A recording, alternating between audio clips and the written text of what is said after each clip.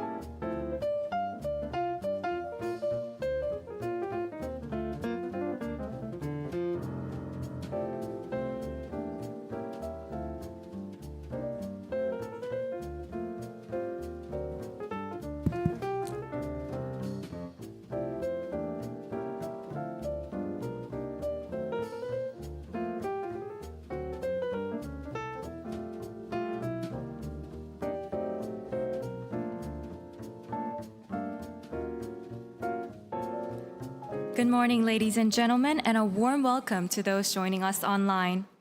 My name is Gina Park, a Deputy Director at the International Legal Policy Division of the Ministry of Justice, and it is a great honor to be your MC of the day. First of all, we would like to thank you all for your understanding in the delay. Simultaneous translation is available via the device placed on the table. Please note that Channel 1 provides Korean and Channel 2 provides English. HCCH Asia Pacific Week provides a valuable forum for exchanging ideas and perspectives of key HCCH conventions throughout the Asia Pacific region.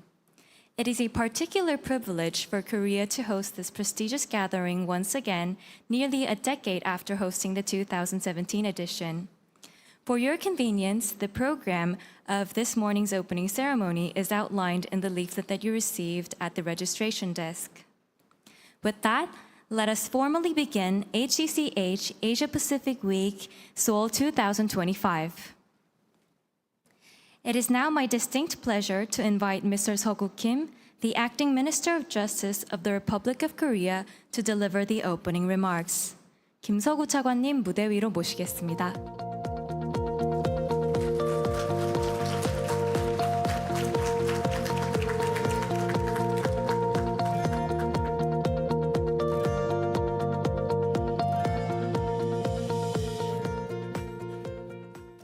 네, 안녕하십니까.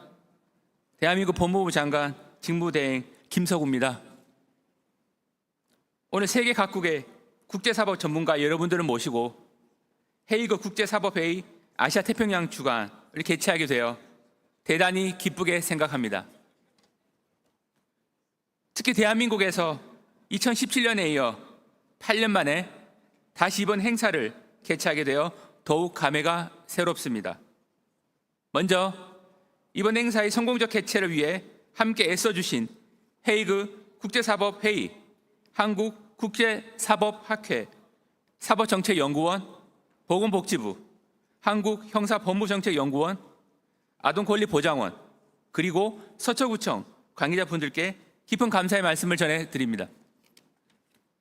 또한 바쁘신 가운데도 기꺼이 발제와 토론을 맡아주신 전문가 여러분들을 포함해서 오늘 행사에 참석해 주신 모든 분들을 진심으로 환영합니다. 오늘날 국제사회에 자국우선주의 기조가 확산되면서 신뢰와 합의에 기초한 국제협력체계는 중대한 시험대에 오르게 되었습니다. 이러한 시기일수록 힘의 논리가 아니라 규범의 조화와 통일을 통한 국가 간의 연대가 강조되어야 합니다.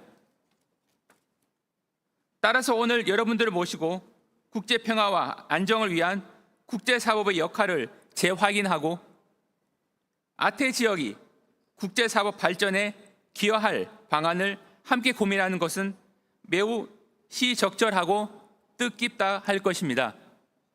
이를 위하여 이번 행사는 3일간에 걸쳐 국제가족법에서부터 민사절차법, 디지털 토크 및 탄소시장 분야 이르기까지 폭넓은 주제들을 심도 있게 논의할 예정입니다. 대한민국은 국제사법의 발전과 협력을 위한 국제사회의 노력에 적극적으로 동참해 왔습니다.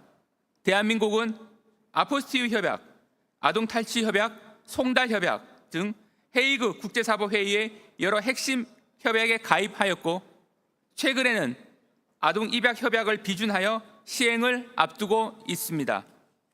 그리고 법무부는 아동탈취협약의 중앙당국으로서 아동의 신속한 반환을 위해 관련 법규를 정비하는 등 협약을 충실히 이행하기 위한 제도적 기반을 마련해 왔습니다.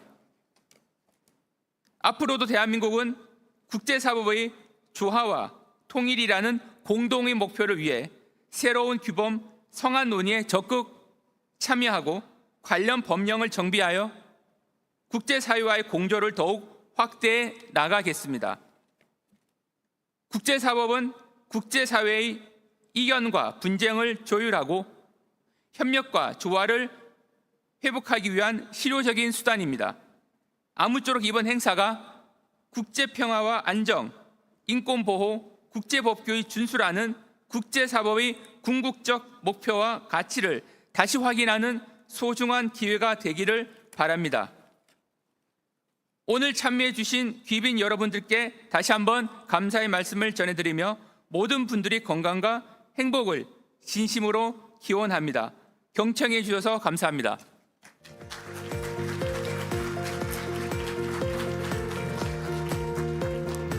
Thank you, Acting Minister, for your meaningful opening address.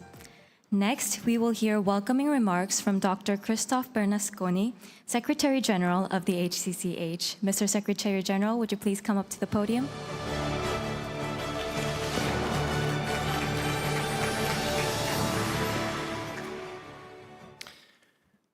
Excellency Mr. Kim Sok-woo, Vice Minister of Justice, Mr. Justice No Tae-ak, Supreme Court Justice and President of the Korea Private International Law Association, Mr. Lee Sing-yun, President of the Judicial Policy Research Institute, Mr. Lee Chung-ong, Vice President of the Korea Institute of Criminology and Justice, Mr. Chan Ik-chung, President of the National Center of the Rights of the Child, Mr. Chung Sung-soo, Mayor of the Seoul District, Excellencies, distinguished guests, dear participants, I shall start with an apology.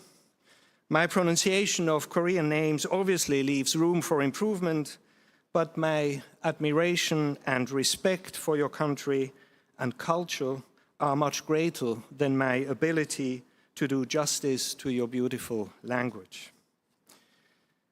It is my distinct honor and great pleasure to welcome you all on behalf of the HCCH to the Asia-Pacific Week 2025 here in the vibrant and dynamic city of Seoul. I also extend this welcome on behalf of my two regular colleagues from the Permanent Bureau, Deputy Secretary General Geraldine Go-Escolar and First Secretary Laura Martinez Mora, who are here with me today. There is, of course, also another colleague from the Permanent Bureau with us today, but I shall keep you in suspense just a little longer before revealing who it is. Allow me to begin by expressing my sincere thanks to His Excellency Mr. Sok-woo, Vice President of Justice, for his inspiring opening remarks. I would also like to warmly welcome everyone gathered here in the stunning Summit venue, as well as participants joining us online. To those of you connected virtually, I must confess you are missing quite the view. The venue truly lives up to its name as the floating island. This is, of course, not the first time that the Asia-Pacific Week brings us to the Republic of Korea. As was mentioned, we had the pleasure of holding the 2017 edition here in Seoul, and it is a true privilege to return. We are deeply grateful to the Republic of Korea and all its co-organizing agencies and entities for once again hosting this important event. The Republic of Korea has long been a steadfast supporter of the work of the HCCH, not only as a member since 1997 and now a contracting party to 5 HCCH conventions, but also through its close cooperation with the Permanent Bureau. This partnership is exemplified by the secondment of Korean judges to the Permanent Bureau since 2012. These secondments have significantly enriched our work and strengthened the bonds between the HCCH and the Republic of Korea. I'm especially pleased to acknowledge our dear colleague, Judge Min-ho Do, currently seconded to the Permanent Bureau, and of course, the fourth member of our small PB delegation here in Seoul. You will hear more from Min-ho during the week, but I can already tell you that without his tireless efforts in preparing this event, we might not all be sitting here so comfortably today. We're also delighted to see some of our former secondees with us. It is truly lovely to see you all again. We are particularly delighted to return to Korea this year following the country's very recent ratification of the 1993 Adoption Convention, which in fact happened last week on the 17th of June 2025, a true milestone in the history of this convention. The significance of this step cannot be overstated, not least because the Republic of Korea has long been a major country of origin in the context of international adoptions. We will return to this topic in the very first session of this event, but let me already extend my heartfelt congratulations and appreciation for this truly important development. Of course, the relationship between Korea and The Hague goes back much further than Korea's membership in the HCCH in 1997 or its participation in the 1993 diplomatic session that adopted the Adoption Convention. It is deeply symbolic that one of Korea's national hero, Mr. Lee Jun, is buried in The Hague. He came to the Netherlands as one of the 3 secret emissaries sent by Emperor Gojong to the Second Hague Peace Conference in 1907. Although he was unable to formally participate in the conference, his legacy remains a testament to Korea's long-standing engagement with international law and diplomacy and its contributions to the international community. I had the honor of attending a commemorative service at his grave in The Hague, a moving moment I shall not forget. Since the inaugural Asia-Pacific Week, held in 2014 in Hong Kong, the event has become a regular and much anticipated feature of the HCCH calendar. However, the HCCH's engagement with the Asia-Pacific region through such gatherings, of course, dates back even further. As early as 2005, the government of Malaysia hosted a seminal regional meeting on the work of the HCCH in Kota Kinabalu, Sabah. That historic event laid the groundwork for what would later evolve into the Asia-Pacific Week, an initiative that continues to foster dialogue, build capacity, and strengthen cooperation across the region. Over the coming days, we'll cover a broad range of topics. In the field of family and child protection law, we will discuss the 1980 child abduction, 1993 adoption, and 2007 child support conventions. In the area of transnational litigation, we will explore the 1965 service and 1970 evidence conventions and celebrate the inaugural presentation of the 5th editions of the practical handbooks for both conventions. We will also turn to the 2005 Choice of Court and the 2019 Judgments Conventions. Finally, we'll have the opportunity to delve into the HCCH's current legislative project, the Jurisdiction Project, and our new initiatives in the field of commercial, digital, and financial law, including our work on carbon markets and digital tokens. So quite a rich and diverse program. But this is the very essence of the Asia-Pacific Week, a forum for exchange, for regional engagement, and for meaningful collaboration and learning from each other. The APW, as it's called, has helped raise awareness of the HCCH's work throughout the Asia-Pacific region, and we are truly delighted to continue the tradition here in Seoul. We owe a great debt of gratitude to the co-organizers of this year's event, the Ministry of Justice, the Korea International Law Association, the Judicial Policy Research Institute, the Ministry of Health and Welfare, the Korea Institute of Criminology and Justice, the National Center for the Rights of the Child, and the Sacho District Office. Your support and partnership are deeply appreciated. I would also like to express my sincere thanks to another colleague, Professor Yun Chao, and our dear colleagues from the HCCH Regional Office for Asia and the Pacific, ROAP, who have played a key role in preparing this event and in promoting the work of the HCCH throughout the region. I shall not take up much more of your time. Once again, a very warm welcome to each of you on behalf of the HCCH, whether you are here in person or online, and I wish you all an engaging, productive, and inspiring Asia-Pacific Week 2025. Thank you.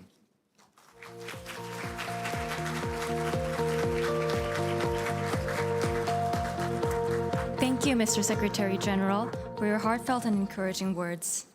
I would now like to welcome Justice Tae-Hak No, also the president of the Korea Private International Law Association, for his congratulatory message. 노태학 대법관님 무대 위로 모시겠습니다.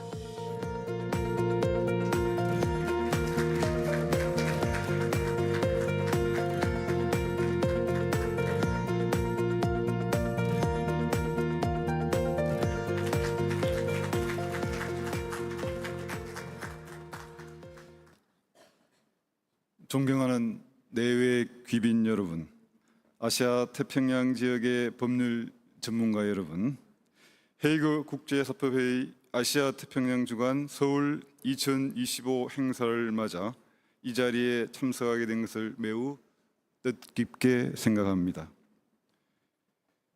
어울러 지난 6월 17일 대한민국 정부가 네덜란드 외교부의 국제 입양에서 아동의 보호 및 협력에 관한 협약의 비준서를 기탁함으로써 오는 10월 1일부터 헤이그 국제아동 입양 협약의 당사국이 된다는 소식을 전해드릴 수 있어서 더욱 기쁘게 생각합니다. 이번 협약 규정을 통해 대한민국은 아동 입양 제도 전반에 있어 국제 기준에 부합하는 또 하나의 선진적 체계를 갖추게 되었습니다. 오늘 대한민국 서울 한가운데 한강 위 세계의 빛나는 섬으로 이루어진 세빛섬에서 여러분을 모시게 되어 더욱 더 큰 영광으로 생각합니다. 개인적으로는 지난 헤이거 사무실에서 따뜻한 환대를 해주신 베르나스코니 사무총장님을 서울에서 다시 뵙게 되어 큰 기쁘게 생각합니다.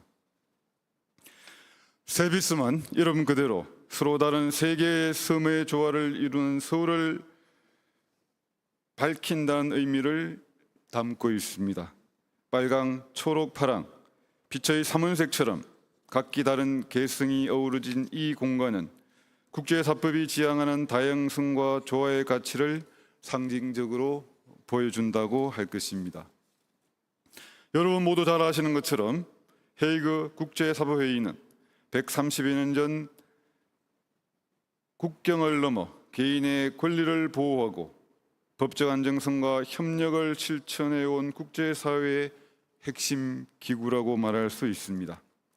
이번 행사에서는 아동 입양 및 탈취 협약, 송달 및 증거조사 협약에서 IT의 활용, 관할 합의 및 재판 협약 등 핵심 협약뿐만 아니라 관할 협약에 대한 전망, 또 탄소 시장과 디지털 자산 등 새로운 국제사법 이슈에 대해서도 심도 깊은 논의가 이루어질 것으로 알고 있습니다.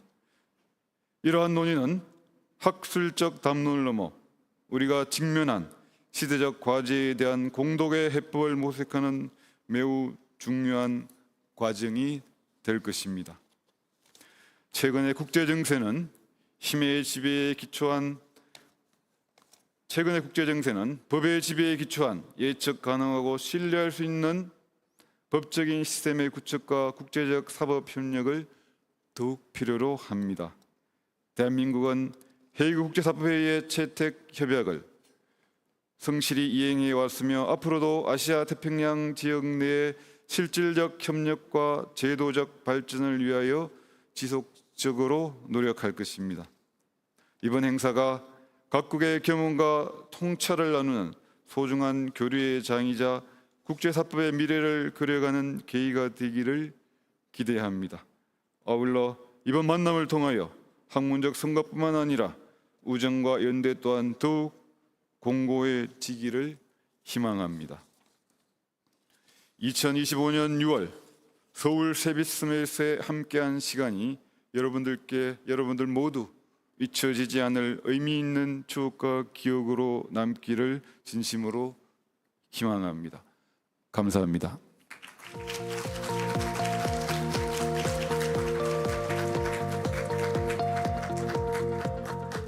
Thank you for your kind words and support. Next, we welcome Mr. Seung-Myeon Lee, the President of the Judicial Policy Research Institute. 다음으로 이성년 사법정책연구원장님 무대 위로 모시겠습니다.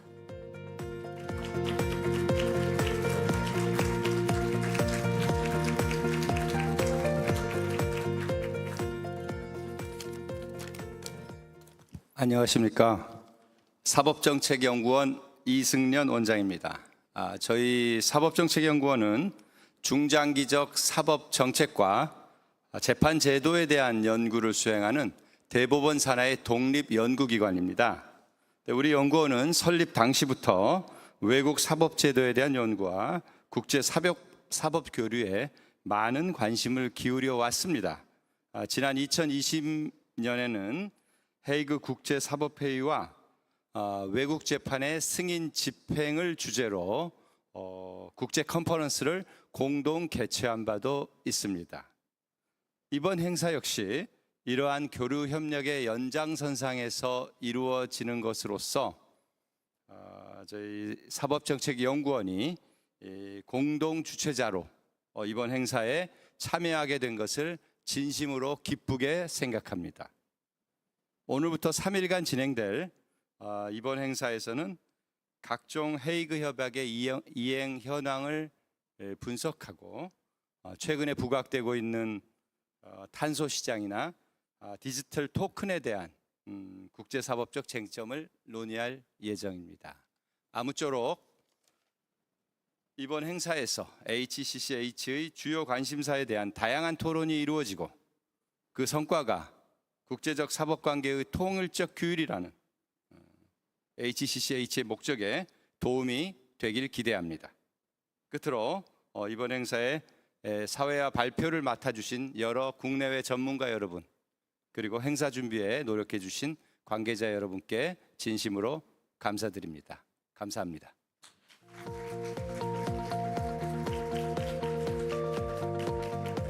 Thank you for your thoughtful congratulatory remarks. Mr. Eun Seok-chung, the president of the Korean Institute of Criminology and Justice, is unfortunately unable to join us in person today. We kindly ask for your understanding as Mr. Cheon-hyun Lee, the vice president of the institute, will be delivering the congratulatory message on behalf of Mr. Eun Seok-chung. Mr. Cheon-hyun Lee, please come up to the podium. 이천현 형사법무정책연구원 부원장님 무대 위로 모시겠습니다.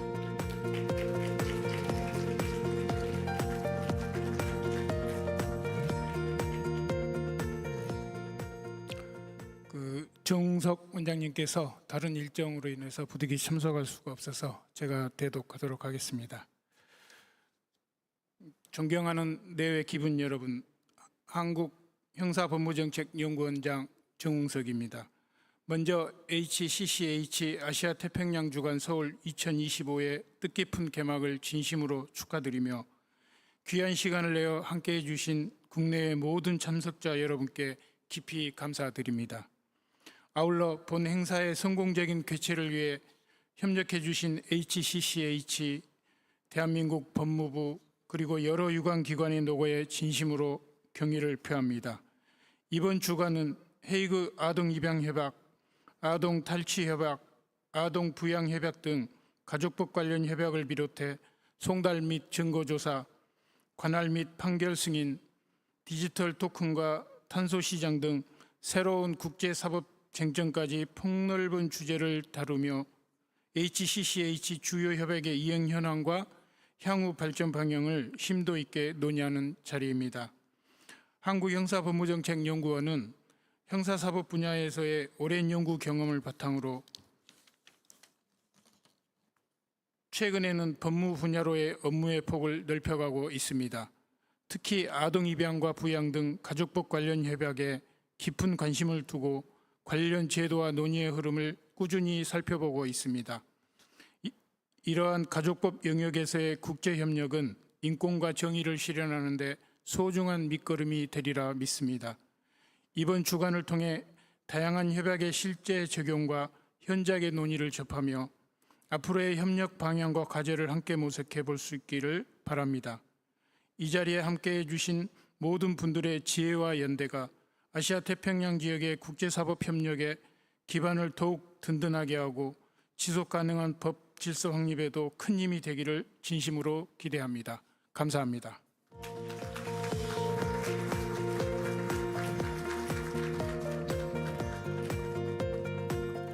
Thank you for your warm words. We will now hear from Mr. Ik-jung Chung, the President of the National Center for the Rights of the Child. 이어서 정익중 아동권리보장원장님을 무대 위로 모시겠습니다.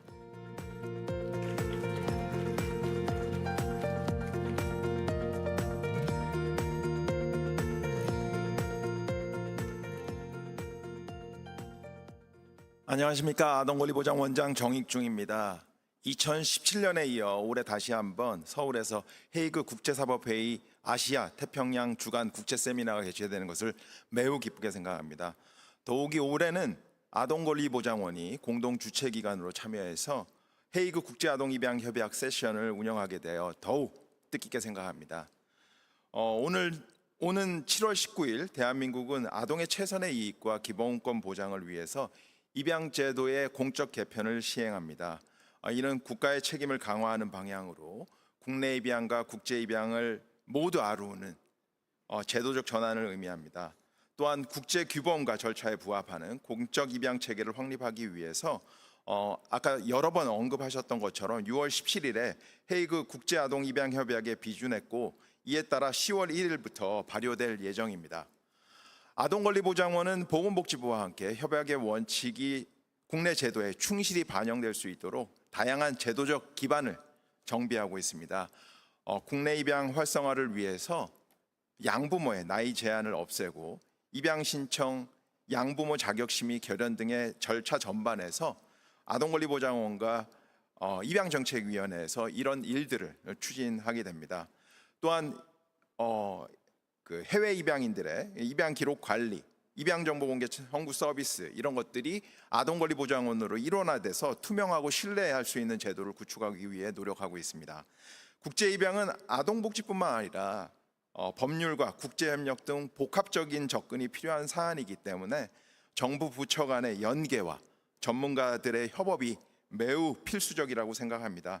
이와 관련해서 최근 아동권리보장원과 보건복지부는 법무부와 함께 협력해서 외국에서 입양되어 한국으로 들어오는 아동들의 안정적인 체류를 위한 입양 비자를 새롭게 마련하는 성과를 거두었습니다. 이는 협약의 이행과 연관된 구체적인 진전의 사례라고 생각합니다. 오늘 다양한 세션들이 각국의 입양제도 운영 경험과 협약 이행 과정에서 도전 과제들을 공유하고 향후 협력 방안을 모색하는 매우 뜻깊은 장이 되길 기대합니다. 오늘 참석하신 모든 내외 기빈 여러분, 참석자 여러분들의 건강과 행복을 기원합니다. 감사합니다.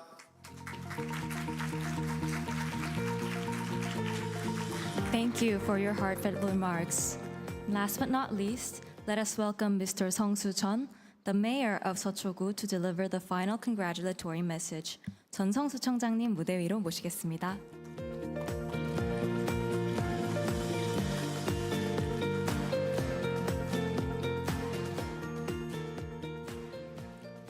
반갑습니다.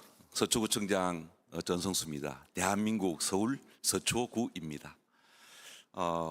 2025 HCCH 아시아 태평양 주간 개막을 서초구의 아름다운 세비섬에서 함께할 수 있어 큰 영광입니다. 41만 서초 구민의 마음을 모아 크리스토프 베르나스코니 사무총장님과 법무부 김서구 차관님을 비롯한 모든 분을 환영합니다.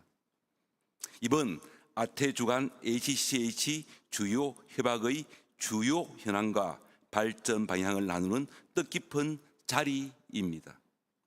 국경을 초월한 가족관계, 아동보호, 국제분쟁 등 복잡해지는 사법 과제들 앞에서 국가 간 신뢰와 협력은 그 어느 때보다 중요합니다. 이 자리가 국제사법제도 개선을 넘어 인류 공동체 연대를 위한 초석이 되기를 바랍니다. 서초구는 대법원, 대검찰청, 대한변호사협회 등 핵심 사법기관들이 모여있는 대한민국 대표 법조 클러스터입니다. 우리 군은 세계적인 법률 중심지 헤이그를 롤 모델 삼아 핵심 사법기관들과 힘과 지혜를 모아서 아시아 태평양 지역 사법 정의의 메카로 발돋움하고자 합니다. 서초구가 아태 사법 정의의 허브로 도약하고 있는 길에 이번 아태 주간 행사가 소중한 이정표가 되리라 믿습니다. 2025 HCCH 아태 주간의 성공적인 개최와 지속적인 발전을 기원합니다. 감사합니다.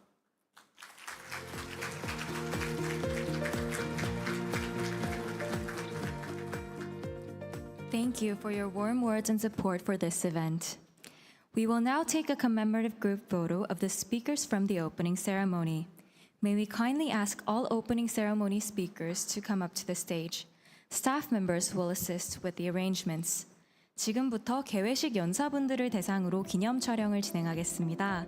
개회식 연사분들께서는 사진 촬영을 위하여 모두 무대 위로 올라와 주시기를 바랍니다.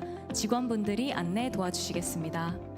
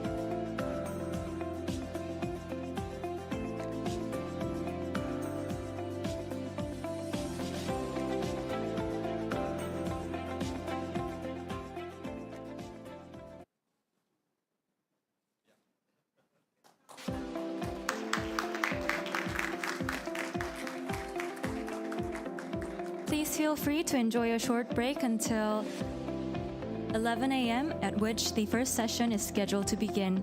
Refreshments, including coffee and macarons, are available at the hall.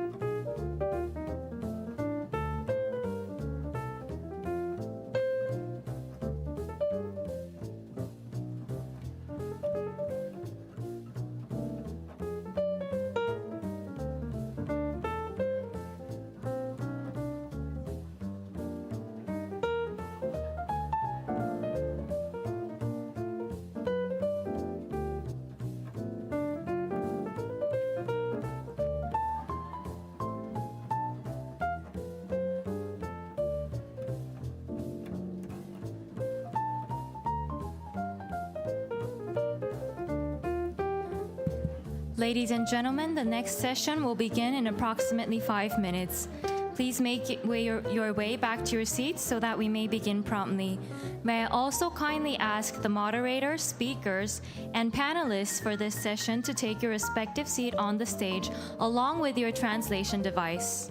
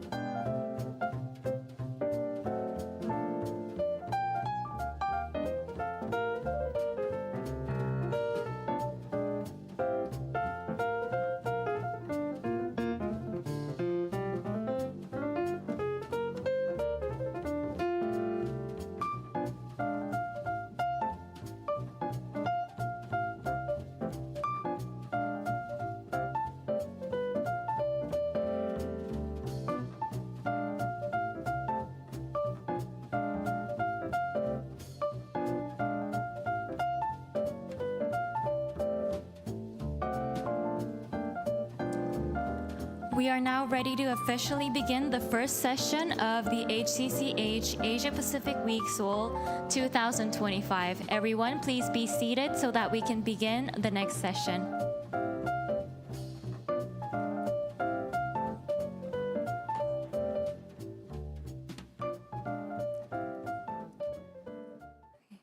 Before we start, may I kindly remind all presenters to stay within the allotted time to ensure the smooth flow of the session. In addition, I would like to note that in alignment with the United Nations Sustainable Development Goals, this event is being conducted in a paperless format. All presentation materials are available for download on the official website, which, as you may already know, can be accessed via the QR code on the leaflet. Now, I have the honor of introducing the distinguished moderator of this session.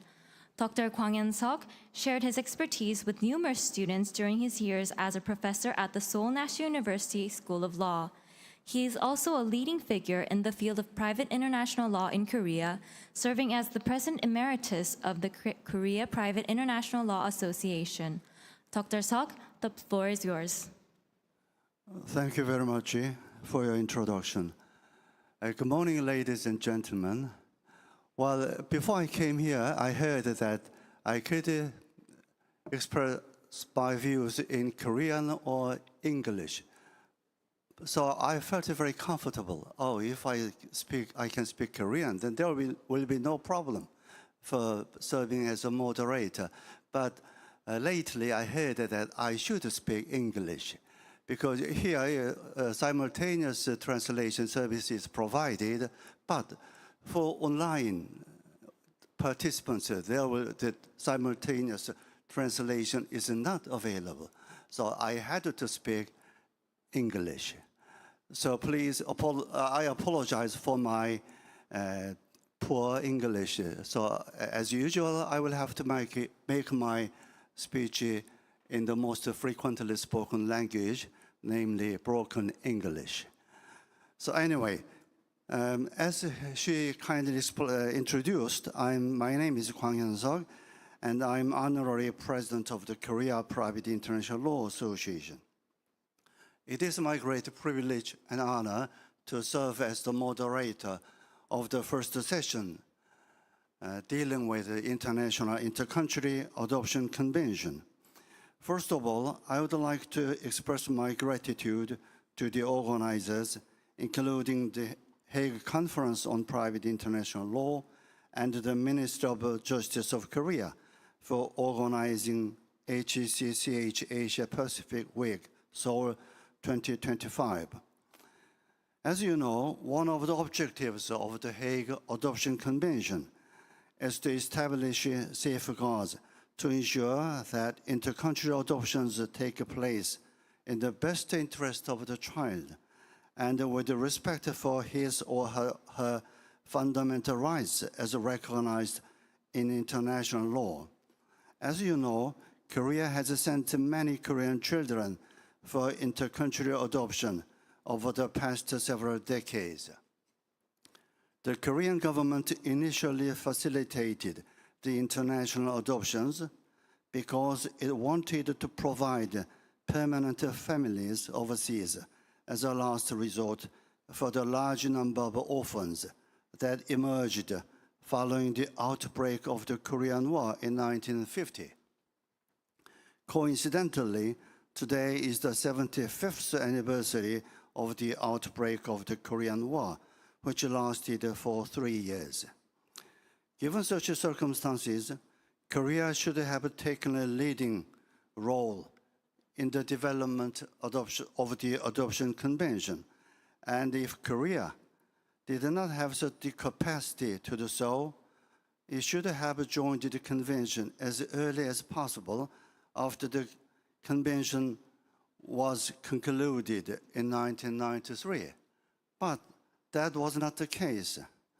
In 1997, when I attended the Special Commission meeting on the Judgment Convention as a counsel to the Korean delegation held at the Peace Palace in The Hague, I met the then Secretary General Hans van Loon. He asked the Korean delegation, why Korea did not join the Adoption Convention. So I felt very much ashamed.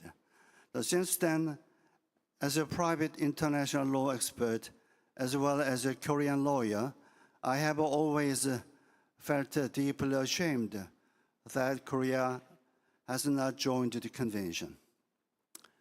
As the Secretary General, Dr. Bernasconi has kindly mentioned, last week I learned that on June 17, Korea deposited its instrument of ratification of the Adoption Convention with the Ministry of Foreign Affairs of the Kingdom of the Netherlands. Accordingly, the Adoption Convention will enter into force for Korea on October 1st this year.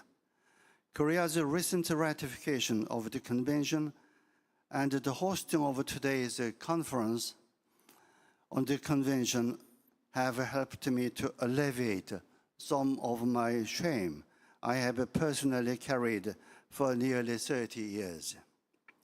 In Korea, private adoption agencies used to play a leading role, but the Korean adoption system will soon be completely reformed with the introduction of the International Adoption Act and the implementation of the Adoption Convention.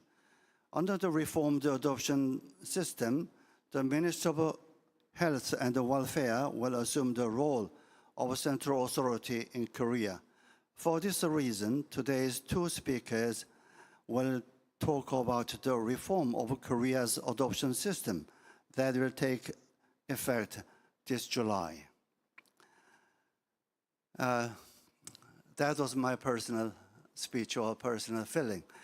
Let me introduce today's speakers first. Let me introduce two speakers first. Then once their presentations are over, then let me introduce the panelists later on. So the first speaker is Director Yuri Lee on my right-hand side. Director Lee majored in public administration at Yonsei University.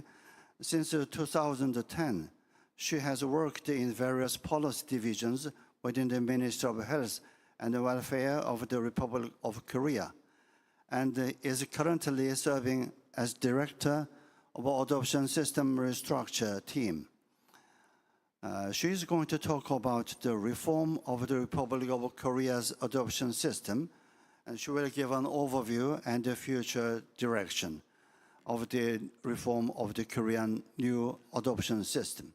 So, Dr. Lee, please go ahead. And now, if we are ready, then now you have the floor. Or why don't you welcome her with a big round of applause?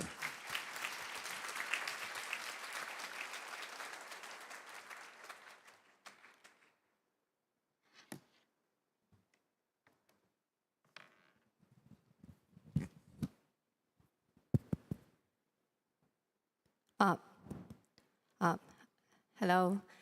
Good morning, everyone. My name is Yuri Lee, and I'm the director of the Adoption System Restructure Team at the Ministry of Health and Welfare of Korea. Today, I'd like to share with you the reform of the Korea's adoption system, an overview of its background, major changes, and future direction. Adoption in Korea began in earnest after the Korean War in the 1950s.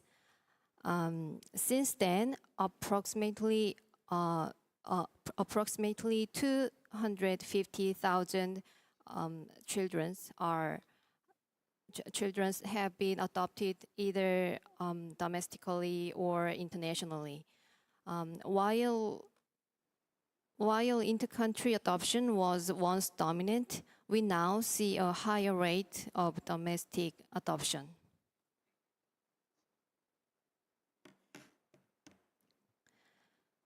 Currently, adoption is governed by the Act on Special Cases Concerning Adoption. This act stipulates the procedures and requirements for the adoption of a child subject to protection. Under this law, private adoption agencies are responsible for carrying out most of adoption processes, especially for inter-country cases. Although inter-country adoptions requires an immigration permit from the Ministry of Health and Welfare and final approval from family court, most of the procedure, such as preparing the child report, reviewing the prospective adopted parents' report, and arranging the match, are handled by private adoption agencies.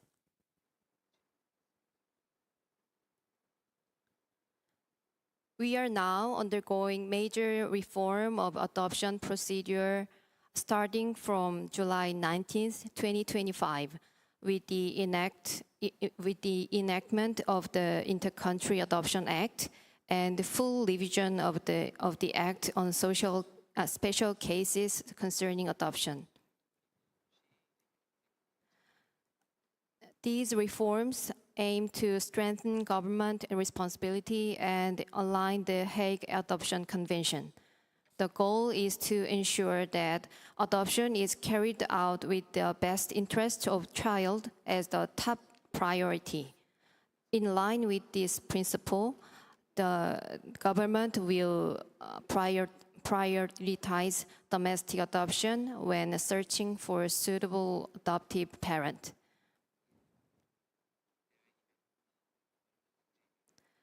First, I'd like to briefly introduce the changes to domestic adoption. The mayor or governor will now determine whether adoption is in child's best interest. They are also responsible for the child's care until court approval. Prospective adoptive parents will apply through the Ministry of Health and Welfare, and an adoption policy committee will assess their eligibility and handle matching. The committee is expected to include child welfare experts, medical and legal professionals, and experienced adoption practitioners. The family court will approve placement and final adoptions, as in the current system. But post-adoption reports will be reviewed for 1 year by the government.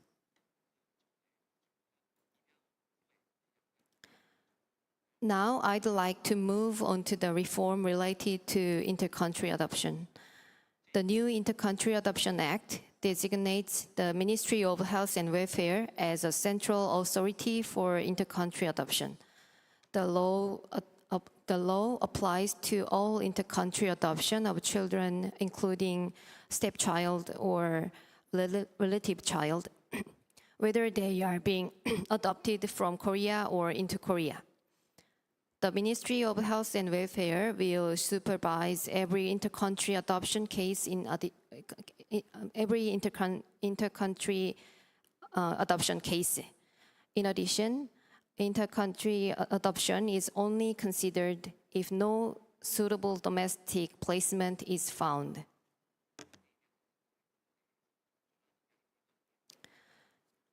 In outbound adoption, key procedures are conducted under the strict supervision of the central authority in close cooperation with the receiving state.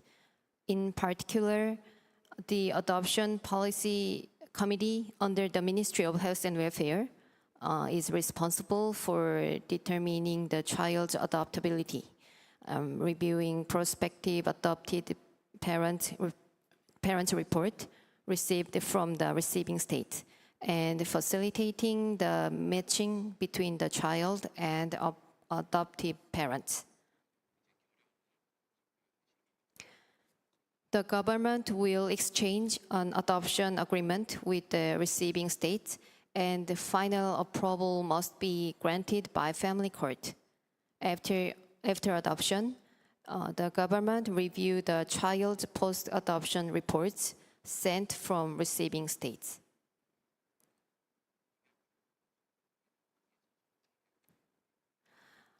Inbound adoption follows similar principles and procedures. When the state of origin determines a child is eligible for adoption, the Ministry of Health and Welfare conducts a home study on prospective adoptive parents in Korea and submit the reports to the state of origin. And if the adoption is finalized through the court decision or approved by the competent authority in contraction state, it holds the same legal effect in Korea. After adoption, Korea government checks how the child is adjusting and send a report to the state of origin.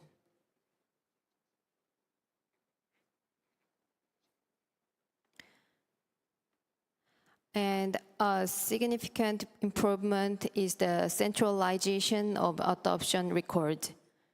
Going forward, adopted individuals can access their adoption records through the National Center for Rights of the Child, NCRC, instead of relying on adoption agencies. Records will be transferred to the NCRC, and birth parent information can be shared with their consent. We are currently building the frameworks for the central authority's role and developing regulations and procedural guides, establishing cooperation with foreign central authorities, and preparing the operation of Adoption Policy Committee and the NCRC as a competent authority. In closing, the reform of Korea's adoption system marks a significant step toward child-centered practice, increased government accountability, and international cooperation. Following my presentation, a judge will provide analysis of the change from a judicial perspective, and our panelists will share insights on international cases as well as Korea's achievement and future challenges. I very much look forward to their contribution. Thank you for your attention.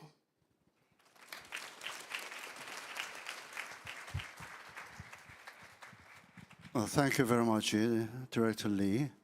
She has kindly explained the current adoption system under the current law, and she also explained the changes to be brought by the introduction or reform of the adoption system in Korea. The reason is, as you know, to implement the Hague Adoption Convention. So in order to implement the Adoption Convention in Korea, Korea has promulgated the International Adoption Law, or it could be translated as Inter-Country Adoption Law. International and inter-country is not clearly distinguished now in Korea. That's my impression. So the second speaker is Judge Lee Sun-mi. Since 2015, she is working as a judge, and she is currently a judge of Daejeon High Court, Republic of Korea. I understand that she has extensive experience in family law, and she has co-authored several books on the subject. She will talk about prospects for practical changes and suggestions for improvement following the reorganization of Korea's international adoption system, but from a judge's perspective. So her perspective might be slightly different from what we just heard from Director Lee's presentation. So, Judge Lee, please.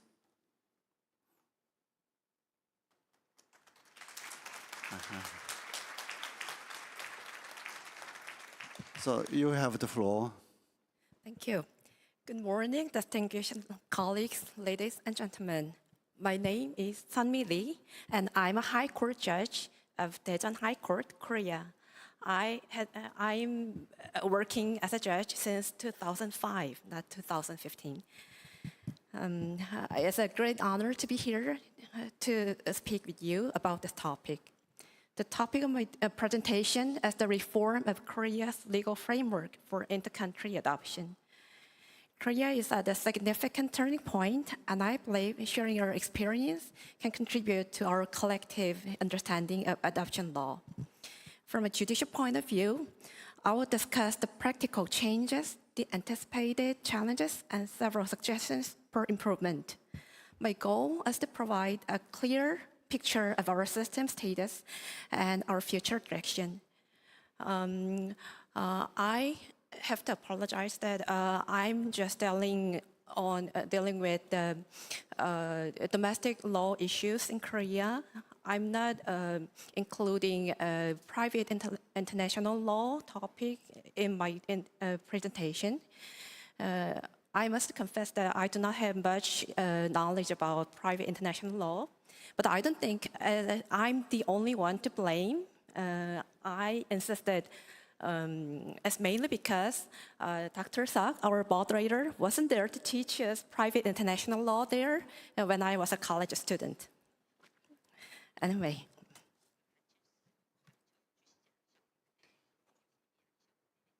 Well, this is my agenda. I'll begin by outlining the current landscape, which is a complex dual system. Next, I'll introduce a new chapter in our legal history, the new Inter-Country Adoption Act. Then I'll discuss the anticipated challenges and limitations of this new framework. Finally, I'll conclude with some proposals for the future. My presentation has a time limit of only 15 minutes.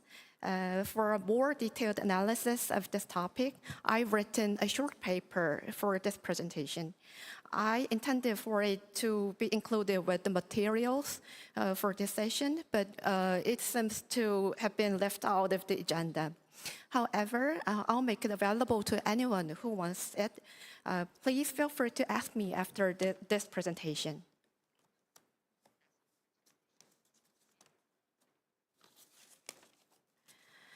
The current system in Korea.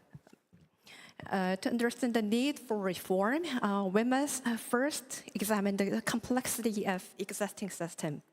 Currently, adoption in Korea is governed by two separate laws, creating a dual legal framework. The first one is the Civil Act, our fundamental law for all family relationships. The second is the Adoption Special Act, which is the same one Director Yuri Lee from the Ministry of Health and Welfare referred to as the Act on Special Cases Concerning Adoption. This law originated from the necessity of facilitating overseas adoptions for war orphans in the 1950s and 60s, and today applies to children in protective care. The existence of two separate laws for adoption has naturally led to a complicated system. Furthermore, the two laws are based on different concepts of adoption. Traditionally, adoption in Korea was not primarily for the welfare of the child, but rather a means to ensure the continuation of a family line. This has historically been the foundational principle of adoption under the Civil Act. To illustrate, the typical adoption in Korea was like this. The eldest son of a family and his wife, without the male hire, adopting a boy from their own relatives to carry on their family name. In contrast, adoption under the Adoption Special Act is centered on finding a new home for a child in need of protective care. While adoption under the Civil Act today no longer serves this traditional purpose, I wish to explain the historical context to emphasize that these two laws originated from fundamentally different perspectives on adoption.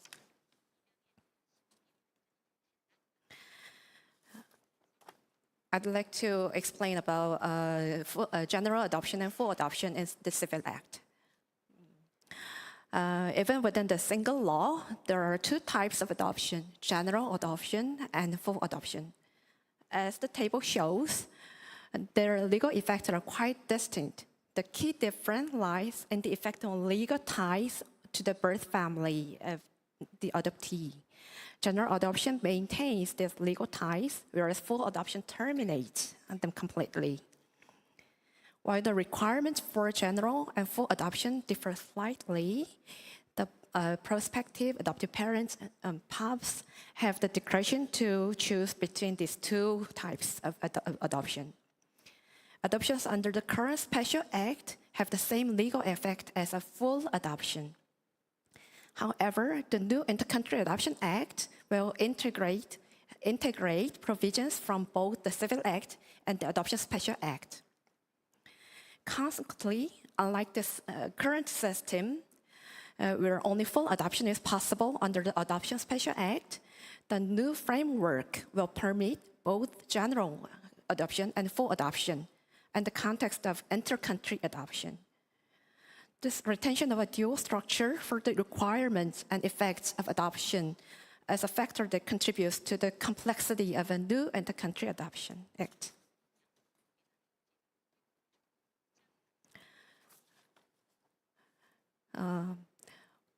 Now, let us turn to the other half of our dual system, the Adoption Special Act. This law is particularly relevant to our topic, as historical background, as mentioned above, is important. It was created to facilitate the overseas adoption of Korean War orphans. In its current role, the Act governs adoptions for children in need of protection, both domestically and internationally. But here's the critical point, as definition of overseas adoption. You caught that I use overseas adoption, international adoption, and inter-country adoption. Their meanings are a little bit different. I'll explain it later to you. Under this law, the definition is based on the nationality of the POPs, regardless of their habitual residence. This is fundamentally different from the Hague Adoption Convention's standard, which is based on the child's change of habitual residence. Furthermore, a significant issue under the Adoption Special Act is that the process led by private adoption agencies, not by government or public entities.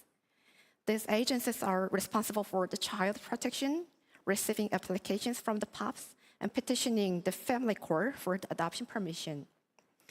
Beyond the court's final approval, there's a lack of involvement from other public or government authorities, which has been a great point of concern.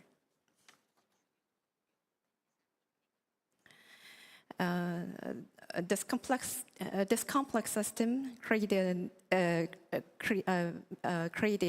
need for a unified approach to inter-country adoption.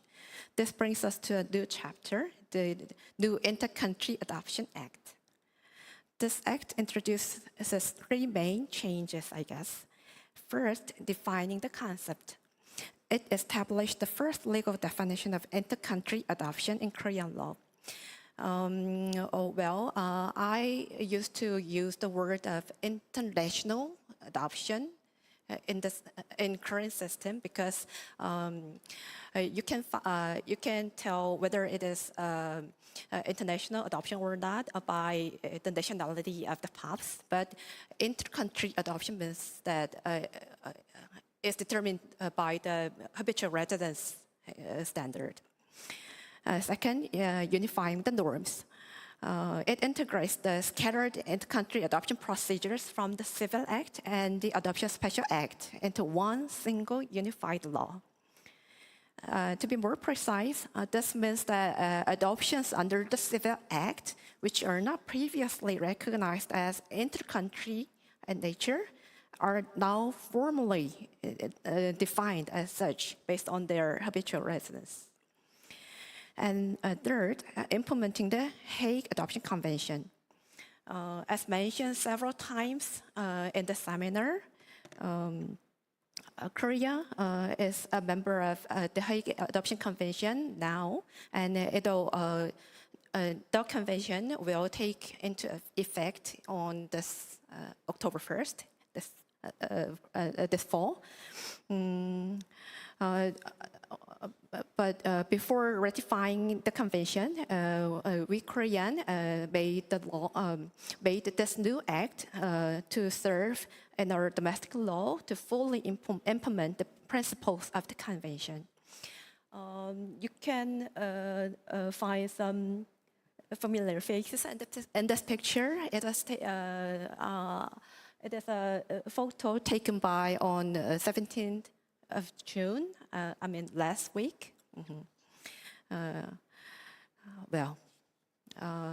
This new act implementing this convention will take effect on 19th July, next month.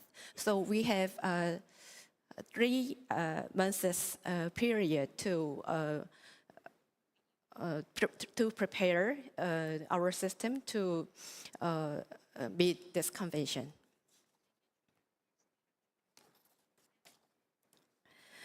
The first core change is like this. It is the redefinition of inter-country adoption, aligning with the Hague Adoption Convention. As the slide illustrates, under the old system, the key factor was nationality. Under the new system, the key factor is the change in the child's habitual residence. And an adoption is now an inter-country adoption only if it results in the child moving from one country to another. Either an outbound adoption from Korea or an inbound adoption to Korea. This new definition is a major step forward, focusing on the child's living reality. The second core change is the strengthening of public intervention. This table summarizes the transformation. Let's look at the first row concerning an outbound adoption of a child in need of protection. In the old system, this was an agency-led process finalized by court permission with no role for a central authority governed by the Special Adoption Special Act. And the new system, it becomes a central authority-led process, including assessment and matching before being finalized by the court. Director Lee has already explained the role of the Korean Ministry of Health and Welfare as the central authority.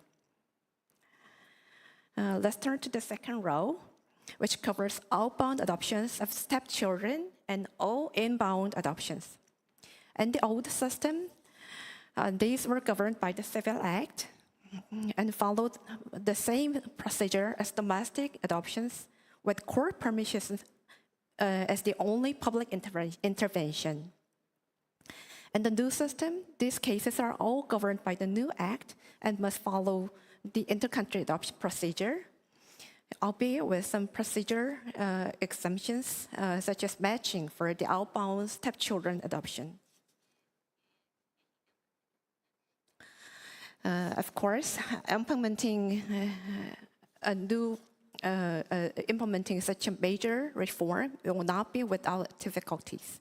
We anticipate several challenges and limitations. First, there's a lack of awareness and experience. The Central Authority of Korea has no prior experience in making substantive adoption decisions. A central authority has the critical responsibility of assessing crucial matters, such as a child's adoptability or adherence to the principle of subsidiarity. As our own central authority is undertaking this role for the first time, I guess it'll take time to get skilled. At the same time, court practitioners must adopt a new perspective. The Korean Family Court has long and extensive period with international adoption, but it must shift its perspective to fully grasp the nature of inter-country adoption, which involves a radical change in a child's life circumstances resulting from the transfer of habitual residence. If I may share a candid reflection from my own experience, my previous encounters with inbound adoption cases typically involved a Korean male adopting a foreign wife's child from a previous marriage. At the time, I perceived these cases primarily as just the same stepchildren adoptions, domestic adoptions, without fully understanding the profound implication that the child was moving to a completely new and unfamiliar country. This is a perspective now that must now evolve. Second, there are limitations in the scope of application. The new Act contains certain legal gaps. For example, the Act does not cover adoptions of 18-year-olds. However, under the Korean Civil Act, a person is considered a minor until the age of 19. Therefore, court permission is still required to adopt an 18-year-old. This creates a potential legal inconsistency.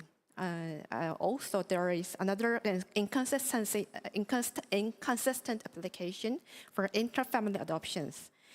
Outbound intra-family adoptions are excluded from the Act, whereas inbound intra-family adoptions are included. Third, there are insufficient guarantees for child rights. The new Act mandates that the child's voice be heard during the adoption process, but we lack a formal system for the child's legal representation. To genuinely hear a child's voice, we need a formal system of child representative who can convey the child's opinion independently without influence from the POPs, biological parents, or other parties. And facing these challenges, I'd like to make two proposals for the future. First, we must enhance international cooperation. Close collaboration and information sharing between practitioners from the sending and receiving states are essential throughout all stages of adopting process. In particular, as Korea increasingly takes on the role of receiving state, will require a new paradigm for international cooperation, distinct from our traditional role as a state of origin. Second, I propose that we promote joint legal research. This is a call to action for all of us today here. Korea's adoption law is complex. To address potential conflicts with legal systems of other countries, we need collaborative research among judges, lawyers, and scholars on an international scale.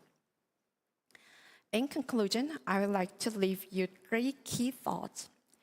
First, with the new Inter-Country Adoption Act, Korea is aligning itself with the international framework established by the Hague Adoption Convention. Second, this presents a significant opportunity for Korea to realize the best interest of the child, both as a state of origin and as a receiving state. And third, the success of the new system will depend on international cooperation and continuous legal research. Our journey of reform is just beginning. We have much to learn and much to contribute. Thank you.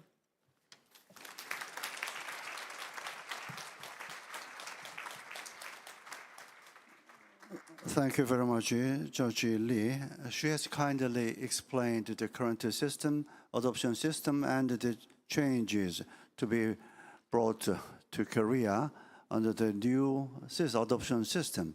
But as you understand, it is very complicated. So to those who are not familiar with the current adoption system of Korea, her presentation might be very complicated. I think it's quite complicated to myself, I admit. But she tried to be very precise because she has been serving as judge for around 20 years. She tried to be precise and gave a very precise explanation of the adoption system.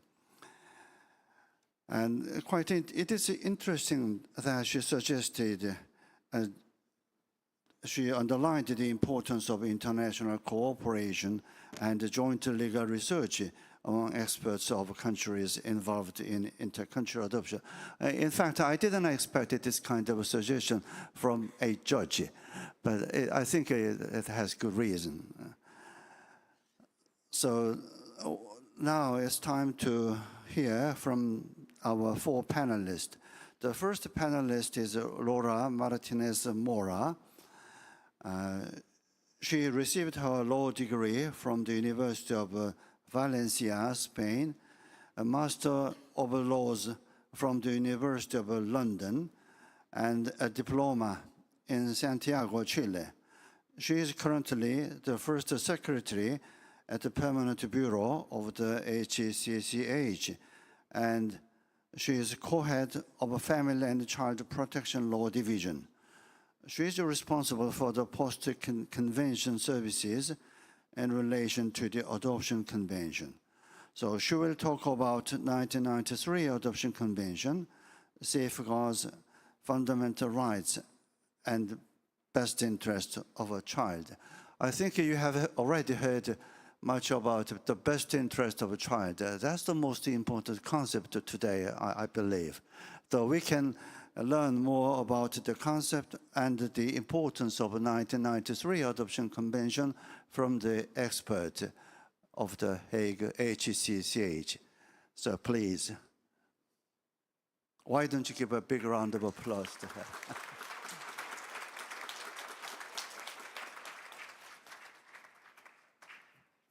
So you have the floor.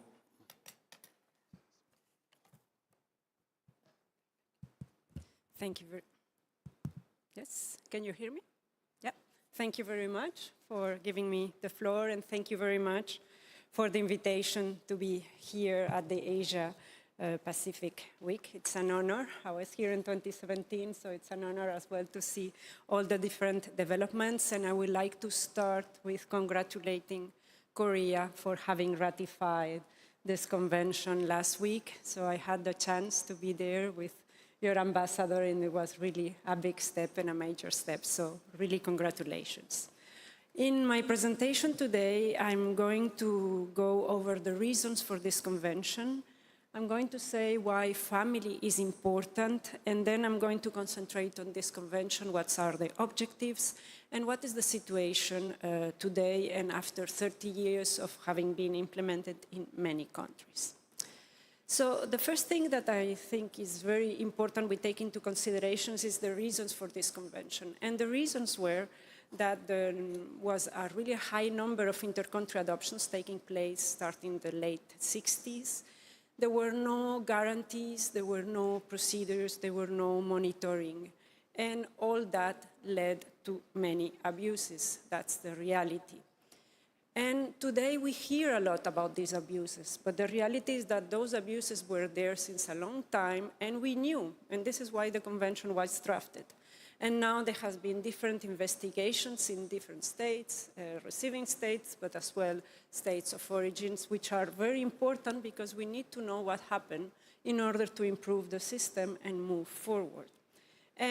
But I want to make an important point in all those investigations and looking to the past. I think it's very important to make a difference between the adoptions that were made before 1995, that's when the convention entered into force between the first states, and the adoptions who have been made before the 93 Adoption Convention entered into force between 2 countries. So that means, for example, that all the adoptions that have been done here in Korea before the convention enters into force are outside the scope.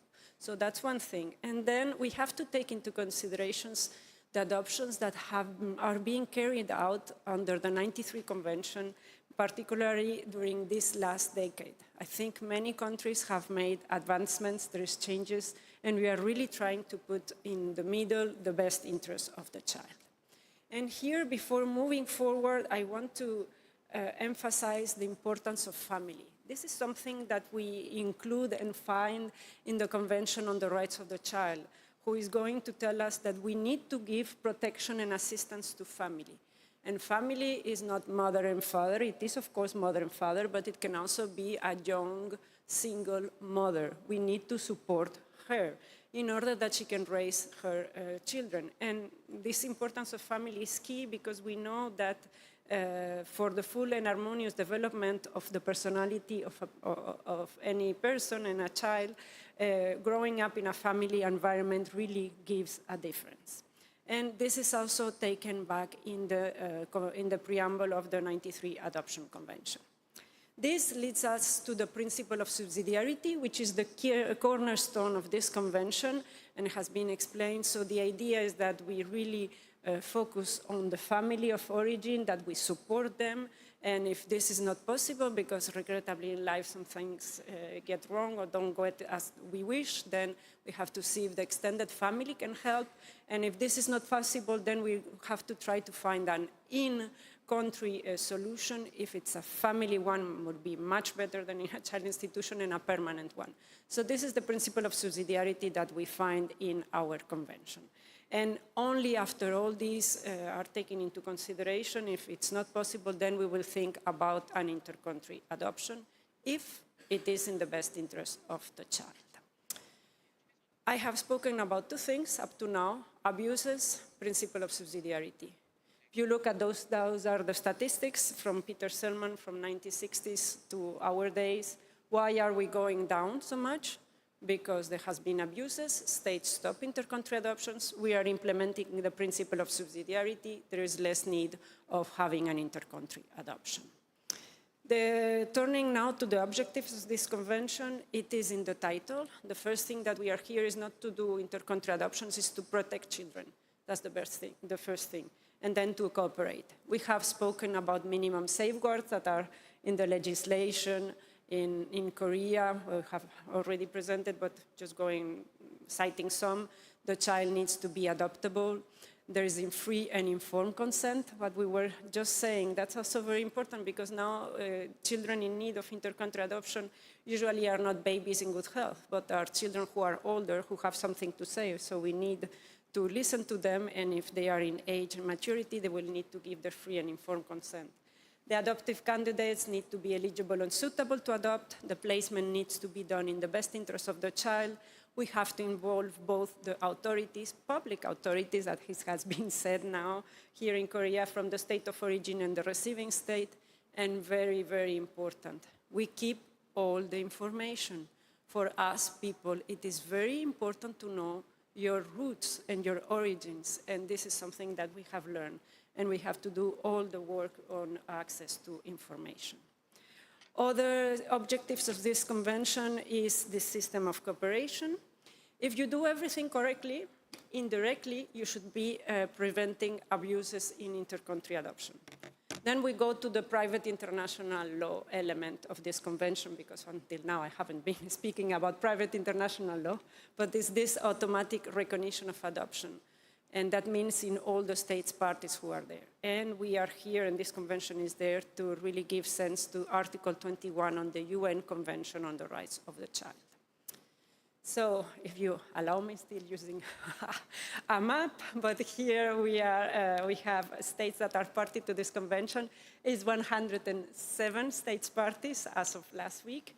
And we have 2 states that have only signed but not ratified yet the convention, and we are very happy that it's not anymore 3, because Korea has joined the club of the 107. So private international law element, if you do now from October on an adoption, inter-country adoption, it will be recognized in all those states. You can look, we have in our website, that's some statistics. It shows the graphic that I have told before, and it also shows you in capital letters and underline here the ones who are party to the convention. So it has been really an evolution towards almost many or most of the inter-country adoption taking place these days that are done under the convention. However, very important, being party to this convention is great, but it's not enough. You really need to implement it properly. And this is maybe a challenge. We have 107 states, but it doesn't mean that everything is perfect. And after 30 years of this convention, there's less number of inter-country adoptions. There's a change in the profile of children in need of inter-country adoptions. We have a legal framework. What we have just seen in the previous presentations, there's more guarantees and procedures. We are processing inter-country adoption through authorities. There is improved cooperation, stricter control, supervision. And you have here a bit of a comparison of some promising practices. Very important to have a child protection system. Very important to train, to have monitoring, and other things that I will just mention now. So here are some examples of meetings, of exchanging, of cooperation, of training. We had a regional workshop in the Philippines recently where we had a big delegation from Korea and other countries in the region, so that really makes the difference. We also had Thailand with us, and that's also a picture of a special commission meeting. The next one will be, in principle, depending on other priorities of the HCCH in 2027. Very important, have a timely decision, but also have safeguards. And to finish, I want to make some references to two key things, because inter-country adoption, there's still possibilities of illicit practices, but we have tools. So I wanted to refer you to the HCCH toolkit to prevent and address illicit practices. You have it in our website. And to finalize, I want to have some word on the people, because at the end of the day, this is a convention for children, for people.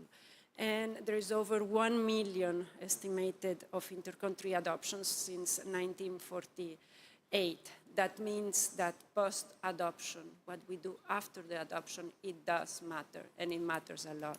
So we have to give services, we have to work access to origins, the reports, what do we do if things don't go well and break down. And to finalize, prospective adoptive parents and adoptive parents had a say in all our work and in all adoption work for many years. Adoptees have a say, and we are really proud of the International Korea Adoptee Association, who has been there participating in our meetings for many years. They were the first association of adoptees participating in our meetings. But there is also, the time has come to really hurt as well the birth family. We have started, but we need to listen more to that. You can find more information in all the different tools which are in our website. So thank you very much for your attention.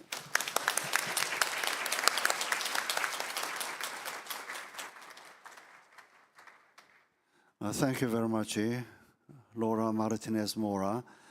Well, it is a very brief but very informative presentation on the 1993 Adoption Convention.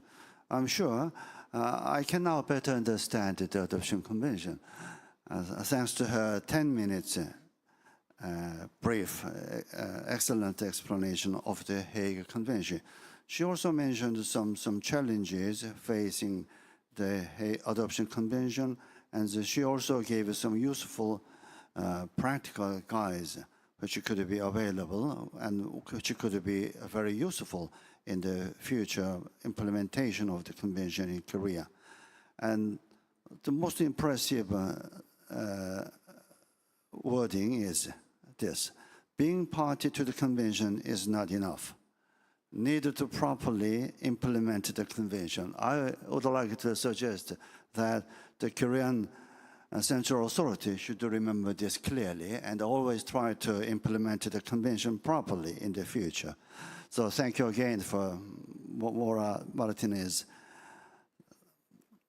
So next panelist is Janela Estrada from the Philippines. I learned that the Philippines has become a party to the Adoption Convention in 1996, almost 30 years ago. So Korea is now becoming a party. To be precise, Korea is a contracting state for now. And October 1st, it will become a party to the Adoption Convention, if my understanding of the public international law is correct. But the Philippines is already a party for the past almost 30 years. And she is working at the National Authority for Child Care, NACC, the Central Authority of the Philippines.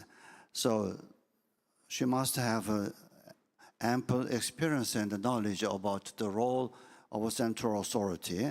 So she will talk about tasks, challenges, and the good practices in implementing the 1993 Adoption Convention.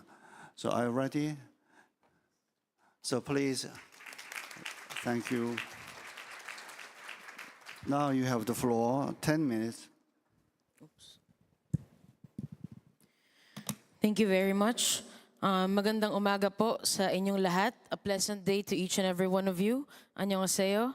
Let me first introduce myself. I'm Janelle Ercito Estrada, the Executive Director of the National Authority for Child Care, or the NACC, the Philippine Central Authority on Adoption and Alternative Child Care. The NACC has been a proud and active member of the Hague Conference on Private International Law, and I feel honored to be invited to share the story of inter-country adoption in the Philippines and be a part of the HCCH Asia Pacific Week. So thank you for giving the NACC this opportunity to present some of the amazing work that we are doing for the best interest of the Filipino children. The National Authority for Child Care, or NACC, was established in January 2022 through the enactment of Republic Act number 11642, also known as the Domestic Administrative Adoption and Alternative Child Care Act. This legislation reorganized the Inter-Country Adoption Board, or the ICAB, and transferred all functions and jurisdiction related to adoption and alternative child care to the NACC. So today, the NACC serves as the Philippines Central Authority for all adoption and alternative child care programs and services. The National Authority for Child Care is mandated to ensure that every Filipino child in need of a family is placed with the most suitable foster or adoptive parents, guided by the child's best interest and the highest standards of care. As the Central Authority for Adoption and Alternative Child Care, the NACC is primarily responsible for domestic administrative adoption, inter-country adoption, and other alternative child care programs. NACC has exclusive authority over implementing alternative child care programs, including declaring children available for adoption and overseeing their placement in kinship, foster, and other child care arrangements. Functioning as a one-stop shop, NACC is structured with divisions that run its programs and services, providing coordinated, child-focused care and placement. So the second core responsibility of the NACC is forging international partnerships and regulating inter-country adoption through the accreditation of foreign adoption agencies and liaison service agencies. So as the designated central authority under the 1993 Hague Adoption Convention, the NACC actively collaborates with central authorities in receiving countries to ensure the placement of Filipino children with the most suitable foreign adoptive families.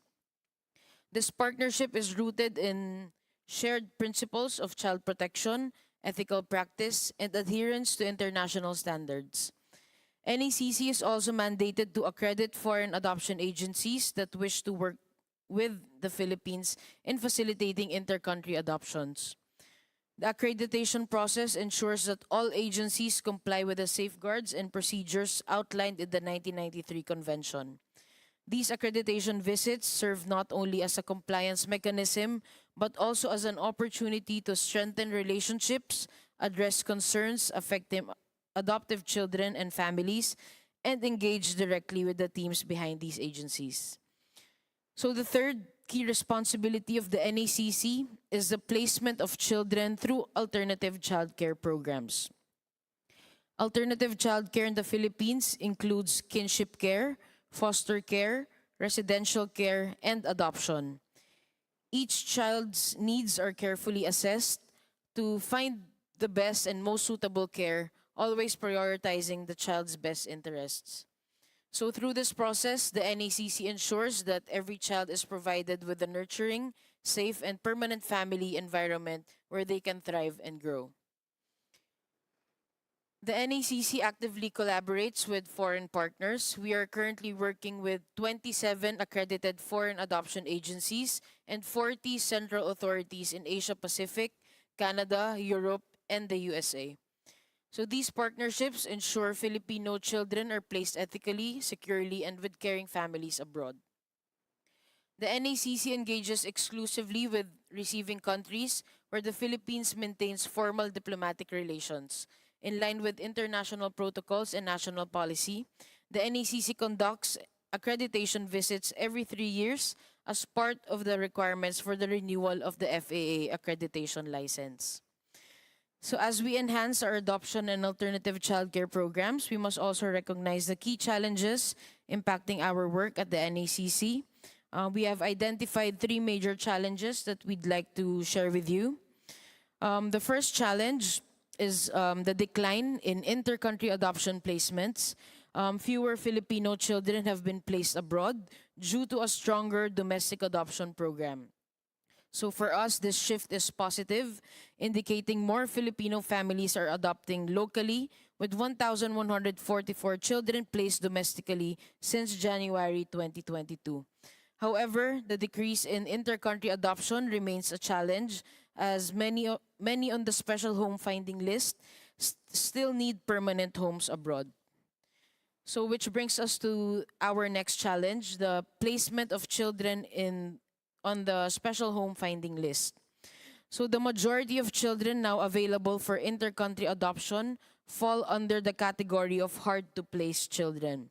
So these include older children, age 7 to 16, children that is part of a sibling group, and those with children with special needs. So with the increase in successful domestic adoption placements, fewer children are being referred for inter-country adoption.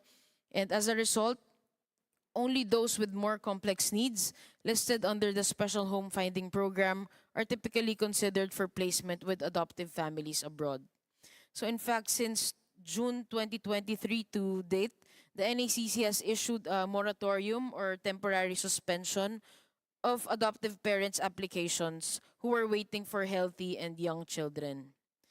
So the most difficult challenge the NACC faces is the breakdown of an adoption, a deeply distressing situation where a child is removed from the adoptive home and placed in temporary or respite care, mental health facilities, group homes, or in extreme cases, repatriated to the Philippines.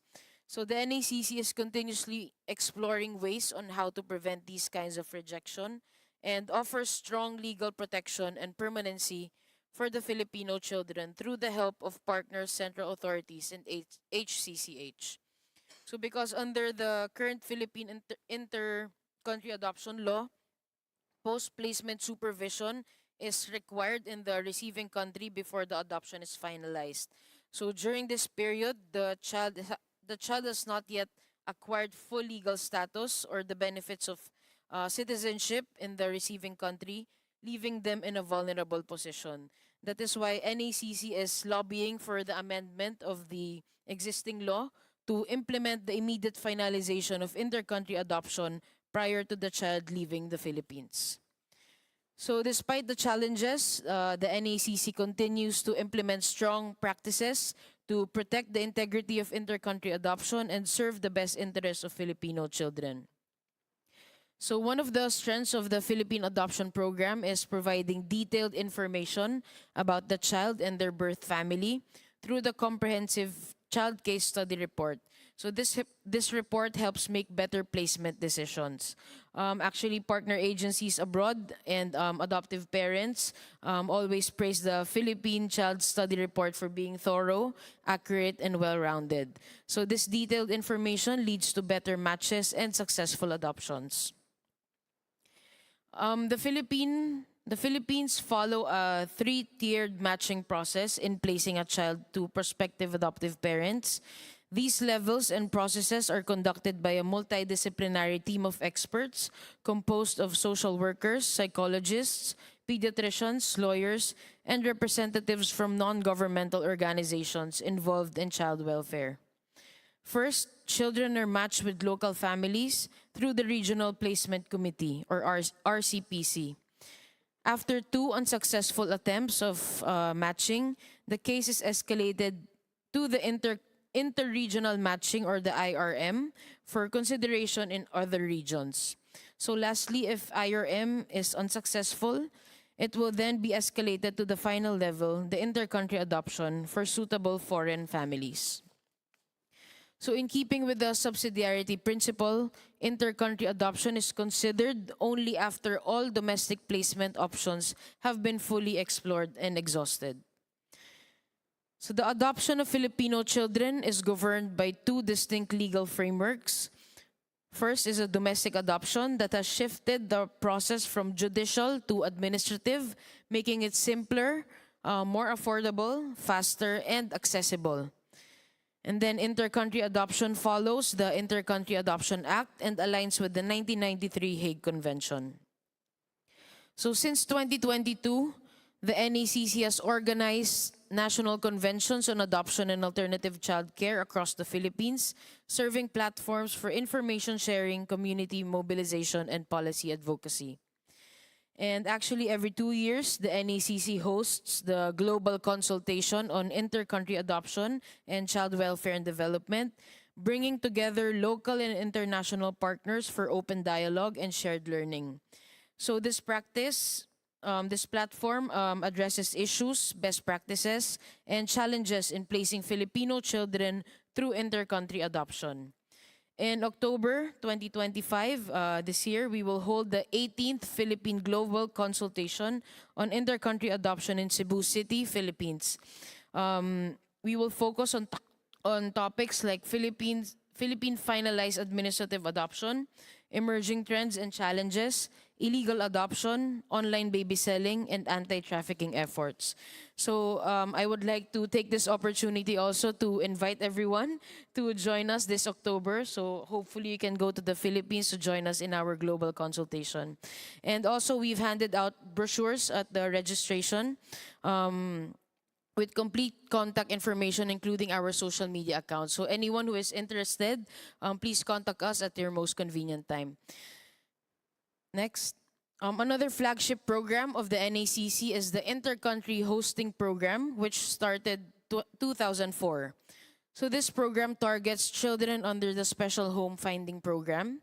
This initiative allows children to stay temporarily with pre-screened host families abroad, giving both the child and the family an opportunity to build a meaningful connection. So out of 427 children, 299 has been successfully adopted. And then at the NACC, we believe that technology should serve as an enabler of better, faster, and more transparent services. To meet this goal, we have developed several interconnected digital platforms.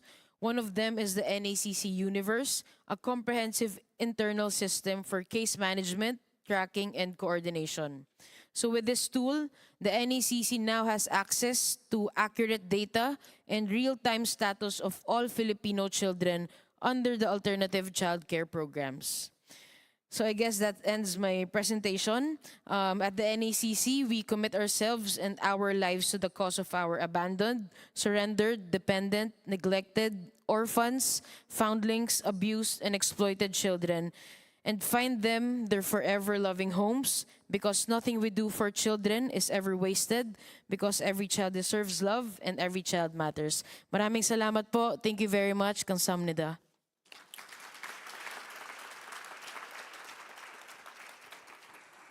Thank you very much, Ms. Estrada.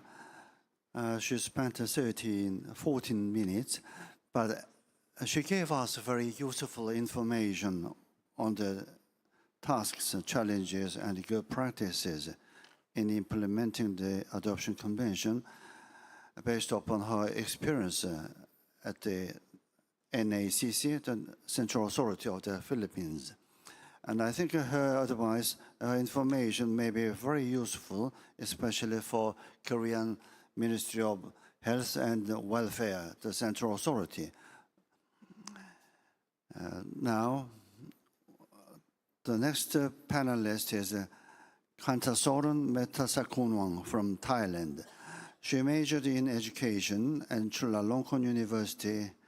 She also majored in special education needs and inclusion at University of Northampton in the UK.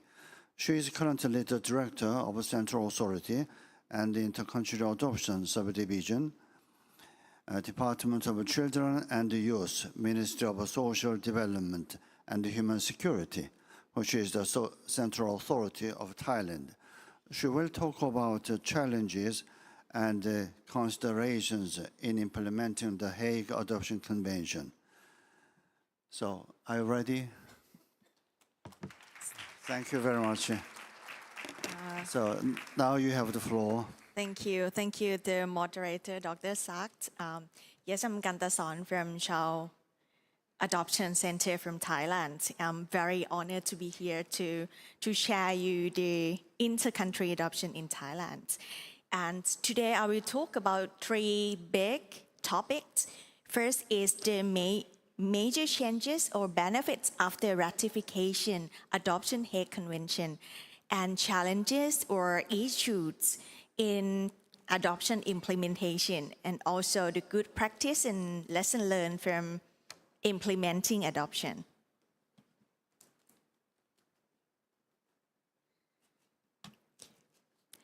I would say that there is no major changes after ratification, but there are some minor changes. First, Child Adoption Center, my office, was designated as the central authority of Thailand. And also, we, Child Adoption Center, perform the duties related to adoption. So we hold 2 duties. We are the Center for Adoption and also Central Authority of Thailand. And also, Thai adoption laws have been amending in the line with the Hague Convention, such as Child Adoption Act number 3.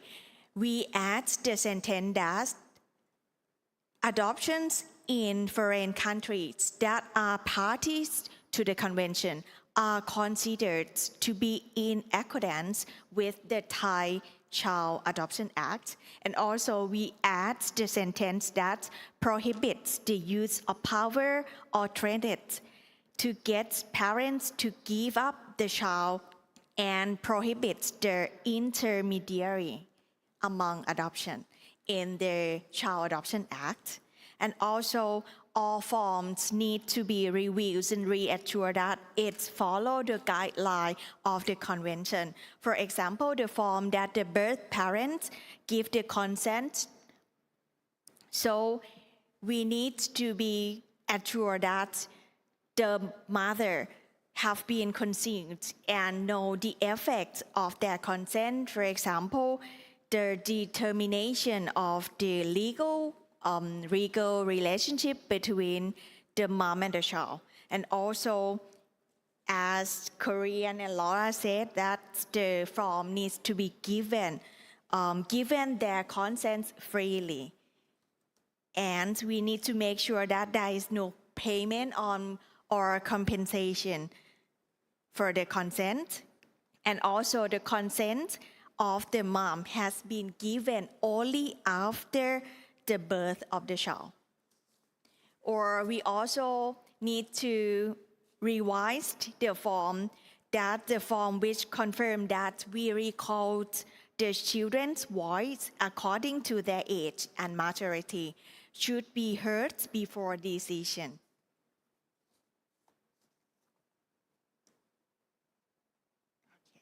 Next is the challenge and issue. The first challenge that have been faced after implementing the convention, the first thing is the interpretation of subsidiarity principle. Thailand record that subsidiarity means the child should be raised by his or her birth family. However, some cases are very complex and hard to interpret and need to be considered carefully and comprehensively. Fortunately, in every single case of adoption, Thailand has Child Adoption Board to consider every cases.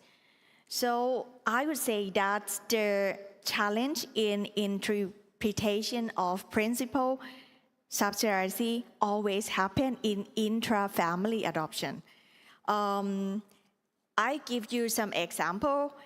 One case it is the relatives adoption. The applicants are uncle and aunts of the children. And both of them, I mean the applicants, both of them live in abroad.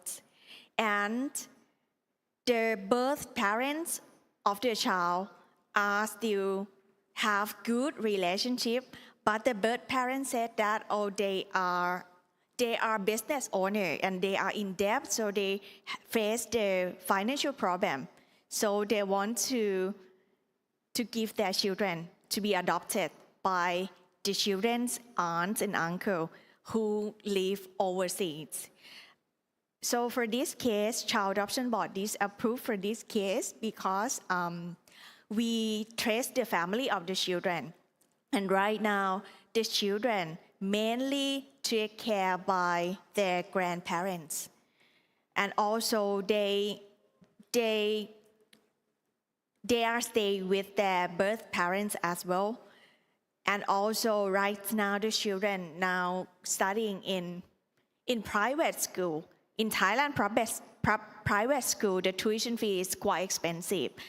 Although the applicant said that the applicant support the money for the children to study in private school. So that's why the Child Adoption Board need to disapprove this case, because the applicants can support the children financially to let the children study in private school.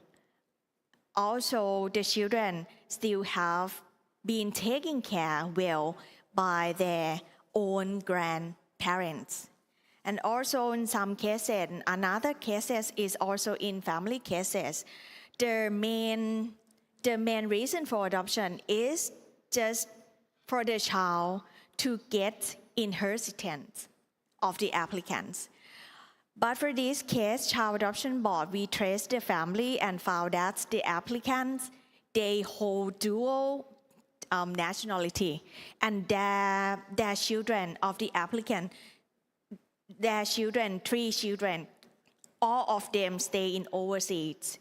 So Child Adoption Board aware of the main purpose of adoption might be immigration, because we need to Thailand need to recall that the motivation is not only give the better opportunity for the child, like financial needs or migration. So Thailand will explore other measures of protection of the child. So those are the example of the cases that I think that it's challenge in interpretation of subsidiarity principle. And also, next is I would not say that it is a challenge, but it is a new issue for Thailand, because right now Thailand has a Marriage Equality Act, so allowing same-sex couples to get married. So I would say that Thailand needs to treat every cases equally. This is very new to Thailand because this law is effect this year, just effect this year. And before the law is effect, Child Adoption Center has organized and prepared every new situation that will come to related to adoption. For the law, right now we review the new law and we review the current adoption law in Thailand. Right now, there is no need to amend it. Unisex words in adoption law like right now is respected. And we do study on many research. And many research, we need to accept that there are pros and cons. Children raising by the same-sex couple. But what we focus is the impact to the child about bullying. So what Thailand needs to do is to raise the awareness of the society to avoid bullying to the child. And the qualification of the applicants, we think about what kind of psychological assessment to assess the applicants who is same-sex couple. But the psychologist said that there is no actual psychologist assessment, because psychological assessment will assess the applicant on that time. For example, right now, today I'm happy, so maybe in next month I'm not happy. So what we do is to use questionnaire or to use the question to the applicants to answer, and we will see that how the same-sex applicants, they face the situation since they were young until now, how they face when they get bullied from the society. And this will be the lesson of the applicants to use with their adopted child in the future. And lastly is the good practices and lesson learned. First one is the preventing any illicit practice. Like Lola say, being the party of the convention is not enough, but implementing is the key. So Thailand prevents any illicit practice. For example, the child birth certificate must be based on facts. Some birth certificate is the name of the surrogate mom or the woman who carried the baby, but it's not the truth, because the owner of the egg should be the name of the mom on the child certificate, or any certificate that said that the child's mother or the child's father is other nationality, not Thai nationality, but actually it is not the fact. So we need to correct the child's birth certificate to be based on the fact. And next, Thailand will choose a family that is suitable for the child, not choosing a child to the family. And also Thailand also have their special needs project that we call like reverse flow of their procedure. So we will have the profile of the child, and we will try to find a suitable family for the child. And also the next one is tracing family process. I would say that tracing birth family is very important. And Thailand has the guideline for workers, because we have workers all among of Thailand, 77 provinces. So we have the guideline for tracing the family for the worker or practitioner. And the last one is the matching process. Thailand record that only after due consideration has been given to permanent domestic family type, care solution should be inter-country adoption be considered. So right now, Thailand has waiting list of matching for of both Thai families and foreign families. The family in the waiting list who are Thai will be prioritized in a matching panel compared to foreign families. And also, matching process in Thailand has been done by a matching panel with the multidisciplinary team. And generally, there are a preference for keeping siblings together. Okay, thank you very much. And lastly, I need to say a big thank to HCCH in South Korea as the organizer to inviting me for give you a speech. Thank you very much. ขอบคุณค่ะ 감사합니다. Thank you very much. In fact, Thailand became a party to the Adoption Convention in 2004, so almost 20 years ago. So we could learn much from her experience on the perspectives as the central authority of Thailand, which may be very useful for the Korean Ministry of Health and Welfare, the central authority of Korea. Now we have the last panelist, An So-young. Dr. So-young An majored in law and got a doctorate degree from the School of Law at Ewha Women's University. The topic of her doctoral dissertation is related to the Adoption Convention. Since 2019, she is working as a researcher at Ewha Legal Science Institute. She will talk about Korea's inter-country adoption system, achievements and the challenges ahead of the 1993 Hague Convention implementation. So please, Dr. An. Thank you.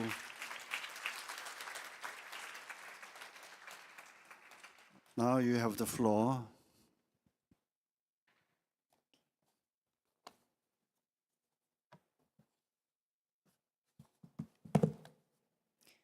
Thank you for kind introduction. I appreciate the opportunity to contribute to this session. Today, I'll briefly discuss the key challenges Korea faces in implementing the convention. In 2018, the HCCH published the brochure marking the convention's 25th anniversary. The brochure outlines both key achievements and remaining challenges, some of which I'll touch upon in Korean context.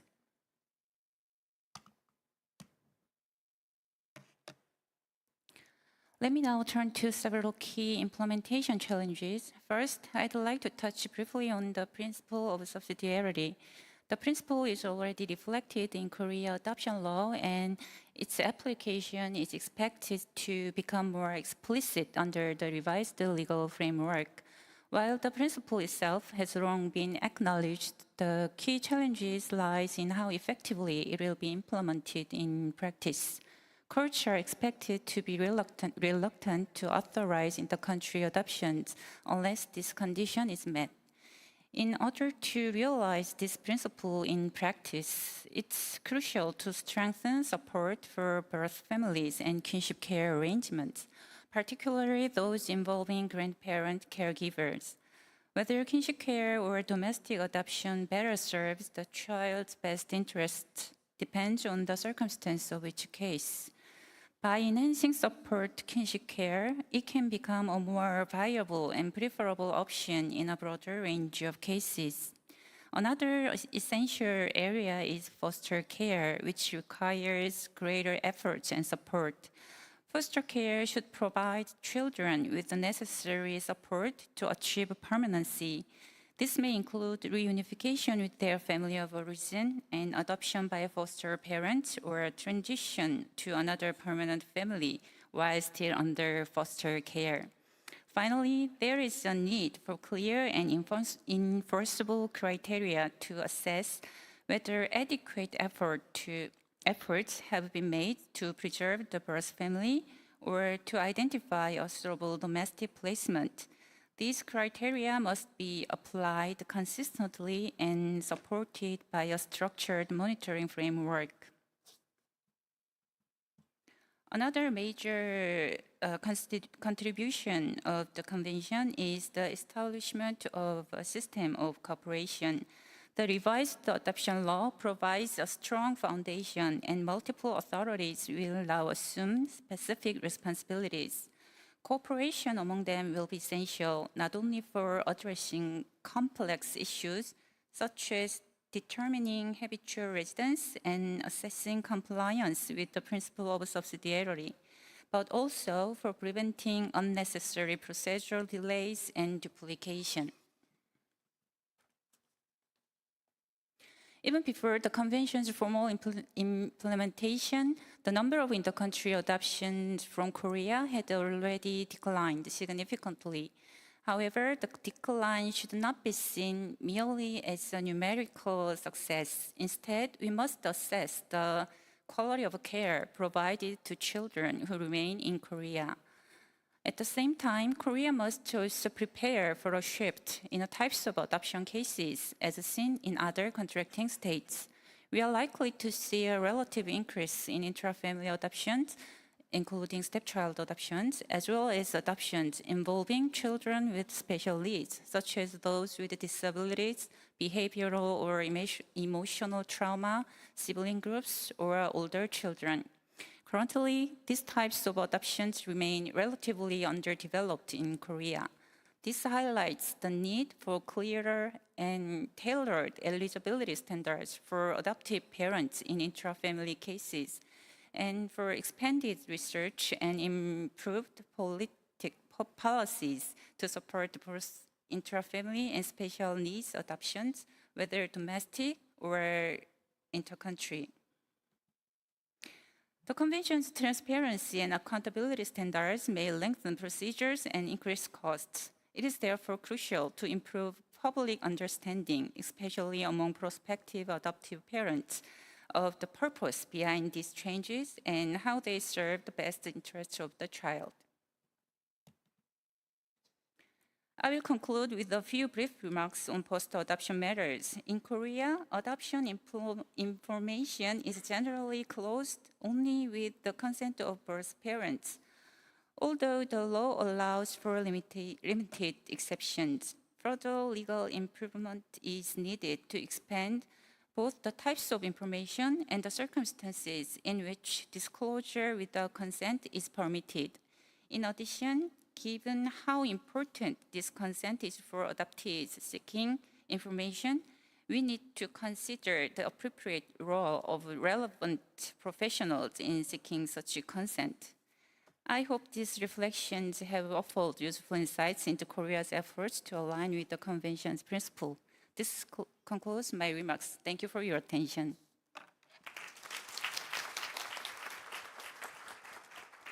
Thank you very much, Dr. An. We are already behind the schedule, so Dr. An shortened her presentation. So thank you. I'm sorry I couldn't give more time to you. I'm wondering, in fact, I would like to give the floor to the audience who participated here and hear some comments or questions, but I'm not sure whether we have time to do that. No, the answer is no. So I'm very sorry. So that's my fault. Sorry, I failed to keep time.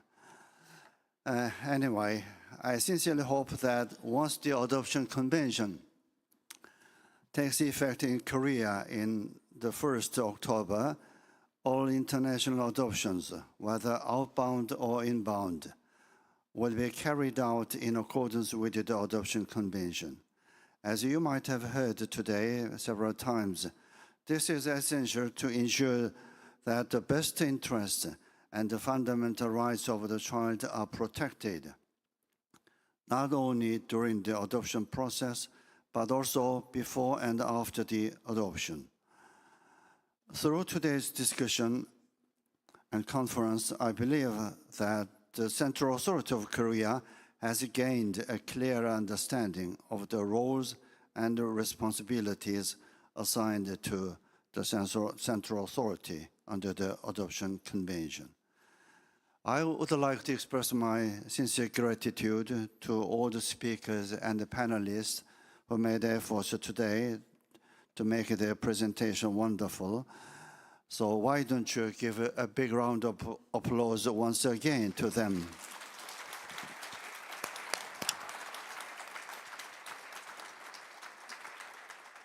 So thank you very much. This concludes the first session dealing with the international, inter-country adoption convention. Thank you very much and enjoy your lunch. So I believe this was an enlightening session, even for those unfamiliar with the Adoption Convention. We will now adjourn for lunch, which will be served at the restaurant just across the hall. Please be reminded that session 2 will begin at 2 p.m., so make sure to return to the venue by then. Thank you.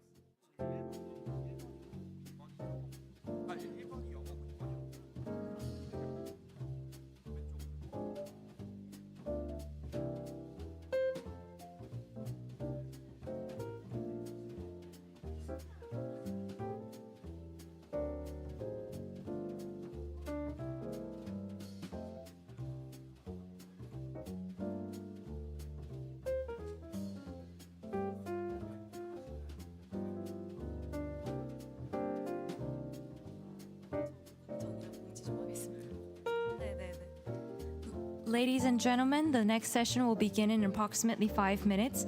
Please return to your seats. We also ask that the moderator, speaker, and panelists for this session to take your respective seat on the stage.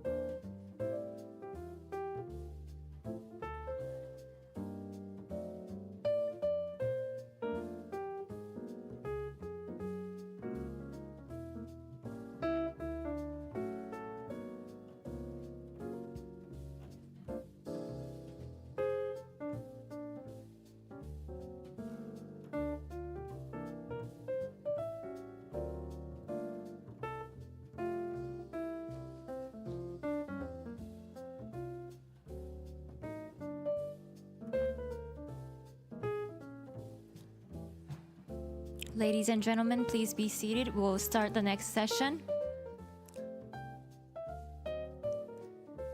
We are now ready to officially begin Session 2, Implementation of the 1980 Child Abduction Convention. Before we begin, may I gently remind all presenters to adhere to the assigned schedule. Once again, I have the honor to introduce this session's moderator, Dr. Shinichiro Hayakawa. As a leading figure in Japan's private international law, he has seamlessly bridged academia and legal practice. Dr. Hayakawa is currently a lawyer at AIEI Law Firm and also a professor emeritus at Tokyo University and Tohoku University. Dr. Hayakawa, the floor is yours. Thank you very much. Thank you for the nice introduction. Good afternoon, everyone, and welcome to Session 2. It is my pleasure to guide you through what promotes to be a fascinating, what promises to be a fascinating and insighted discussion. Before we begin, let me introduce our esteemed participants. First, we have our speaker, Lola Martinez Mora, who is First Secretary of HCCH. She has been making a significant contribution to the operation of the Abduction Convention. We are honored to have her share her insights with us today. Joining Lola are our 4 distinguished guest panelists. First, Mary Sheffield, Judge of the Court of Appeal in the United States of America. And she has been contributing to the operation of this convention as Hague International Liaison Judge for more than 20 years. Next, Judge Janet Broadley from England, who brings extensive experience concerning as a lawyer and as a mediator. She's also an active member of famous Reunite. Min Guak, a professor of law at Suming Women's University, who is one of the best experts on this convention in Republic of Korea. Actually, she happens to have been one of my students in Tokyo University when she studied in Japan. I would like to add that she was one of the best students I've ever taught. And I believe that she's now one of the best professors in Korea. Last but not least, Jae Sing Park, public prosecutor of Republic of Korea, who has been actively working on HCCA matters and will give us enlightening views on the operation of the convention. Now, with such a remarkable lineup, I am confident that we'll cover a wide range of ideas and spark meaningful conversations. Without further delay, let us dive into the program. Lola, you have the floor.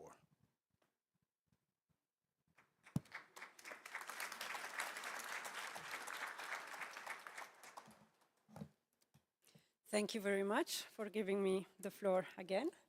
So we're still on family law, this time child abduction. And in my presentation this afternoon, I'm going to give a brief introduction first to the 1980 Child Abduction Convention, with all my excuses, starting with the panelists here, because I know many of you already know what's about this convention. And then I will dive into the latest developments regarding the work that we are doing on HCCH in this area, namely regarding domestic violence, relocation, and other initiatives. So let's start with the basics. The first one is why this convention? Why do we have it? We have it because we know one thing that it is clear is that the wrongful removal or retention of a child is harmful to the child. And this is clear and it has been proved by numerous studies. And we have to see when it is wrongful. And this removal or retention is wrongful when it is in breach of the rights of custody, and as well those rights of custody were actually exercised. And this we can find it in the convention itself. So the idea of having this convention, again, is in another area, but it is to prevent child abduction. And if it has happened, we need to do something. We need to address it. And the key question is how this convention is doing this. And the convention has two objectives. The first one is to ensure the prompt return of wrongful removed or retained children to their country of habitual residence. And the idea behind this, and the objective as well of the convention, is to ensure that the rights of custody and access are effectively respected. And this is in the best interest of the child. And why return? Why do we have to return if things or one of the parents decided to go to another place? Well, the idea is that the authorities of where the child is habitually resident are the best place to assess and to decide on custody matters. This is why we are saying the child needs to go back where he was living or where she was living, because there is where he has his family, friends, a school, a situation, and that's where we have more information, and it should be to that authorities who are going to take this decision. And we also have to take into consideration that this convention speaks as well about it's not any return at any cost. We have to ensure as well a safe return. And this is something we will be speaking, and because there are different measures how to do it. So in a nutshell, the framework of this convention, it tells us, as I have just told you, that there is a duty to return the child straight away, as quickly as possible, to his habitual residence place. That it's also very important, and this is said in the convention itself in Article 19, that the return, it's not a decision or a determination on custody. That's a different matter. We are just returning in order that the authorities of the place of habitual residence are going to decide on custody.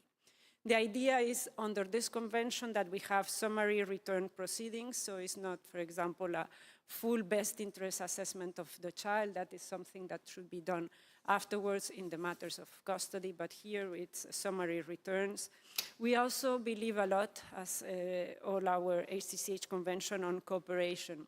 And this cooperation is between the different contracting parties to this convention. It means the cooperation between central authorities that are very active in this field, but as well on the international network of judges, and we will have Judge Sheffield explaining about how does it work and all the great work that they are doing. And this convention as well takes the reality as well. So there is some exceptions to the duty to return, but these are limited, and they need to be interpreted in a restrictive manner. So this has to be very clear.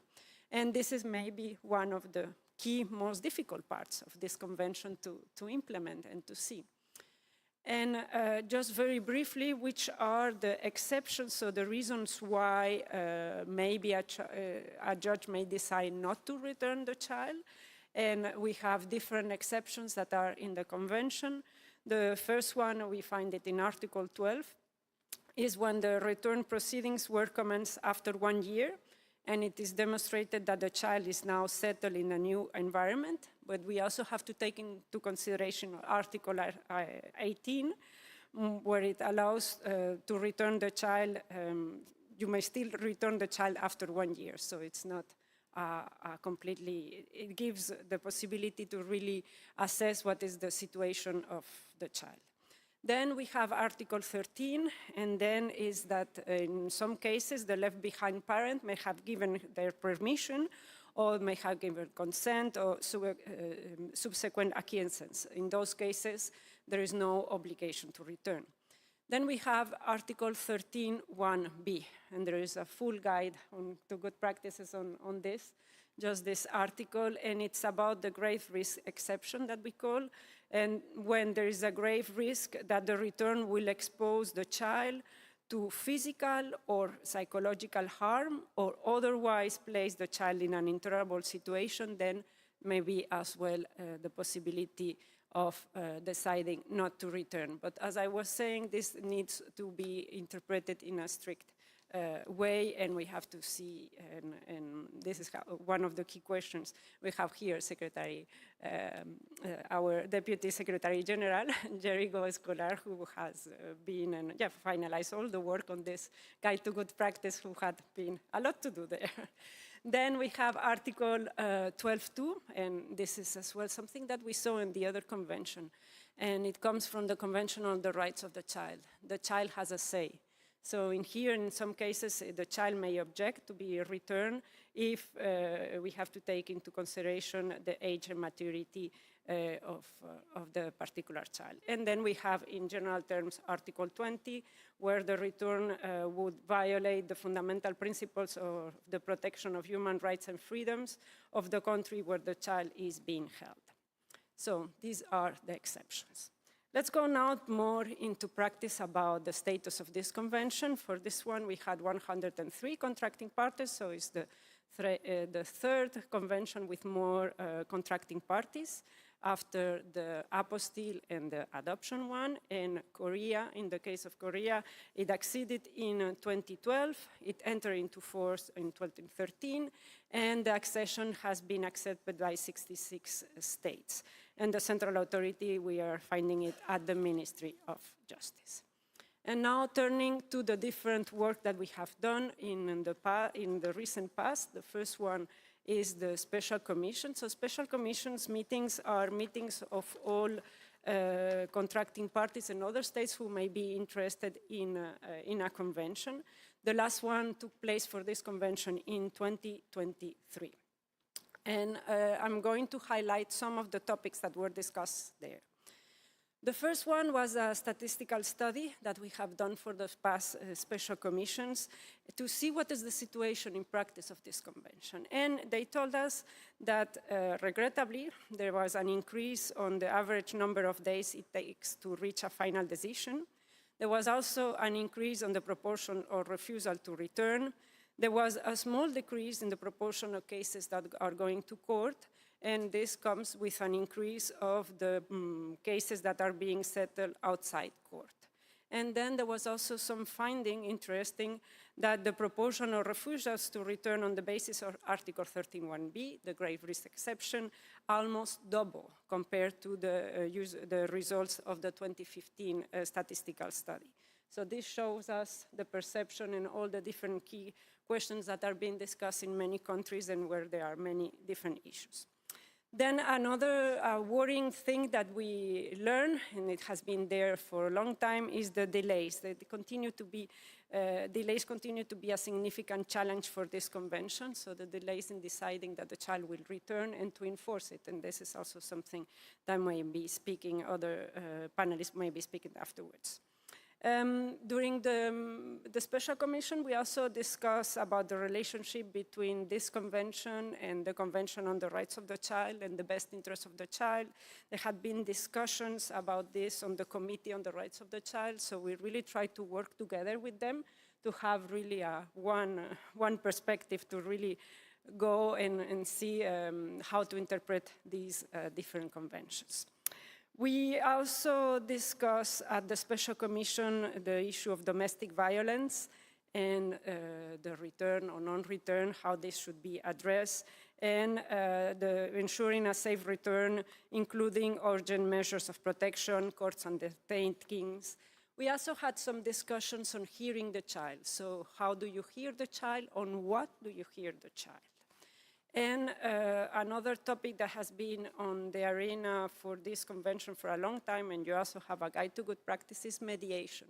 The importance of mediation, because the idea is if we can have a voluntary decision on return, will be much better than having one that is decided by a judge. So this is mediation is being promoted, and we had shared different experiences. Another important topic was the international family relocation. I will just speak briefly about that. And we discussed as well different tools that can help states to become a party. And now I'm just going briefly to present two other initiatives, one on domestic violence. That's a picture of the forum who took place in South Africa in June 2024. There's going to be another meeting in October this year in Brazil. and why this forum on domestic violence. It triggers from, and it comes from the meeting that we had at the Special Commission. So our Secretary General and other colleagues were receiving a number of messages from domestic violence advocates and people who had suffered domestic violence and violence themselves, what they so-called, they have been hagged. We don't like this term at all. And there was a need to have a more clear engagement with the people, so with the people who are directly affected by this convention, and get their opinions to see what they are going to know as well, a bit more involving people with life experience. That's something we have been doing with adoptees for a long time now. This is also something that changes now the view of this convention, at least in family law. It's not only all the experts, the people who gather here around the table, but now what we see is that there have been experts who come with all the expertise and knowledge, but they also have the lived experience. And this gives us another perspective. It also came from one opinion that was given with the rapporteur of this convention in an article which was saying that gender-based violence was not taken into account when this convention was drafted.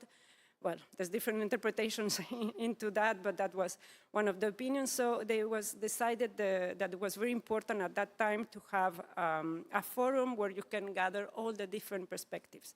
And as well, not only legal, because in all the different topics that we are dealing with family law, many cases it's not only family. You need as well to have an interdisciplinary view. You need to hear about psychologists, trauma experts, other related experts. So that's what the forum in Santon did, as well academics, research, so to have everybody on board.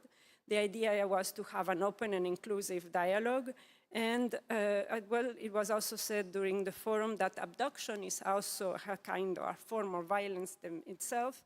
And if we try to ensure that the 1980 Convention is effectively operated, also in the difficult cases of domestic violence, then you can also protect the victims. So these are things that were discussed in the issue. Another thing that comes in this area, and as well in this forum and in other things, is, okay, there's trauma. There's trauma for people who, for children who are in this separation. There's trauma for two things. There's trauma from the domestic violence that they may have been suffered or has been going around them, and there's also trauma by the separation of one of the parents. Both things are really had effects on children, and we know that. So we need to see how we have to address. We also saw how you are going to have evidence, how the different protective measures that you can put in place, are they effective if I decide for return of the child. We have also been discussions about mediation. In some cases, yes, let's go and use it. I'm sure maybe from Reunite we'll speak about more. For others, like maybe more complex because we are in the area of domestic violence. And yes, what happens once the return has been done? And this is something that it came in here and in the conference on international family relocation. What happens after the return? So what do we do, or after the non-return? So what is the situation, how will we deal with that? And the need, it was said before in the previous panel, further research, we need to know more. Turning now to the conference, and this is called, it was the conference on the 15 years of the HCCH Washington Declaration, and this Washington Declaration was on international family relocation. So the key issue that comes in under this topic is if relocation was more easy or it was more possible in some cases, then you will not have so many abductions. So relocation will be a way to prevent abductions. And what we did, we gathered in Washington for 3 days and we had different issues. We learned from countries who have different procedures in place to have this practice of relocation. We also saw that it is very important to have a reasonable notice if you decide to relocate and how you coordinate all that. But this Washington Declaration also goes to having different factors that the judge may take or may not take into consideration when deciding about the possible family relocation, the importance of promoting agreement, how you enforce, again, in this case, relocation orders, because sometimes you can decide on one, but if you don't enforce it, then we have a problem. Then what happens if you relocate and the authority in the new country decides to modify? Well, the idea is that you will respect what has been agreed before. The importance on direct judicial communications, research again, and as well continue on this and having more work on this field.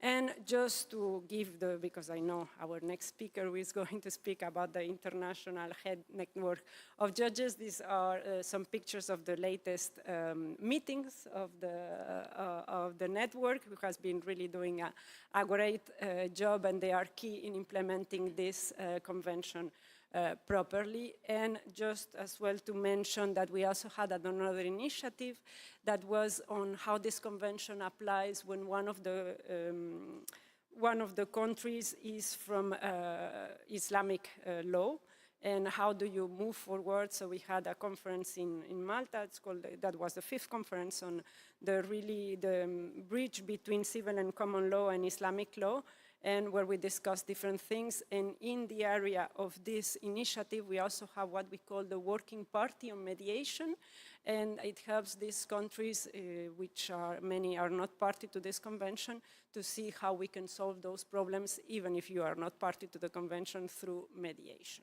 And I will stop here, and you have all the different guides to good practice and different tools that you can find in our website. Thank you very much for your kind attention. Thank you very much. Thank you very much. So we'll go straight to 4 panelists. And first, first Mary. So sorry. Mary Sheffield, please. All right. Good afternoon. I am so pleased to be here, and I really thank Laura for laying this foundation for the Hague Convention on International Child Abduction. Because everybody in here has some sort of background in law, but not all of us are as familiar with each treaty that the HCCH has helped to bring about. So it's great to be here. It's a great honor to be back in Korea. I haven't been here since 2017. It's a lovely country, and I appreciate your hospitality. I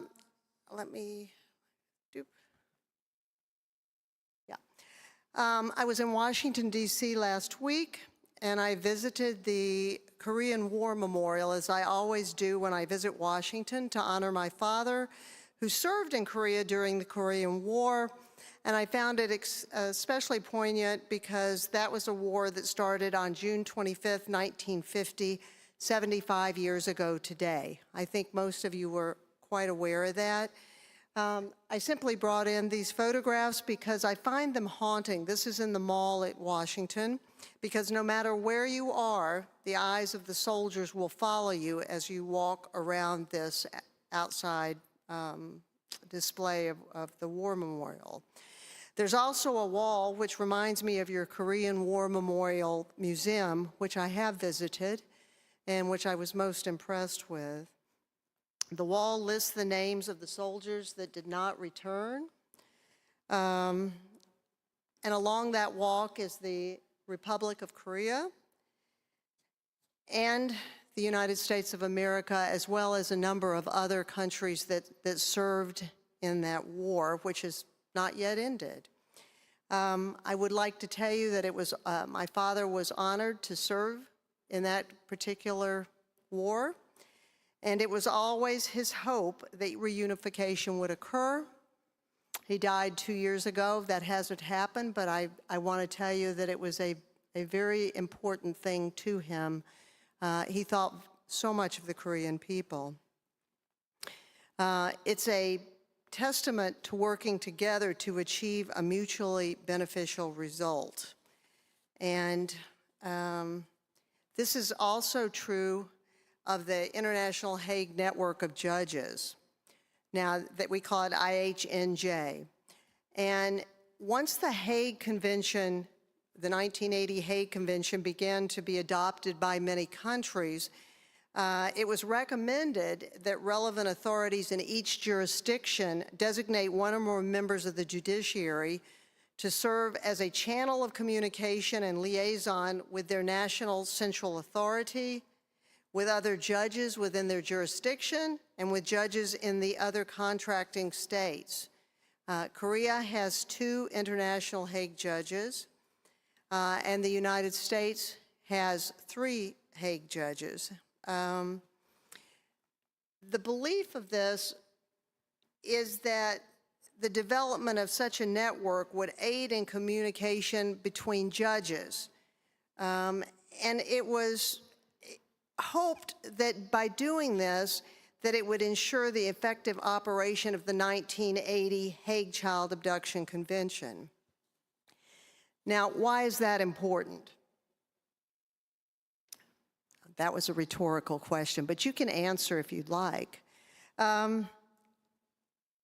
It's important because judges, there has to be trust when we're talking about children. I mean, that's apparent whether you deal with child custody or child welfare or child anything. It is something so important that there be established trust in the transfer of children from one jurisdiction to another. And we've talked a little bit about that this morning during the adoption portion of this program. There are approximately, let's see, I may have gone past it. Let me go back. Okay. The reason I talk about trust is because if I don't trust that a judge in a different jurisdiction is going to effectively deal with a child situation, then it's very difficult for me to ever concede that that child should be let out of my jurisdiction. Because how do I know that a judge somewhere else would do as good a job as I would do? There are approximately 125, sorry, nope, I want to go back. There are approximately 125 different judges from 85 jurisdictions that have joined the International Hague Network of Judges. And the United States, as I stated, has 3 judges, which include me. And we have a network that's set up through our central authority. The idea, wait a minute, let me go back, is that, okay, you've got the international network, and how that works is that someone will contact either your central authority. In our case, central authority is the United States State Department. And then we deal with domestic judges, and we deal with our foreign colleague judges. In other words, there's 3 of us in our particular area, and there's, for example, in Korea, there's 2 judges. And I can reach out to those 2 judges if I need assistance in some area, if I've been contacted, or if our central authority has been contacted. And then we go between the colleague judges. We don't have direct communication over the merits of the case. It's never a method in which we're trying to tell some judge what to do, ever. Sorry, I'm laughing at this because they're out of order. Okay, one of the things that you have to do first, though, is some states have a consolidated a consolidated number of judges that hear Hague matters. And so those judges are always very knowledgeable. In the United States, it's a little odd because we have about 11,000 judges that can hear these cases. So it's very difficult sometimes to educate a judge who would hear one of the Hague matters. So it's imperative on your international Hague judge to educate their own judges. And if their judge should reach out and say they have an issue, let's say there's something where a child has, they have a child that's come in from Korea, and they're trying to decide whether that child can go back to Korea, whether it should be, that child should be returned to Korea, then I have opportunities, if there are questions raised, to contact the Korean judge to obtain information on behalf of that domestic judge. For example, if there is an issue of domestic violence, is there a provision, if we send that child back, that someone will be watching for that child? Is there a case? We have to teach them to work with central authority because many judges have no idea who our central authority is. One of the things that a Hague judge does is we respect each other's domestic law. It's not our job to decide the case. It's not our job to decide whether someone else's laws are right or wrong. The judges have to maintain judicial independence. If there is to be any kind of a communication, the parties are notified of a proposed communication, and a record is to be kept of that communication. Sometimes we run into issues where not everyone speaks English, for example, so we have to get someone to translate. If we're contacted by a liaison judge, we need to know the name, the title, and the contact of who that judge is or who the person is that they're trying to find information about. We try not to get too much personal information about the parties. We can do oral communication by telephone, Zoom, WebEx, or whatever. Everybody has a different one, right? And depending on what country you're from. A lot of it is done by email communication before there's ever any oral contact. Remember that when you're dealing with your own judges, sometimes they have questions. They don't know if, for example, if we were to send this child back to Korea, can we trust that there's even a case in Korea? What if you send a child back and there's not even a case going on? What happens? Maybe the proper place for that child to have the decision made is Korea or Vietnam or Malaysia or wherever, but there has to be a case there. And that can be a problem sometimes because we find out there is no case in that country. And so how do we send a child back when there's nothing happening? Sometimes, for example, a judge would want to know if there's a warrant. In the United States, if a parent takes a child from the country, the left behind parent can ask for a warrant for their arrest. It can become a criminal case. And so a judge from overseas, for example, might want to know, is there a warrant out if we send the child back? And remember now that only the child, I can't require, for example, a mother to come back. I cannot require that. In fact, I can't guarantee that they can get a visa to get back.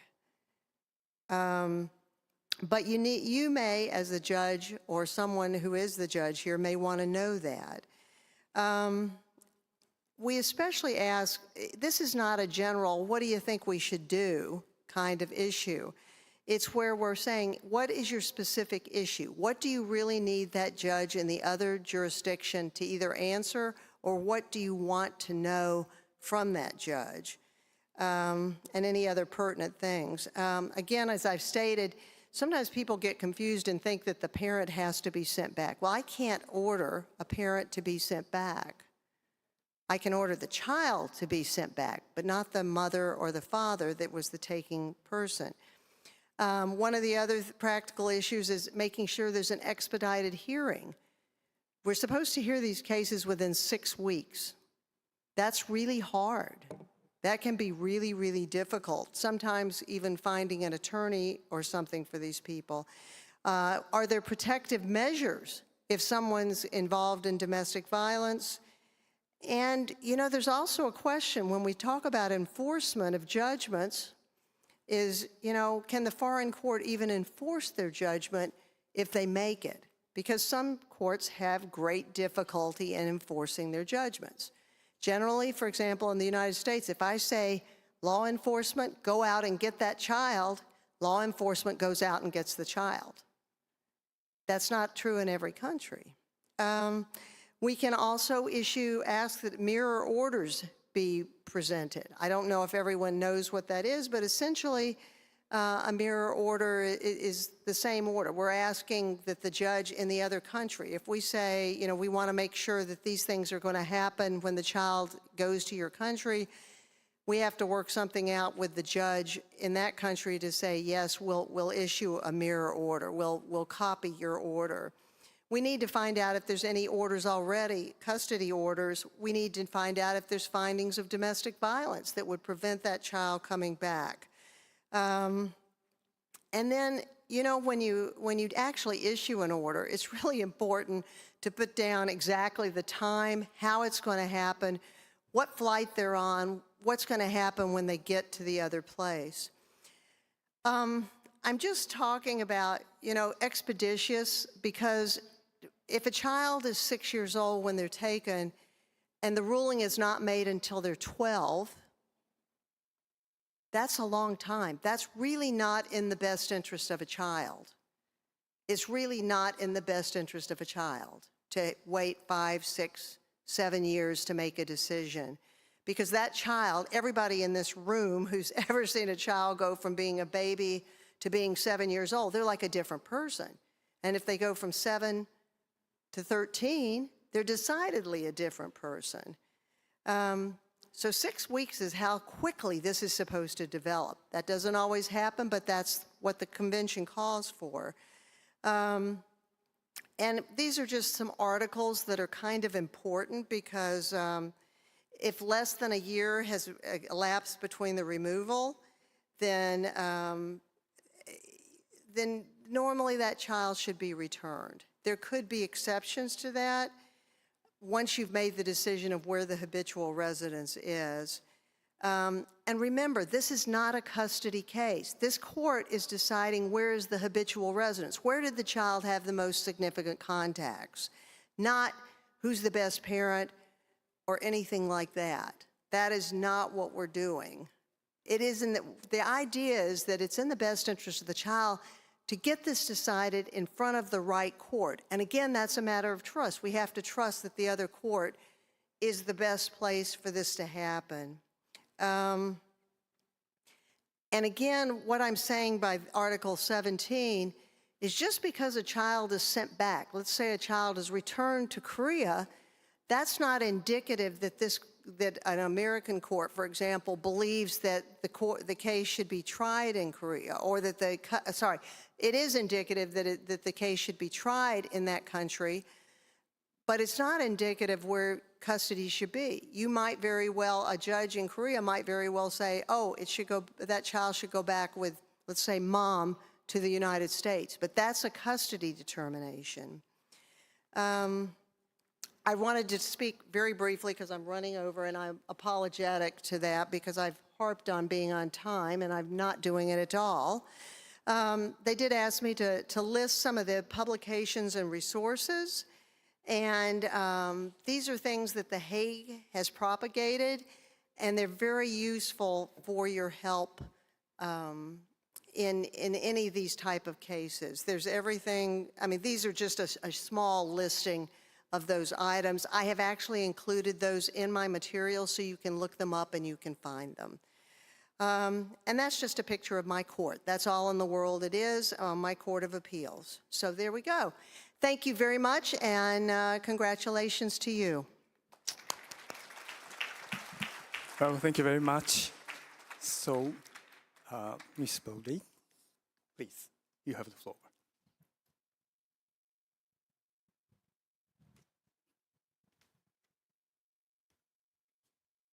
Thank you.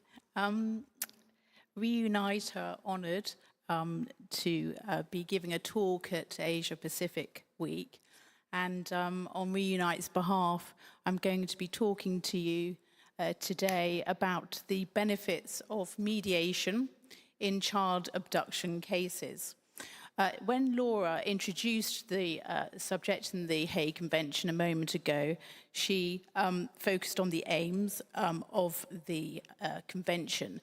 And it's very much focused on speed, a swift process, a return, preferably voluntarily. In the implementation of the 1980 Hague Convention, whilst the focus is on a speedy return, it's usually not the only issue. And that will become evident when I start talking to you about the benefits of mediation. For the purposes of this talk, I'm going to focus on 5 key benefits.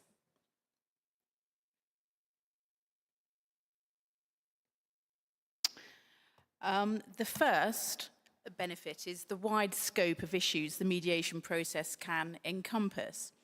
So the judge's role in child abduction cases is quite limited, as Mary said a moment ago. It's a binary decision. Do they order the return of the child or not?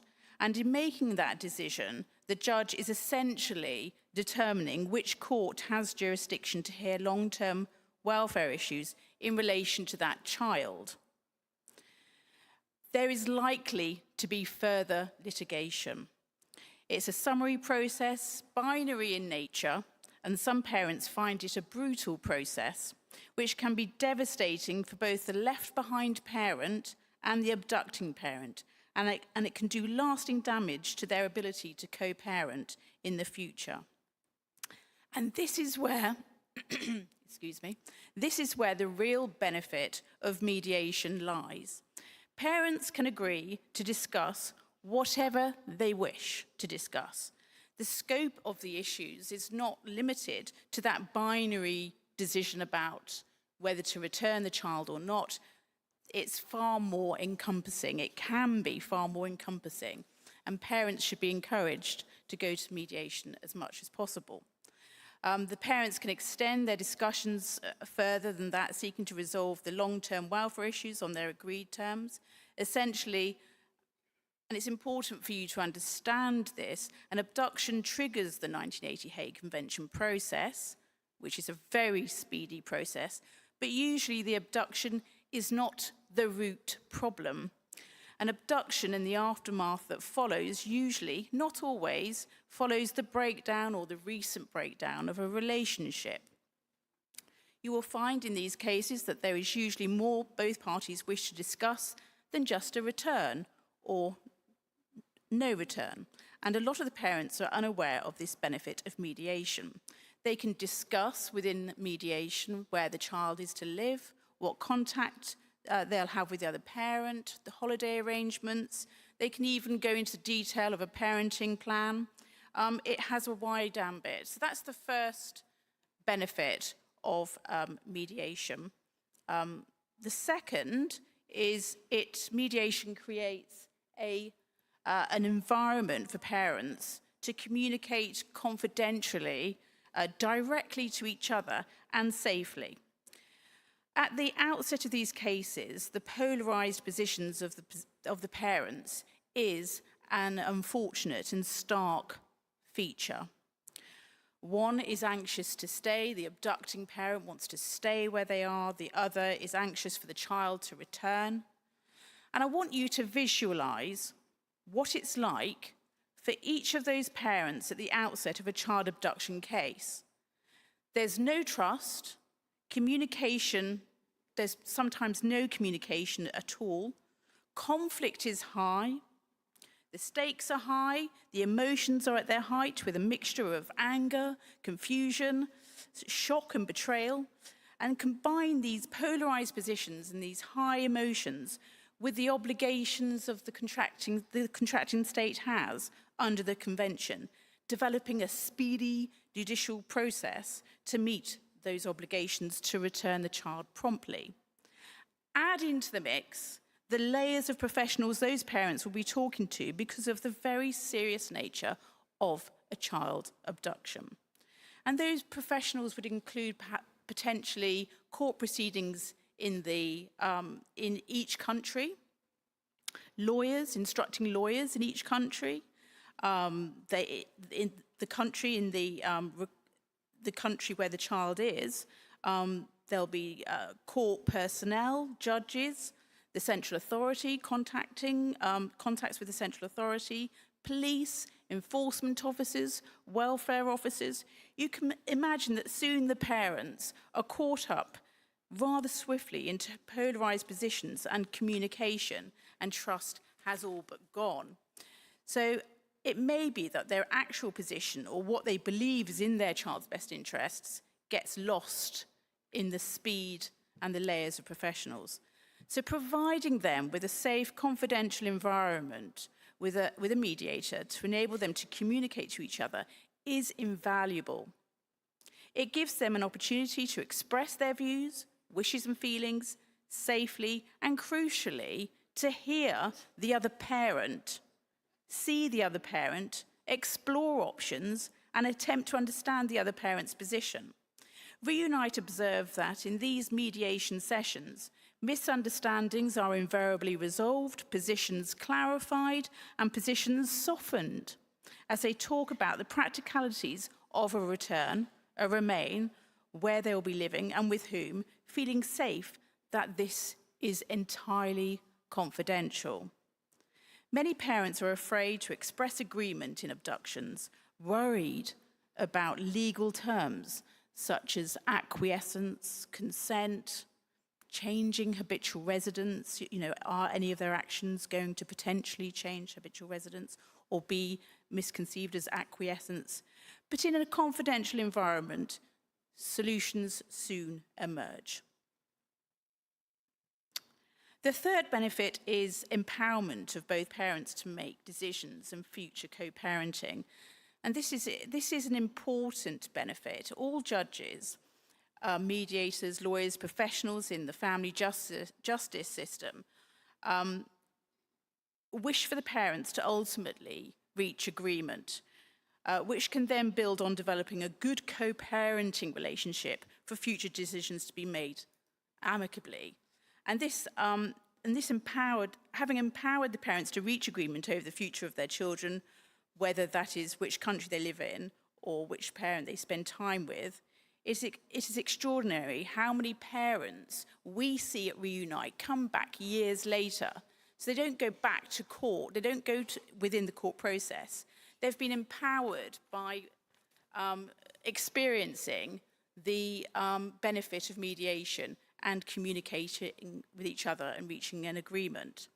And so many court systems are overburdened with high numbers of cases, which at times can become unmanageable and cause significant delay. So whether a return is ordered or not, this is the reality of what both parents will face in either country in order to resolve those longer term issues which need to be resolved. The fourth benefit of mediation is the flexible nature of mediation. And this is largely in terms of timing, the timing of the use of mediation.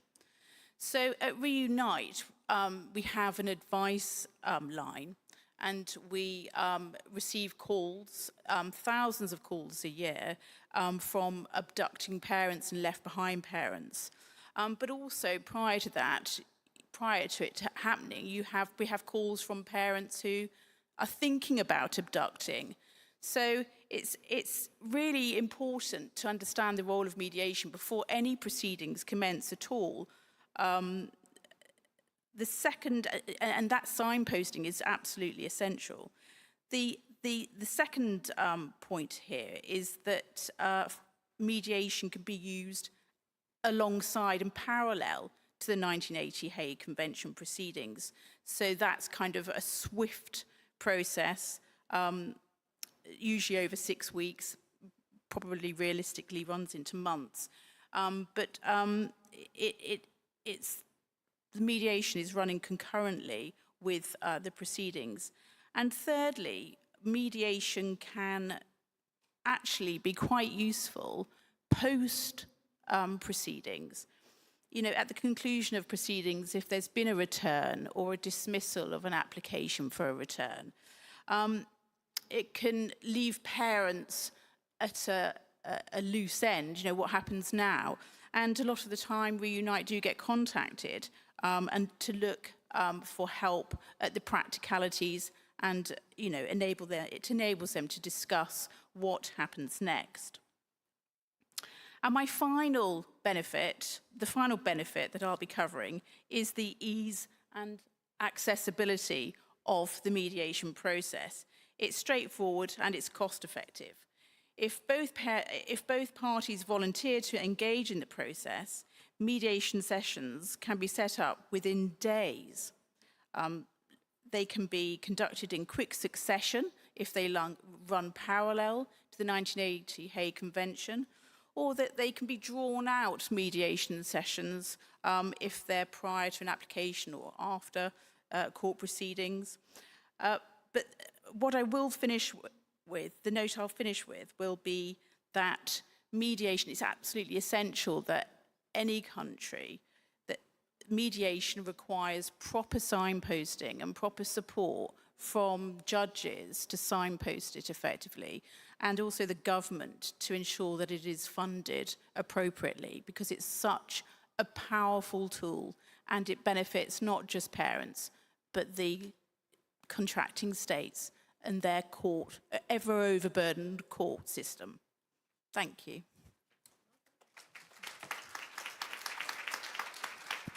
Thank you very much. So we have two panelists from Korea. So first, Professor Cox, you have the floor, please.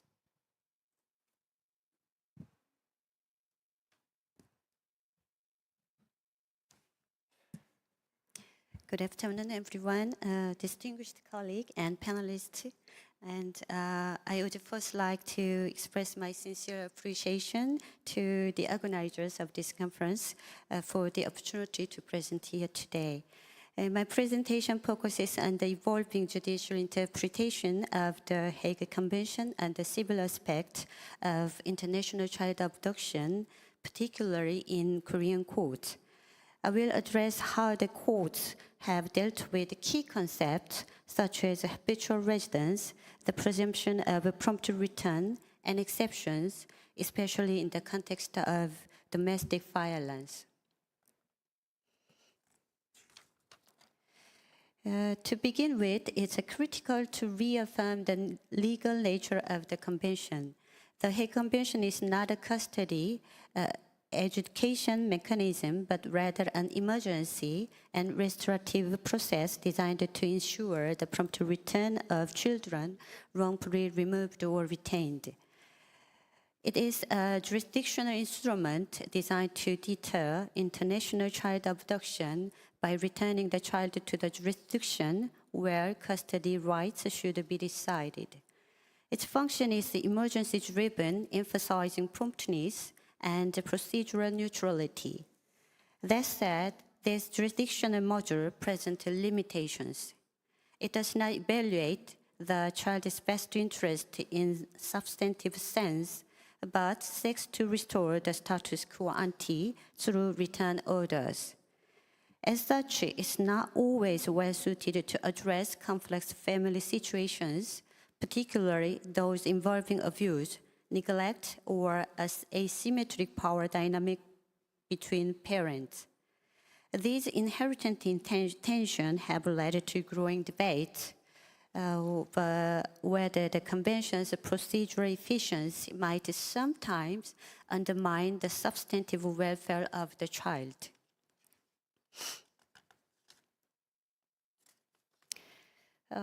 South Korea's accession to the Convention reflects broader societal changes. With increasing international marriages and divorces, crossing-border custody disputes have risen sharply. The National Assembly ratified the Convention in 2012, and it entered into force on July 1st, 2013. Accompanying this accession, Korea enacted a dedicated implementation act designating the Ministry of Justice as the central authority. The Seoul Family Court holds exclusive jurisdiction over return applications. It's tasked with assessing wrongful removal or retention and applying limited exceptions. This centralized structure has provided a relatively coherent jurisprudential record, which I will now address in detail. I will now address a doctrinally significant and frequently litigated concept under the 1980s Hague Child Abduction Convention, the notion of habitual residence. As is well known, the Convention deliberately refrains from providing a codified definition of this term, thereby entrusting national courts with the interpretive task. Korean courts have developed an analytical framework based on both judicial reasoning and comparative law. This framework considers both objective elements, such as the child's stability and integration, and subjective factors, including the shared intent of parents. However, in practice, Korean courts tend to rely more heavily on objective, fact-based indicators when determining habitual residence. The key question is whether the child's daily life was actually rooted in the specific social and geographic environment. Although shared parental intent is acknowledged, actual residence and social integration are often given greater weight in judicial reasoning. Three factors are generally considered. First, the court considers the child's actual and continuous residence. The analysis begins with the threshold inquiry into whether the child has been physically present in state in question as part of the ordinary rhythm of daily life. This includes transitory or intermittent visits and focuses instead on residence that reflects a pattern of stability and permanence. Second, Korean courts assess the child's integration into the social and familiar environment. This includes enrollment in educational institutions, participation in community activities, relationships with extended family members, and familiarity with the local languages and culture. Such factors serve as proxies for the child's social assimilation and psychological rootedness. In cases involving infants or very young children, many contracting states consider shared parent intent as a key factor in determining habitual residence. This is seen, for example, in U.S. Second Circuit case law. However, the Seoul Family Court, in its decision rendered on December 11, 2020, takes a critical stance toward U.S. Second Circuit's approach, which treats shared parental intent as the central criterion for determining habitual residence under the Hague Convention. The Korean court pointed out that when parents disagree on the child's habitual residence, particularly in cases involving infants who have not yet meaningfully adapted for any environment, excessive reliance on shared parent intent may make it practically impossible to determine habitual residence. As a result, the child risks falling outside the protective scope of the Convention. In conclusion, the Korean courts have maintained that habitual residence should be determined based on the child's actual circumstances immediately prior to the wrongful removal or retention rather than an abstract parent intent.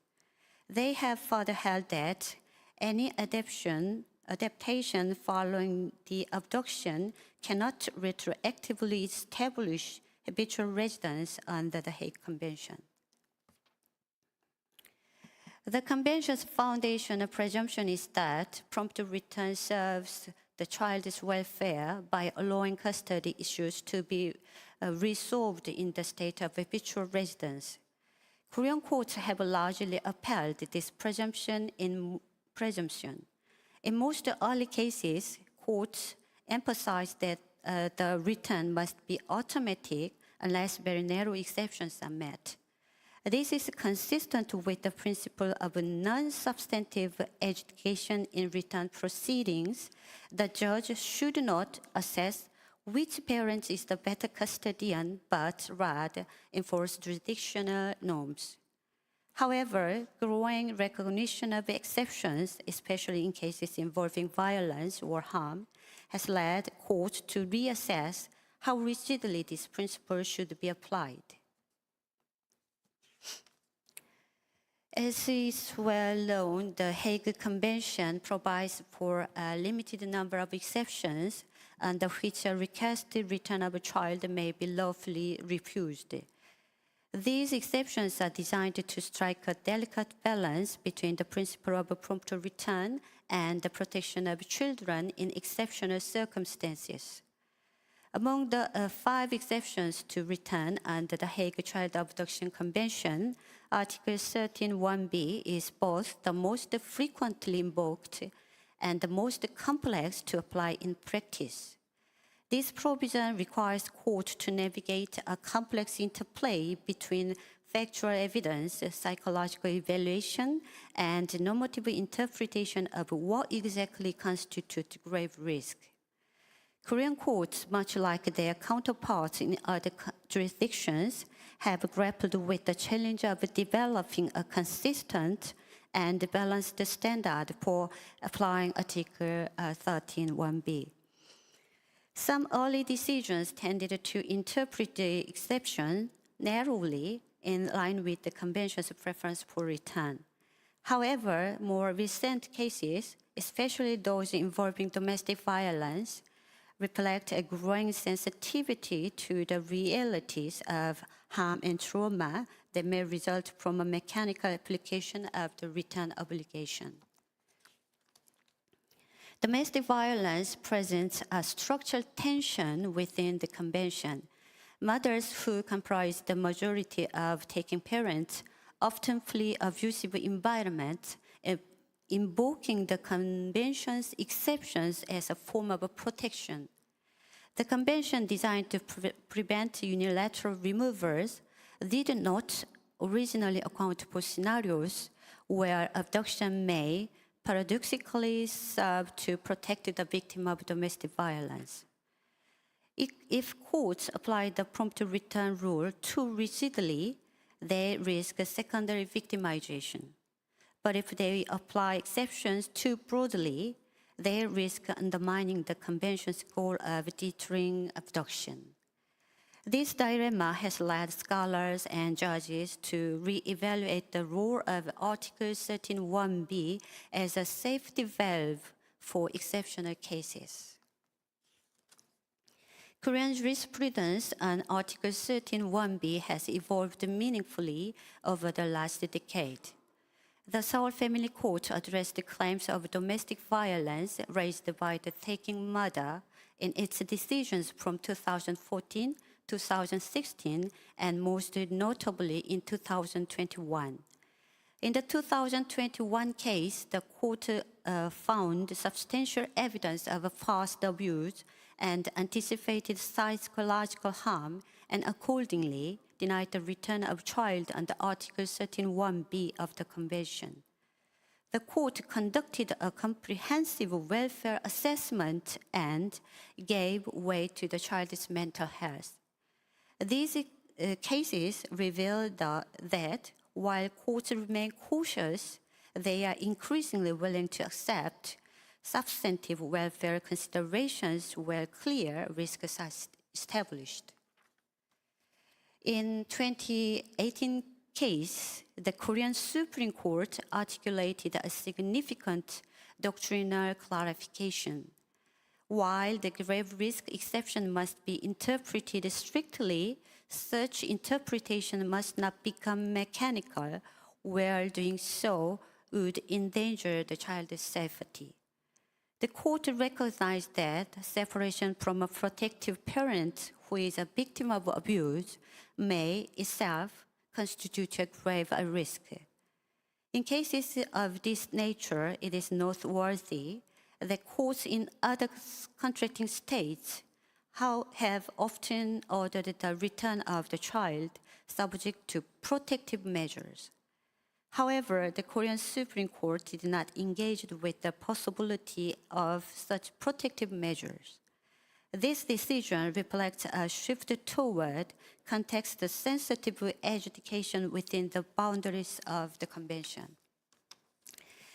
Similar patterns can be observed across other jurisdictions. In the United States Kingdom, the Supreme Court, in some cases, emphasized the importance of the protective undertakings accompanying return orders. In the United States, courts in Blodin versus Dubois and Worsey versus Worsey allowed non-return based on evidence of psychological trauma. And in Neuringer and Schruck versus Switzerland, the European Court of Human Rights introduced a best interest framework requiring in-depth welfare assessment even if procedural return cases. These cases reflect a growing international trend toward forward-looking risk analysis, where courts not only examine the legality of removal, but also anticipate future harm. This trend highlights the increasing interplay between human rights law and the Hague Convention, but it also raises concerns. Could this variation lead to legal fragmentation and drift away from the Convention's original goals? These are the questions we must continue to engage with, both as scholars and as practitioners, if we are to ensure that the Convention remains both relevant and justice. In conclusion, Korean courts have continued to develop a more nuanced interpretation of Hague Convention, particularly in cases involving domestic violence. While the Convention's core object, the prompt return of children wrongfully removed or retained, remains firmly upheld. Recent judicial trends reflect a growing recognition of the need to consider the child's substantive welfare in the application of Article 13(1)(b). Today, the courts of contracting states under the Hague Child Abduction Convention are faced with the critical task of striking an appropriate balance. If the prompt return rule is applied too rigidly, it may result in secondary victimization of both the child and the protective parent. Conversely, if exceptions are applied too broadly, the Convention's deterrent function risks being undermined. This tension has sparked an ongoing debate. Are we witnessing a paradigm shift in the interpretation of the Convention, or is this simply a form of adaptive evolution that still respects the Convention's foundational principles? That brings my presentation to a close. I sincerely appreciate your attention and interest. Thank you. Thank you very much, Professor Koch. So, please, Park. Please.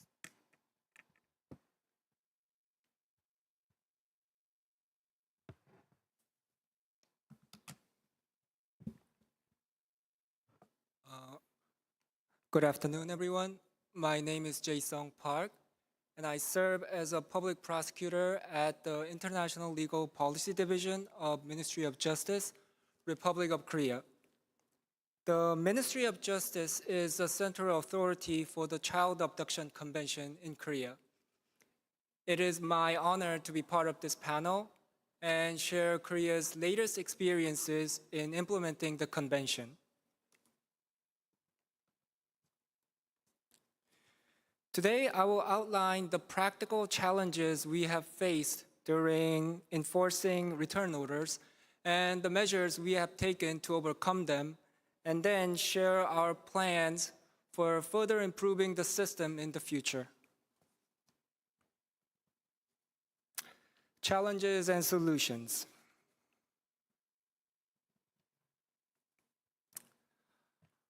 Until April 2024, Korea applied the general enforcement rule to child return orders.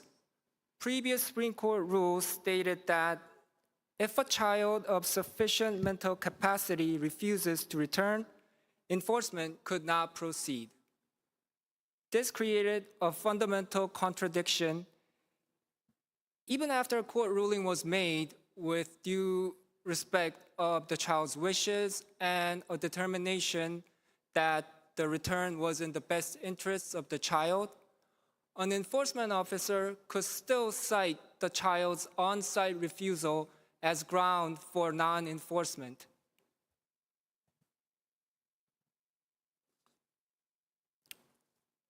Oh, I made these images using an AI technology, huh?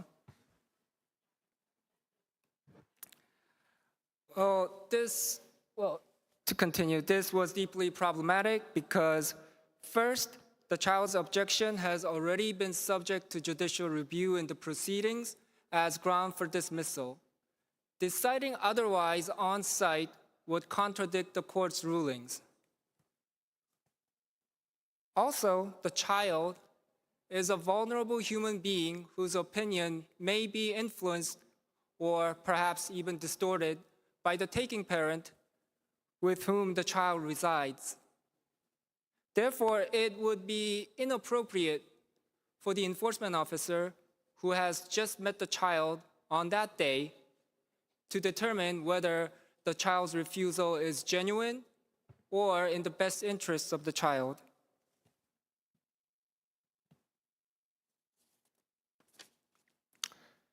To address this issue, in June 2023, the Ministry of Justice formed a task force composed of child welfare experts and officials from the National Court Administration, Ministry of Foreign Affairs, to explore room for institutional improvements. As a result, the Supreme Court enacted a new enforcement rule which came into force April 2024. This new rule marked significant progress because it removed the provision that blocked enforcement based on the child's on-site refusal. After the new rules took effect, 6 cases have been successfully resolved within a year, demonstrating significant progress in the enforcement process.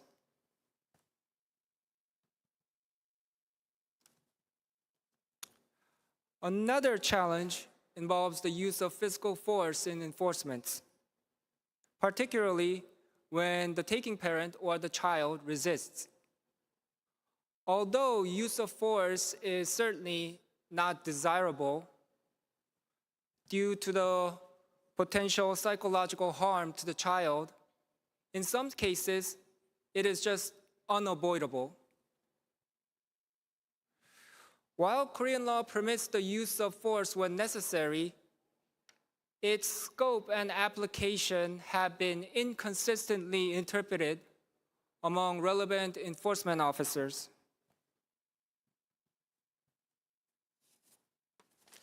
Let's first take a look at the legal grounds within the Korean law. The legal grounds for use of force in Korean law are as follows. Article 5 of the Civil Execution Act permits enforcement officers to take appropriate measures, which have been interpreted to allow physical actions such as removing barriers or pushing aside individuals who resist. Enforcement officers may even request police support if they encounter resistance. Also, according to Article 257 in the same act, which applies mutatis mutandis to convention enforcements, stipulates that an enforcement officer shall take the child away from the debtor and give and deliver to the creditor. This implies the use of force to secure the child against the will of the debtor. Judicial precedents reinforce this. The Supreme Court affirmed that resisting parties may be pushed aside to enter premises, and the Constitutional Court has upheld such actions as justifiable action. In sum, an enforcement officer is granted the power to take appropriate measures, including the power to use force when necessary. Another image I made with AI. Yeah. Still, the abstract concept of appropriate measures presents practical challenges. Some enforcement officers have asked, what makes an appropriate force? Say, for example, what do I do on site if the child is clinging to the mother, crying and begging to stay?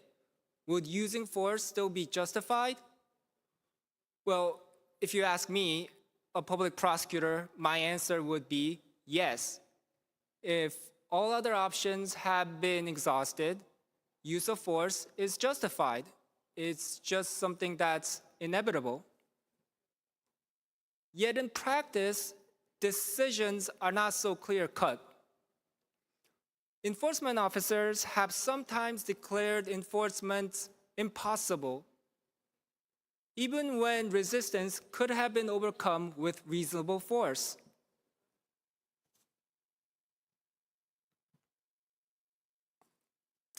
Then someone might also ask, well, can't the Korean police just arrest the taking parent who's resisting? Well, convention cases are generally handled as civil matter, not criminal in Korea.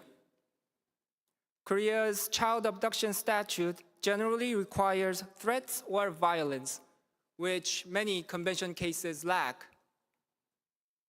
Also, unlike the US or the UK, Korea does not recognize contempt of court as criminal offense in civil cases. Non-compliance may result in only administrative penalties, such as a fine of up to 10 million won, which is approximately 7,300 US dollars, or up to 30 days in detention, which is decided through separate proceedings. Since most convention cases end up being purely civil matter, it is all the more important that enforcement officers fully understand their mandate and apply reasonable force when necessary.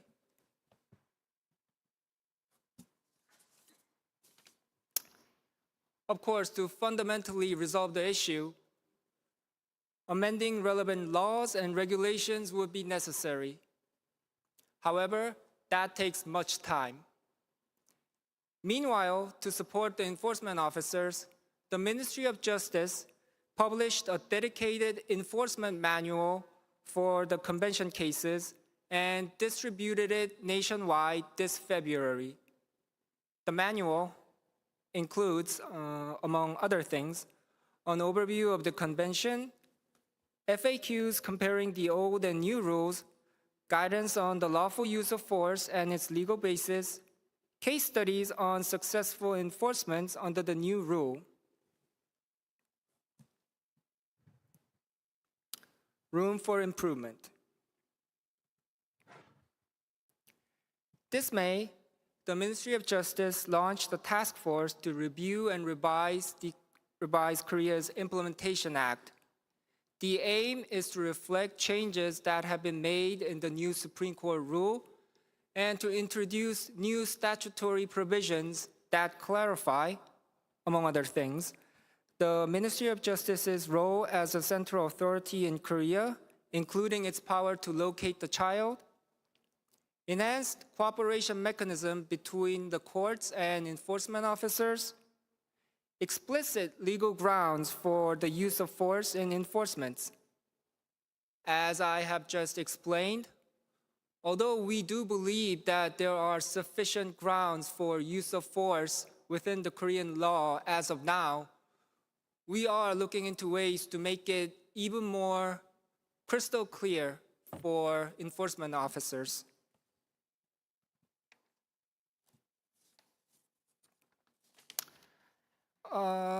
The Ministry of Justice also plans on introducing mediation to convention cases. Although court-led mediation already exists, it often lacks the informal, safe setting needed for parents to reach lasting resolutions. We believe that neutral, expert-led mediation through the private sector is essential. That is why we're learning from models like Reunite in UK and MIC in Germany to design a program that enables amicable resolution between the parties, ideally before enforcement is ever needed. This year, the Ministry of Justice plans on pursuing MOUs with relevant mediation organizations such as the Korean Commercial Arbitration Board, KCAB, and began developing a structured mediation framework for convention cases.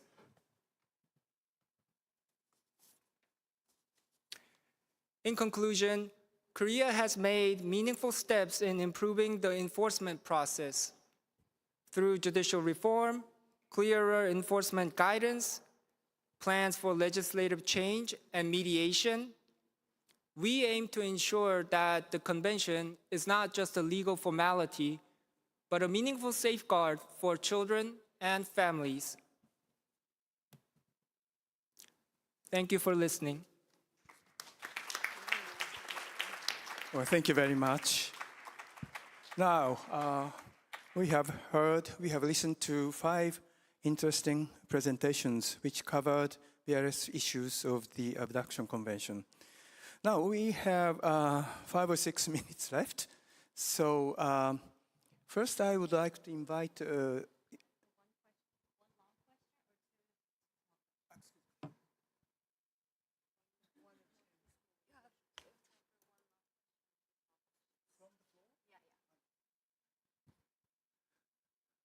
So I'm instructed to invite the floor to pose, to raise questions. 1 long question and 2 short questions.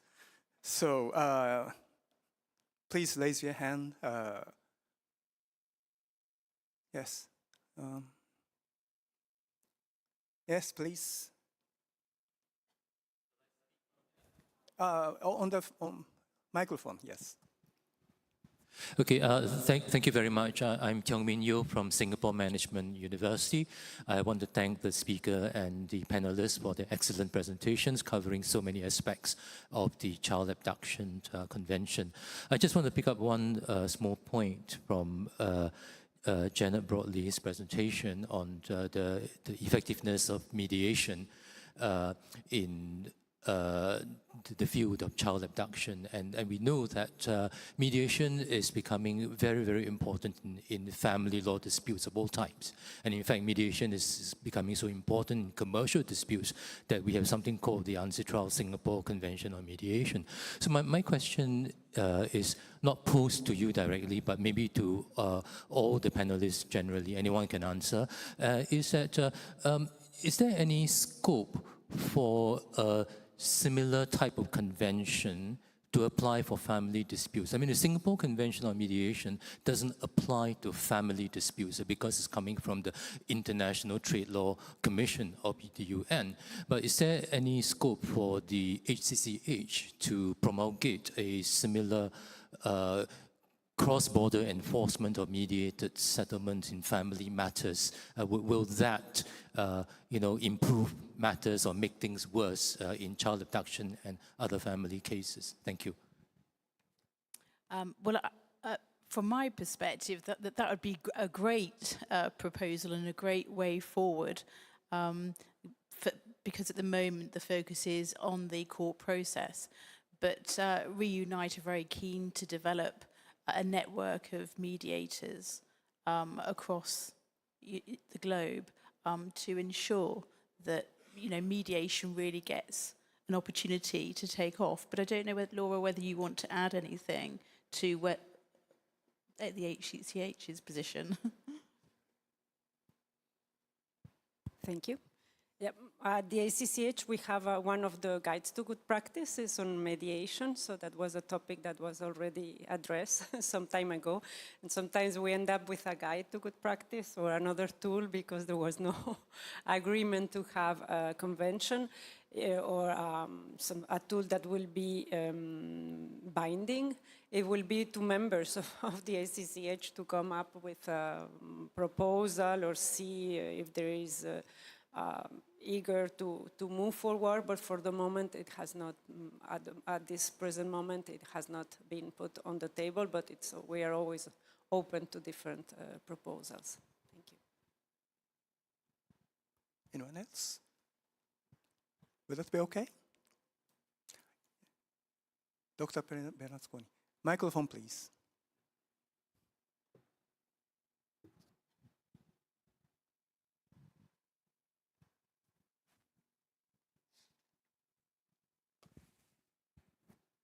Thank you very much, and thank you to all panelists for what I thought was indeed a series of very informative presentations. And since we have just a couple of minutes left, I would like to take the opportunity to ask, I think Mary in particular, as a judge, a question that I always wanted to ask a judge. And it's not related to an abduction proceeding per se. It's relating to what follows. As we have heard, and rightly so, the Child Abduction Convention is not about custody. So let's talk about a case where there has been a wrongful removal, the child has been returned to the state of habitual residence, and the case now is before a judge to decide on custody. How difficult is it for a judge to ignore the fact that before him or her there is a parent that has committed a wrongful act, has removed a child illicitly, and now the judge has to decide on custody? Because as we have also heard, rightly so, the convention is all about the status quo ante, to re-establish the situation before the abduction. So if we take that seriously, it can only mean that a judge has to ignore the fact that one of the parents, in fact, committed a wrongful act. Is that something that a judge can easily do, or do you take into account the fact that there is a parent that has committed something that was not quite right? Hard to answer sometimes. I think a lot of this is very factual in the sense that it depends on a lot of circumstances. And it depends on the judges as well, because I agree with you, it's when a child is returned, it's supposed to put that child back in front of the court at the time before they were taken. But on the other hand, there can be a lot of extenuating circumstances along the way. So I guess it's hard for me to say for every single judge how they would look at that. A lot of it depends. You know, sometimes you have a very matter-of-fact case where a child is simply, you know, mom said, I'm tired of this, I want to go back to Germany. I want to go visit my mom. And then when she gets there, she decides to stay. Okay, that's not particularly, I don't know that some judge, in other words, the child gets returned, let's say, to the United States. I'm not sure every judge would consider that some sort of horrible offense. I think that could be understood. There are a lot of instances where a child is taken and then moved from canton to canton to canton in Switzerland, or dressed as, you know, a female dressed as a boy to try to avoid detection for various reasons. Again, I go back to, I think it can be difficult because depending on the facts that are in front of the court. I'm sorry not to be more definitive about it, but I think it could be very difficult. You know, if, for example, you thought that parent might abscond with the child again. In other words, if the child does wind up staying with whoever's still in the United States, let's say the mother was the one who was left in the States or something like that, you know, you might worry that the father might take off with the child again, for example. And then the court would try to put measures in, like taking a passport or limiting access except under certain circumstances. Those things, you know, the court can put that in the ruling, however, and say, you know, only under these circumstances can this happen. And the same thing for the mother too. Or, you know, but you're trying to work this, part of the joy of mediation, and I see that our time is up, part of the joy of mediation is trying to get those parties in front of someone and have them work out how it's going to work. A lot of it has to do with visitation or access as well, and each party feeling like they got a fair shake. I think it always makes a tremendous difference when a judge exercises that kind of restraint and shows respect to both parties. Because if you don't and you just slam somebody as you're a criminal or you're liable to take off with the child again, that's not beneficial to the child, it's not beneficial to the parents. But again, I'm not giving you a very direct answer, but I think it can vary depending on what's happened in the past. No, but thank you, Mary. That is exactly the type of answer I was actually expecting, because I don't think there is a yes or no answer, and it may indeed also depend on whether the return is based on a court decision or mediation, because then the whole setting for the custody decision is different. So thank you for that. Well, thank you very much for interesting questions and the discussion. Well, I'm afraid the time is running out, and this concludes this session. Thank you very much, everyone.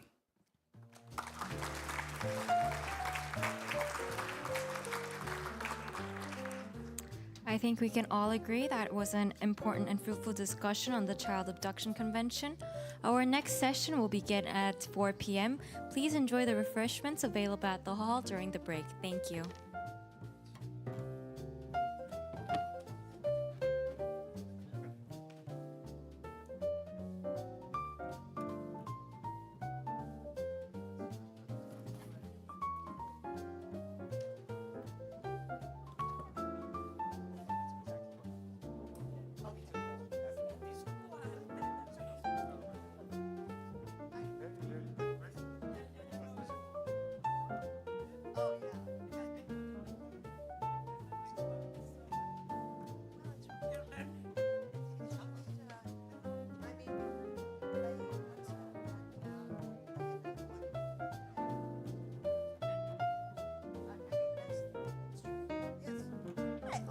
I didn't recognize you. How are you? I had to look down at your name tag. Okay. All right. Now I don't feel so bad because I was like, I know her. So.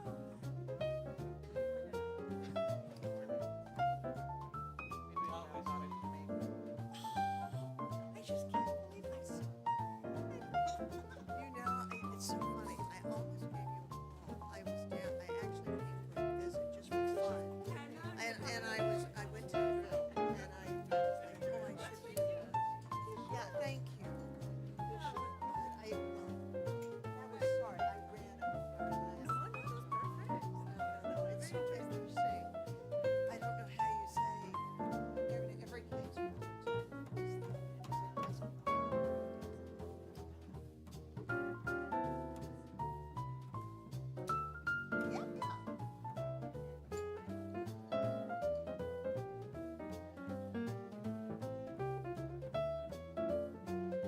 Yes. 2017? Okay, yes, at the first meeting. Yeah, exactly. I am so, no, I feel like it's such a community of people, you know? I almost said to because did you, you know, we have a game in the United States called Where's Waldo? And it's like a children's book, and you look to find this little person, and it's really difficult. And I was like, look at all those pictures. Did you see me? I was there. You know? Red and white.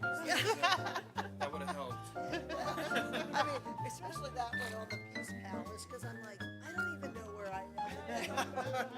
There were so many of us on that. Yeah, I know.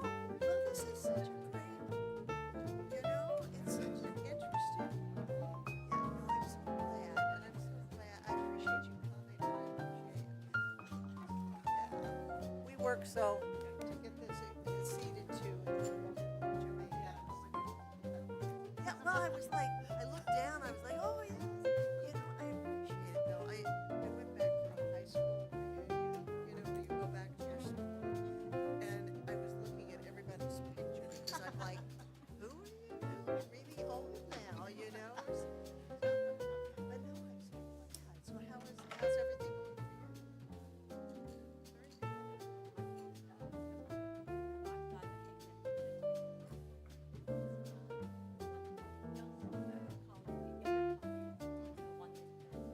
To do it? Yeah, there's two. That's here from Well, I wondered because I looked at the names and there was a judge, Prasad. Oh, yeah.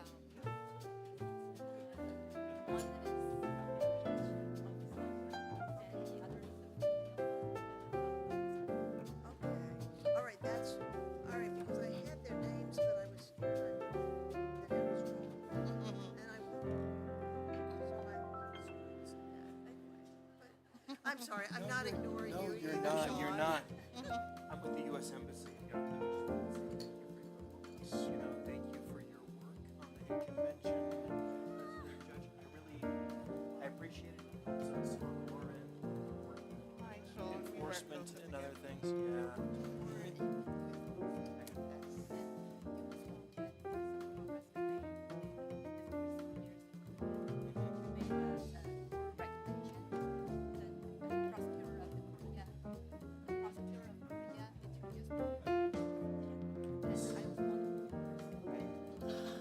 And that has been pivotal in us being successful in enforcement cases. We still have laws to against them. Talk to the central authority about enforcement here in a second, but we appreciate everything that you guys have done to move things forward. Well, and I will tell you, I mean, I was so I remember the biggest, I mean, the worst Germany could not enforce. They would not enforce. You know, their policemen would go out and they would immediately go, the baby was clinging to the mom. What was I supposed to do? And they would, so I was really appreciative. Not because I was dating anybody, but I remember they sent me on a date to British judges and to work with the German judges because they were having such a terrible time, you know, and I'll never forget. I mean, to show you how things have changed now, they're like the models, you know, of how it's to be done. So I just tell you that because, I was so impressed. I didn't realize everything that happened, you know, and I was so amazed. It's not easy. And you know, too, I mean, we worked like crazy to get yeah, I spent some time at Jamaica. I mean, we wanted to get the convention stated to it to make it. It's not good anymore. It's an issue on we've got to make it. Yeah, not just not that we always do it either. So please don't. So I would love to say the United States in all situations does it right. That's exactly what I say. That's what Yeah, that's, you know, I mean, you don't work for the embassy, so you can say something different. I know that. I mean, because it's like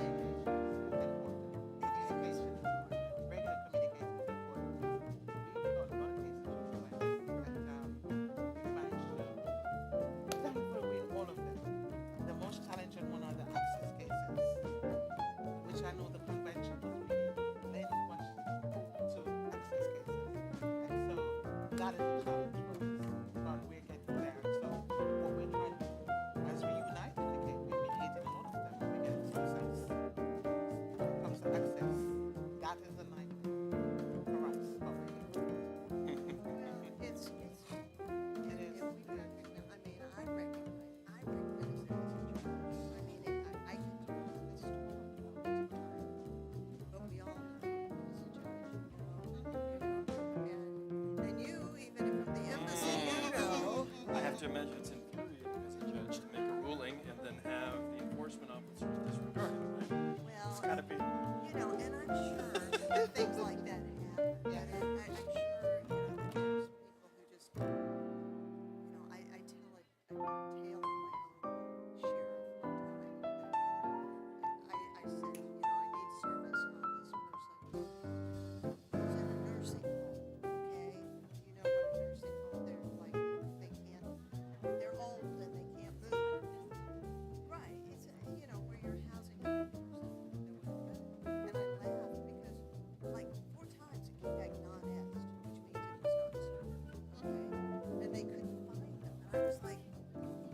understand this confined to a bed. Where is it? Oh, you know, so I marched down to talk to the sheriff, and he's like, I'll say that again, sir. You know, because it was so stupid. The man. The room wasn't properly labeled. So. Right. It was not, I mean, he was a decrepit man. I mean, and I was so angry, you know, because I was like, this is dumb. This is, sorry. I don't know how, it's wrong. It's inappropriate, and I said it doesn't look well for your enforcement not to be able to find a guy who's retired and uses a you know what I mean? And your guy can't keep up with it. So what I'm saying is, yeah, I'm sorry, but I'm so glad. I'm so glad you're here. You know, it's so good to see both of you again, and I'm so pleased to be here. And I miss you July 1st. I miss you July 1st. Yeah. At the U.S. Embassy in Jamaica because I'm here. Oh, no. No.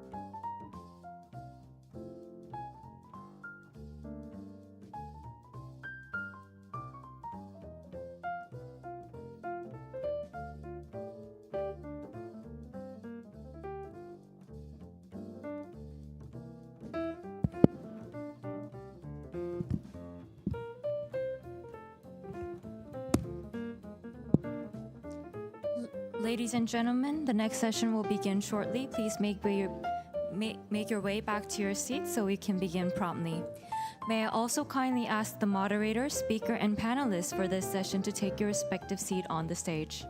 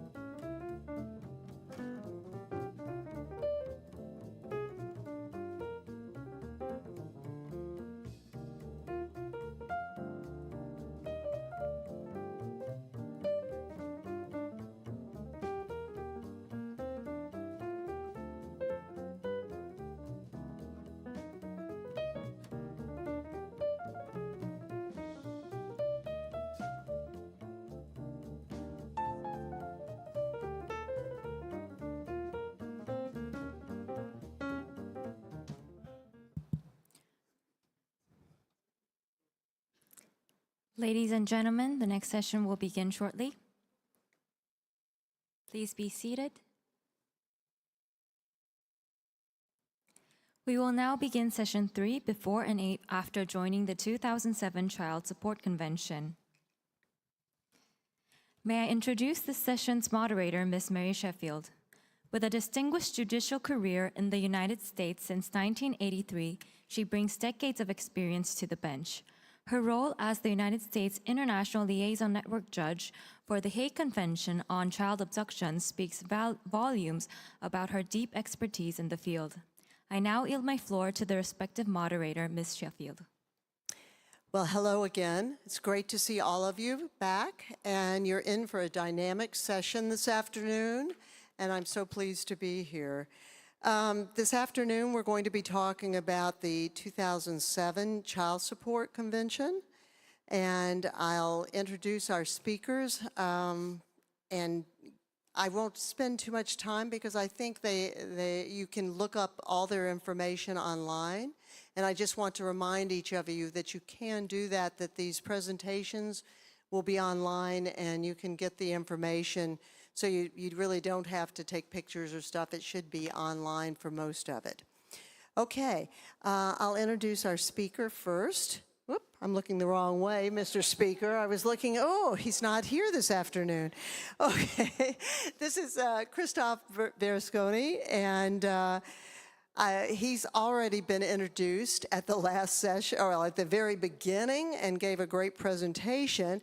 I'll merely remind you at this time that he has been the Secretary General of the HCCH since July 2013, and his vast knowledge of all things Hague is well known to everyone here.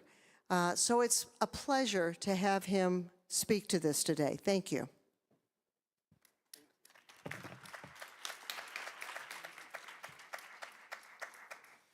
Thank you, Mary. Appreciate it. It's a pleasure to speak about a convention that really lies at the heart of justice for families. The 2007 HCCH Convention on the International Recovery of Child Support and Other Forms of Family Maintenance, or simply the 2007 or Child Support Convention. Is this timer for me? Yeah, so I'm not impressed by the timer. I can ignore the timer. Oh, no, this is not the timer. This is actually the, oh, no, it's the time. Okay. Sorry, it just changed. Anyway, the 2007 convention addresses a fundamental issue, ensuring that family maintenance, particularly child support and spousal support, can be effectively recovered across borders. We all know how vital this is. For many, support payments are essential for daily life, especially after divorce or separation. Article 27 of the UN Convention on the Rights of the Child provides the backdrop to this convention. 27.1 recognizes every child's right to a standard living of the standard of living adequate for their development. Paragraph 2 provides that parents have the primary responsibility to secure the conditions of living necessary for the child's development. Paragraph 3 goes on to recognize that states parties also have a responsibility to support parents in fulfilling their obligation, especially when families face difficulties in providing for their children's basic needs. Most importantly, in relation to our topic, Article 27.4 of the CRC stresses the following, and I quote, "States parties to the CRC shall take all appropriate measures to secure the recovery of maintenance for the child from the parents or other persons having financial responsibility for the child, both within the state and from abroad." And then he goes on to say that states parties to the CRC shall promote the accession to international agreements or the conclusion of such agreements. So it's no coincidence that Article 27 of the UNCRC is expressly quoted in the preamble of the 2007 Convention. It is a clear statement of purpose and principle. However, as with the CRC in general, Article 27 is a mere framework provision. It establishes important obligations, but does not tell states how to give effect to them in practice. And this is precisely where our suite of HCCH family and child protection conventions come into play.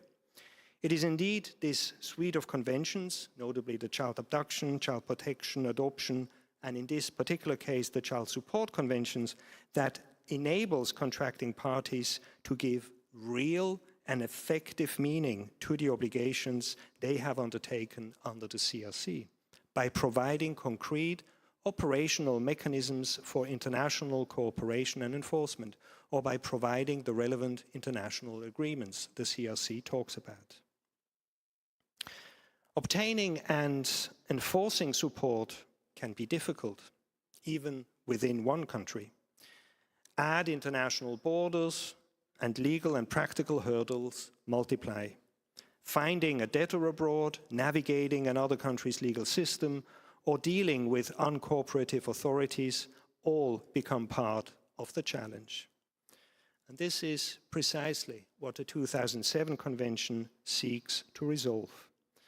At the time of the Convention's adoption, my former colleague, then Deputy Secretary General William Duncan, who led the work on the Child Support Convention, observed, and I quote him, "Today, the day of the adoption of the Convention, the world has grown smaller for debtors who are not paying their child support." End of quote. And he was right.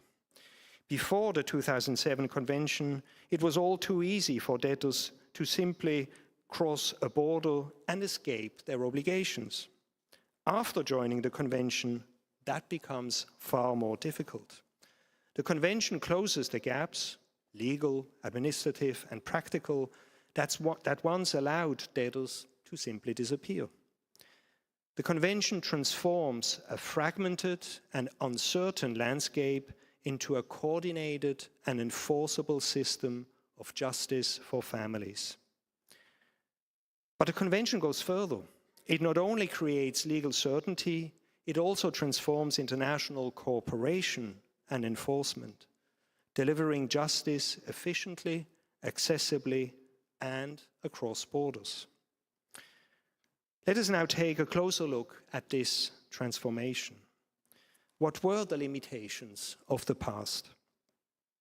To appreciate what the 2007 Convention has achieved, we must first reflect on what came before. The quest for a cross-border maintenance regime is not new. In fact, in 1929, the League of Nations tasked UNIDROIT with developing such a regime, work which, however, never fully materialized into an actual convention, which is perhaps not surprising, as UNIDROIT's mandate does not include private international law.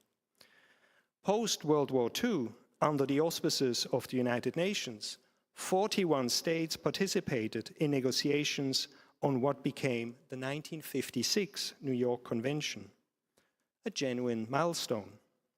The same year, the HCCH adopted its first maintenance-related convention on the law applicable to maintenance obligations towards children, followed 2 years later by a convention on the recognition and enforcement of maintenance obligations. And both these conventions were replaced by 2 newer conventions back in 1973.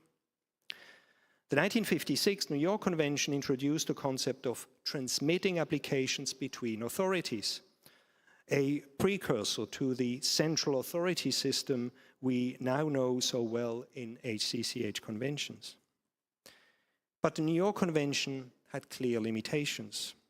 It contained no rules on jurisdiction, applicable law, or enforcement. Its procedures were slow, paper-based, and often inaccessible. Perhaps most significantly, the United Nations lacked what has become a defining strength of the HCCH, the capacity to monitor the practical operation of a convention over time. UN does not have a mechanism comparable to our special commission meetings, which bring together contracting parties to discuss the consistent interpretation and the development of good practices. Without such a system in place, it is perhaps unsurprising that divergent interpretations and inconsistent implementation gradually emerged. The result was a fragmented and ultimately ineffective international framework for families, for children, and for the authorities trying to support them. In practice, it marked the slow decline, if not the quiet end, of the UN treaty's relevance. With UN support, the decision was made for the HCCH to develop a new global instrument, and so began the journey towards the 2007 Convention and its companion protocol on the law applicable to maintenance obligations. What is the transformative impact of the 2007 Convention? Well, the Convention brought a paradigm shift, a single unified global system that replaced a patchwork of treaties, including the 4 former HCCH conventions. It is rights-based, practical, and focused on cooperation. Let me briefly highlight 7 key improvements. First, its comprehensive scope. The Convention applies mandatorily to child support. It may also cover spousal support, and states may extend it to other forms of family maintenance, such as for vulnerable adults, on a reciprocal basis. Importantly, decision is broadly defined to include court orders as well as administrative rulings, settlements, and indexed adjustments. Second, it established modern procedures. The Convention establishes a well-proven central authority system that is modern, streamlined, and effective. Standardized forms reduce bureaucracy, and the I-support system, developed with EU support, enables secure digital communication. That is what modern cooperation looks like. Third, it provides for effective enforcement. To avoid delays, the Convention introduces harmonized enforcement procedures. It limits ex officio review, establishes strict timeframes for challenges, and ensures that appeals do not delay enforcement, unless exceptional circumstances justify it. This promotes speed, clarity, and certainty. Fourth, it introduces administrative flexibility. The Convention also recognizes the growing role of non-judicial decisions. These are decisions made by administrative authorities. It allows for recognition and enforcement of authentic instruments and private agreements, as long as they are enforceable as a decision in the country of origin. Fifth, it makes cooperation easy. The central authority system is the engine room of the Convention. In addition to their primary role of transmitting and receiving applications, central authorities also assist, for example, with locating debtors or creditors, obtaining financial information, establishing parentage, or even encouraging amicable solutions, all with one aim: to make international cooperation work clearly, effectively, and without unnecessary obstacles. Sixth, it provides for free legal assistance. Under the 2007 Child Support Convention, all contracting states are obliged to provide effective access to procedures, including enforcement and appeal, for those seeking to recover maintenance. This is achieved through simple, streamlined procedures supported by the central authorities, which enable applicants to proceed without the need for extensive legal representation. Also, it is important to note that under the Convention, each central authority bears its own costs, ensuring that the system remains accessible and fair. In addition, and most importantly, free legal assistance is guaranteed for applications made by creditors seeking the establishment, recognition, and enforcement of child support decisions, subject only to limited exceptions. A contracting state may, if it so chooses, apply a children-centered means test in cases involving the establishment of child support, but this is an option rather than a requirement. For other types of applications processed under the Convention through central authorities, legal assistance may be made subject to a means or merits test, and this would, for example, include applications made by the debtor for example, for modification of a previous decision. In this way, the Convention ensures the effective access to justice and to those who need it most, particularly children, while allowing contracting states some flexibility in how they implement these important obligations. I remember very well when we were negotiating the Convention that this particular package on free legal assistance was the result of a very important reception that took place at the Japanese embassy, or residence rather, in The Hague in the course of the diplomatic session. So it shows how important receptions are during diplomatic events. Seventh, the Convention benefits from monitoring. Lastly, the Convention reflects a core HCCH principle, ensuring conventions remain effective in practice. It mandates regular Special Commission meetings on the practical operation of the Convention, cooperation with the Permanent Bureau, and the promotion of uniform interpretation. This built-in review mechanisms ensures that states learn, adapt, and improve together. Some closing reflections. As we look at the difference before and after joining the 2007 Convention, the transformation is striking. For the 55 states that are already bound by the Child Support Convention, the latter delivers an international system that is not only efficient and cooperative, but also profoundly just. Let me offer just one example.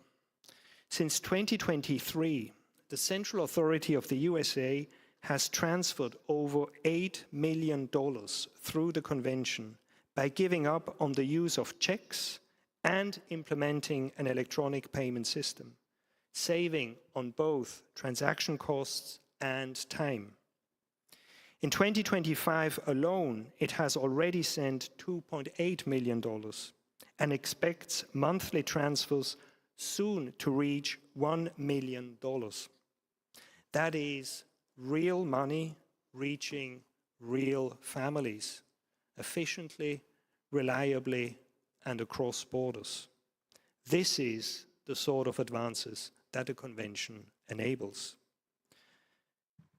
And so in conclusion, and without any surprise, I encourage all states that have not yet joined the 2007 Convention to consider doing so. You will not only modernize your legal framework, you will bring justice to children and families wherever they may be. As I like to say, for me, the Child Support Convention is the next big thing in the family law area, simply because of its practical importance. Before the Convention, too many families were left without solutions. After joining, justice becomes not just possible, but practical, predictable, and real. Thank you.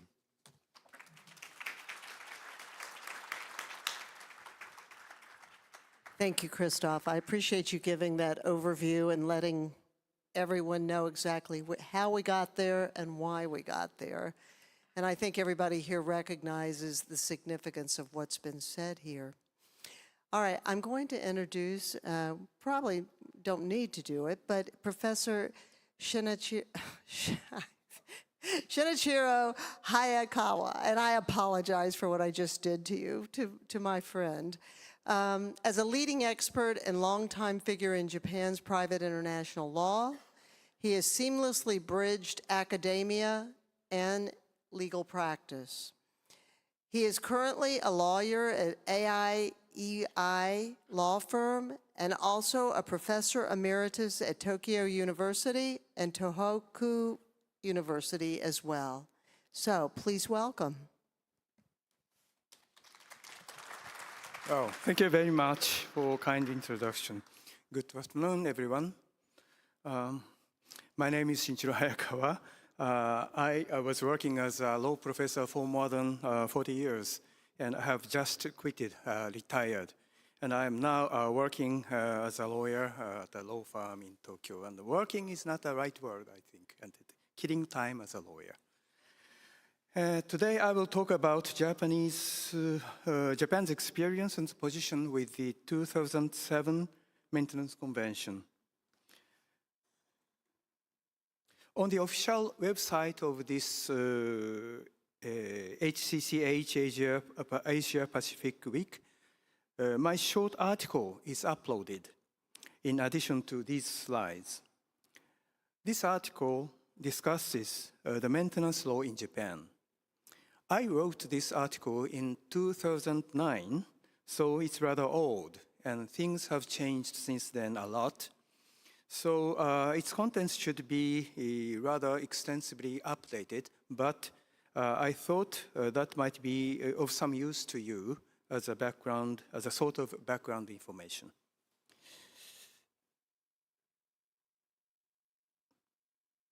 Here's the outline of my talk. First, I will briefly introduce the background. Then, I will explain Japanese family maintenance law, both in domestic and international context. After that, I will discuss Japan's approach to the 2007 convention, including past discussions and current challenges. Finally, I will share some concluding thoughts on future prospects. There is a growing need to ensure cross-border recovery of family maintenance in Japan as well, because Japanese society has been rapidly internationalized. The 2007 Hague Convention provides, as Dr. Bernasconi indicated, a comprehensive and effective tool for international cooperation in this area. Although, unfortunately, Japan has not yet ratified this convention, I personally believe that the time has come for us to reconsider this issue seriously. Let me begin with a brief overview of Japanese family maintenance law. First, concerning the domestic context. Under the civil code of Japan, family members have mutual obligations to provide support. The family court plays a central role, using a flexible and discretionary approach. There is no official formula of determining the maintenance amounts, but since 2003, the courts have heavily relied on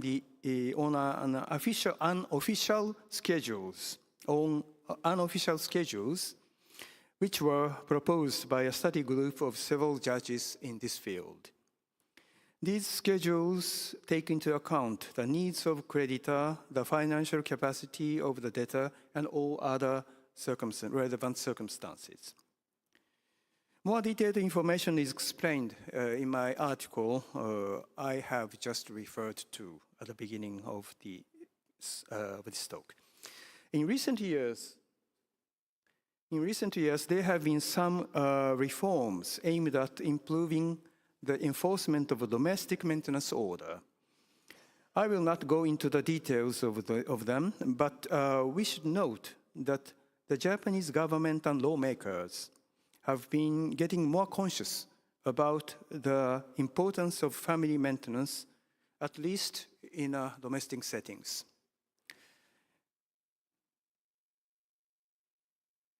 Next, the international side.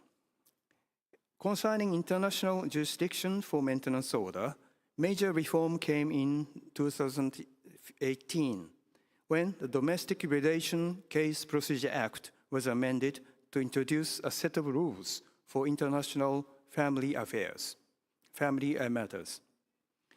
for international jurisdiction for family matters. Under Article 3-10 of that act, Japanese court have jurisdiction if the maintenance creditor or the debtor as a defendant resides in Japan. This rule was made largely based on the case law until then, so it is a sort of restatement of the jurisprudence. Regarding the conflict of laws in this field, Japan has ratified 1956 and 1973 Hague Conventions.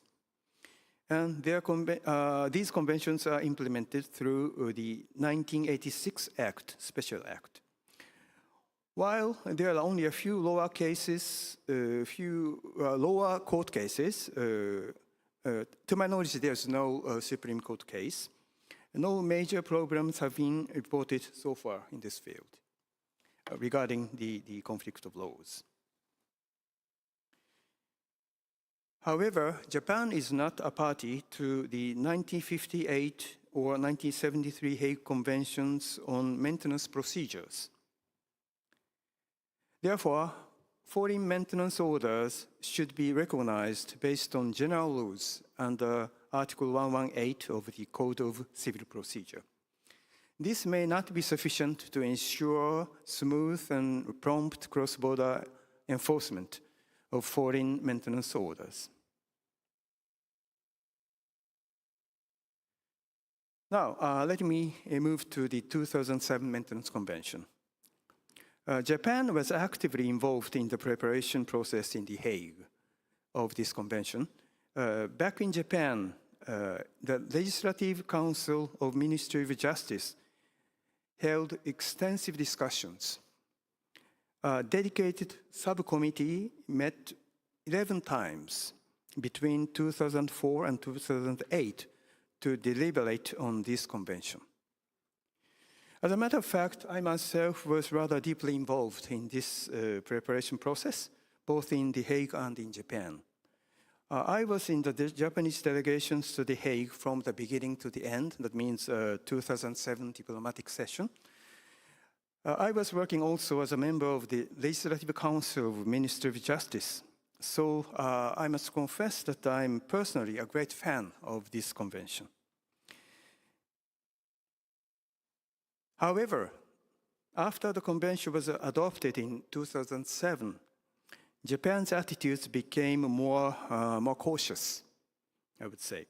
Although several academic articles and lectures addressed the convention, for example, my own 2009 article referred to at the beginning of this talk was published in the Japanese Yearbook of International Law, the issue did not attract strong political or public attention.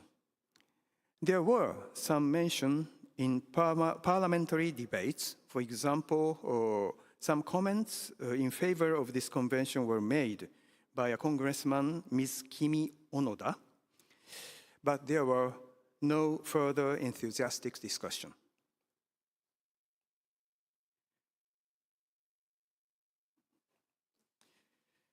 Some key features of the convention might pose problems for Japan.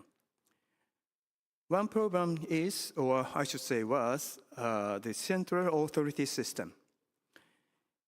In 2007, when the convention was adopted, Japan had had no experience of central authority system of the Hague Conventions. However, Japan became, in 2014, a member state of the Abduction Convention and has had some experience of this system. Another problem is or was the requirement for effective access to procedures.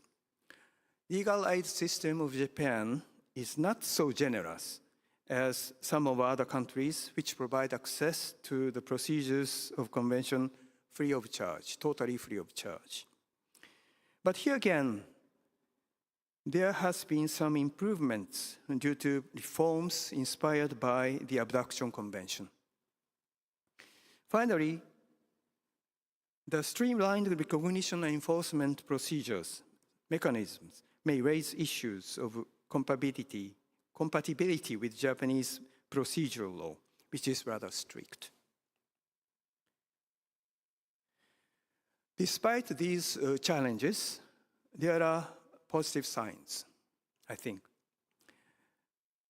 There is an increasing need to recover maintenance across borders, particularly to protect children and other vulnerable individuals in the family. Also, I would like to note that Japan has been reforming the domestic legal system for maintenance to provide more effective assistance to the family members in need, which means that at the level of international maintenance as well, it would be possible or probable to reform the system by introducing the 2007 Convention. Joining the 2007 Convention would enable Japan to harmonize with international standards and provide a more effective legal frameworks.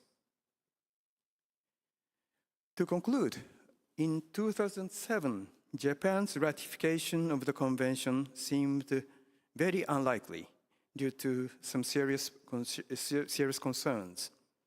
But over the years, many of those concerns have been addressed, at least in part. Today, I believe Japan is in a much better position to consider ratifying the convention and joining this important international system. Such a step would strengthen protection of vulnerable family members and improve cross-border cooperations. Thank you very much for your attention.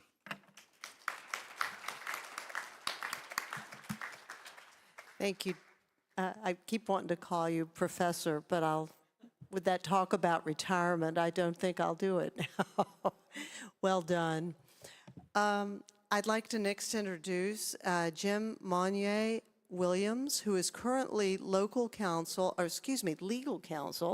and local counsel for them, for the Ministry of the Attorney General in British Columbia, Canada, and he is amicus curiae for the 2007 Child Convention applications. Thank you. Thank you.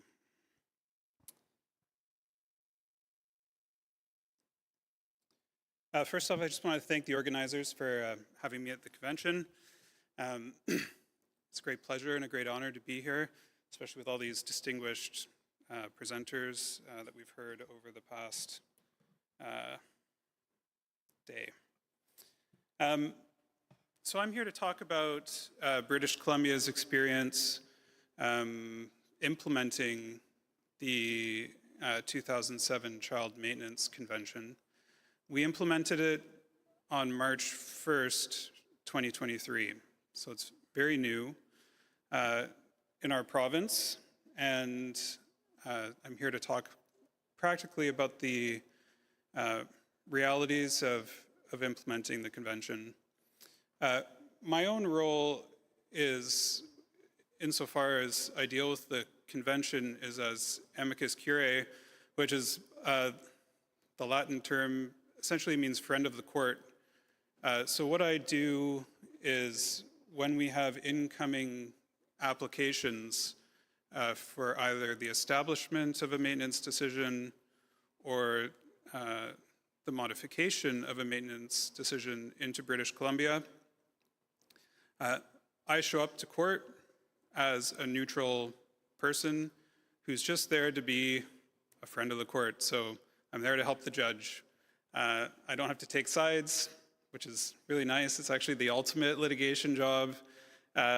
You get to go, the judge is very grateful that you're there, and you can make a difference.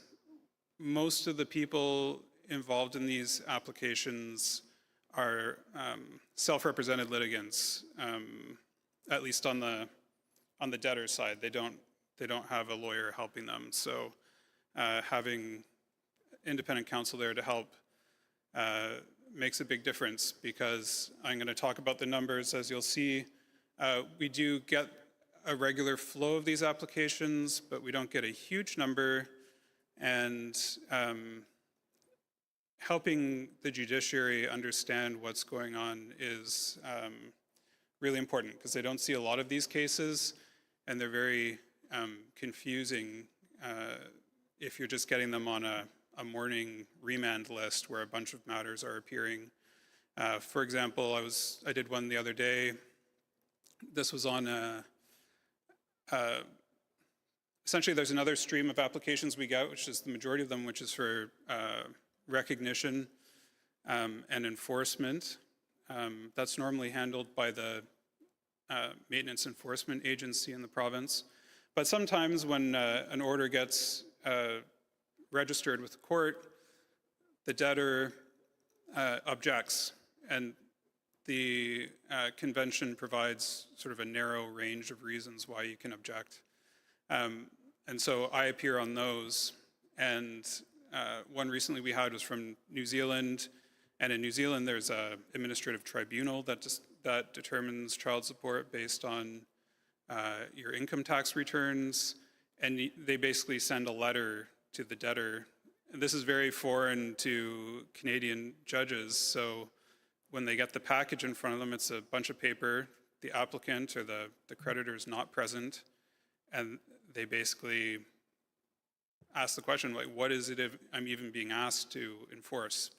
So I go and explain, well, I do all the research ahead of time to understand, and I go and explain what's happening, what they're looking at, and so on.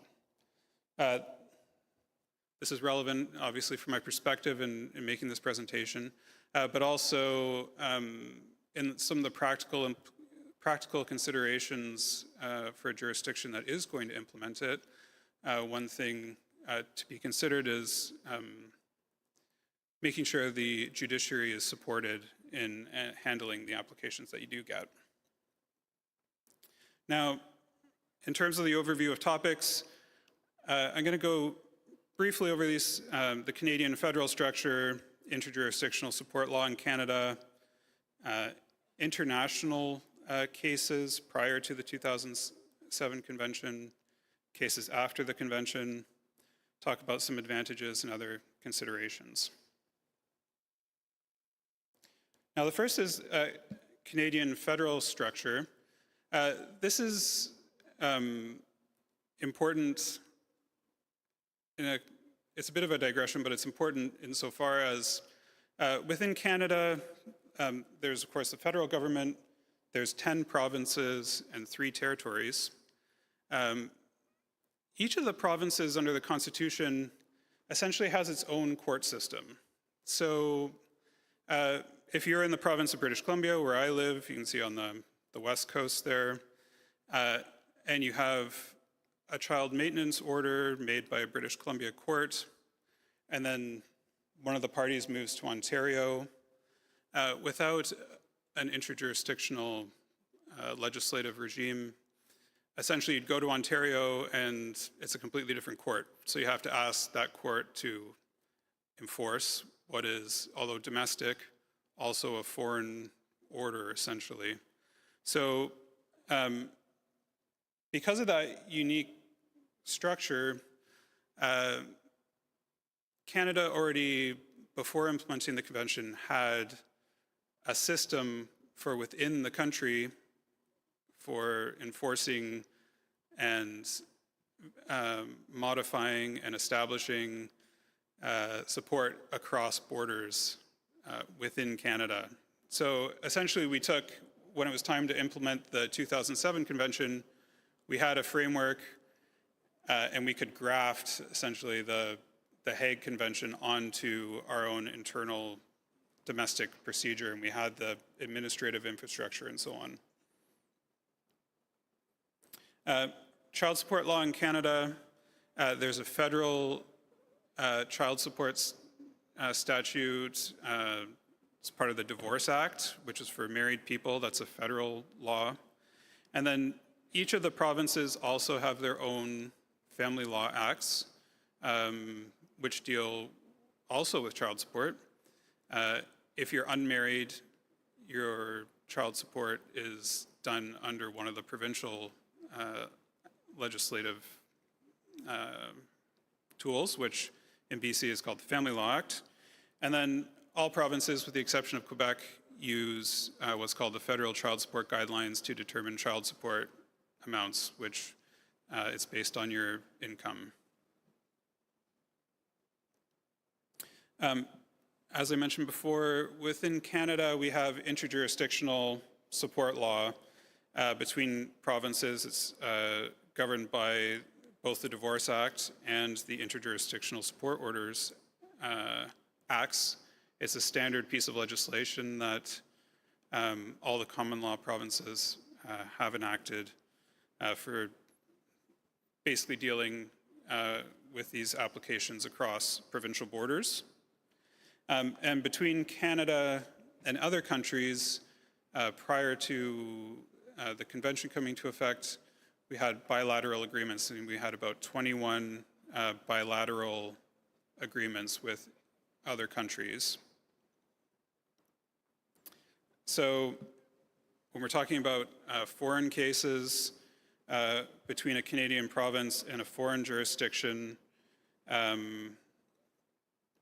if we had a bilateral agreement and that country is not a member, is not a signatory to the 2007 convention, then essentially there's been no change. We still operate under the bilateral arrangement that was in place. If the other country is a member of Hague, now that our province is a member of Hague, the 2007 convention, then the convention overrides the bilateral agreement and we just go straight to the convention. So that's true of some of our major partners. Obviously, the United States is our main partner that we deal with, over 50% of our international cases.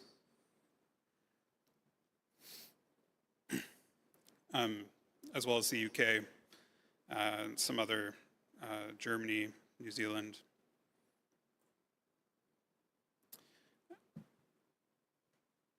This slide shows a timeline of the 2000 convention in Canada.